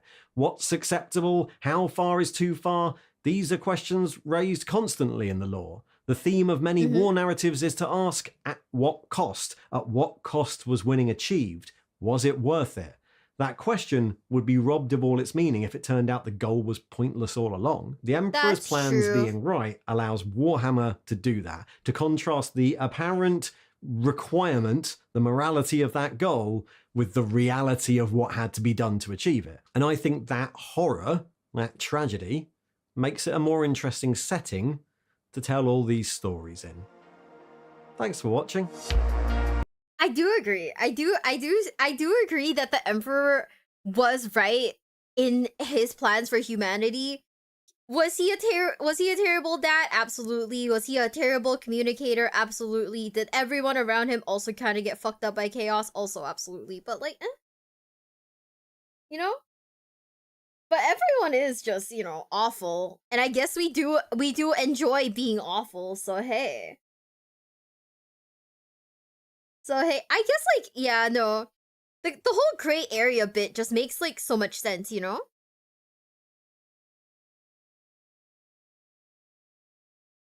You got a bunch of books to read now. Yeah, we're not reading anything till I'm in. Oh, Seven's in the chat. The Inquisition approves your reaction. Wouldn't say I'm like for the Inquisition necessarily, but like I do see Big E's points, right? I do think that what he did was absolutely for the betterment of like humanity, but still. So I don't read books, but are there any lore theories why Big E didn't step in and took control during Gilded Age around 30k? And that one is a question for literally anyone but me. Because I didn't read the books either. But thank you so much for a super chat. Thank you, thank you, thank you. Yeah, no, Big E does make sense as a character. Because he is, like, flawed as fuck, right? I think that the most human thing about him is... The most human thing about Big E is basically... Things got really fucked up, right? Like, things got really, really fucked up. Constantly. And he was just... All he could do was lock in and adapt to it. Which basically led to a lot of things fucking up. Like, it was like a chain reaction. Things just kept getting messed up and it wasn't great for him. But, like, I think that's the most human thing about Big E, though. Realistically speaking. Is his ego? No, yeah, no. I think it doesn't help that he's basically, like, a godlike figure, too, right? Like, the ego would come with it, no? Right? Like, he's an extreme of a leader. It's understandable. Yeah, I think that he genuinely, like, really fucked up by trying to take everything on himself. But, I don't know, you know? I guess I kind of get it. He's like Lelouch from Code Geass. Yeah, I guess so. I mean, I just think I think he was straight up power tripping like Light Yagami from like Death Note, right? Like bro was straight up power tripping. And like obviously that's not good, you know? Like clearly. But like I guess I kind of get it on like the lowest of keys, you know what I mean? Yeah, he became the point of failure to humanity, but no one could do. But exactly, yeah. That is basically kind of it. Like he sucked. On the lowest of keys, he kind of sucked, but you know. But no one else could really do better, so it's just like the blind leading the blind, right? Yeah. Okay, guys, I think I'm gonna have to end the stream here because I do have to go out to run errands, but let me see who is currently streaming. You know what? Let's rate Maple. Cause I do love Maple. That is my wife. And she's currently playing Pokemon Iron Man Kaizo. I don't know what Iron Man Kaizo is, but I think on Twitch we're gonna rate out, and I don't know if we're gonna I don't know if we're gonna send anyone on YouTube, just because YouTube's also being a bit fucky for me right now. What lore origins do you prefer, Emperor being a shaman, reincarnated, or perpetual? I only want to choose the lore origin that most people echo. Everything else is too confusing. Everything else is a little too confusing for me. I just want the one story that everyone agrees with. Because sometimes the lore gets, when there's 3 different aspects of lore, it gets very, very, very confusing, and I'm just sat here huh? So yeah, whichever everyone agrees with the most, that's what I want. Okay? But anyways, I'll see you guys tomorrow. I think tomorrow we're gonna be live on Twitch and not YouTube. So I'll see you guys, okay? I love you guys. Bye! So anyways, bye Twitch. Bye-bye. And YouTube. I will also see you guys tomorrow. Oh, no, I'll see you guys, wait. I'll see you guys on Saturday. We're gonna be having the we're gonna be having our anniversary on Saturday, so I hope to see you guys there, okay? Even if we're not doing Warhammer content. But I love you guys, and I'll see you guys.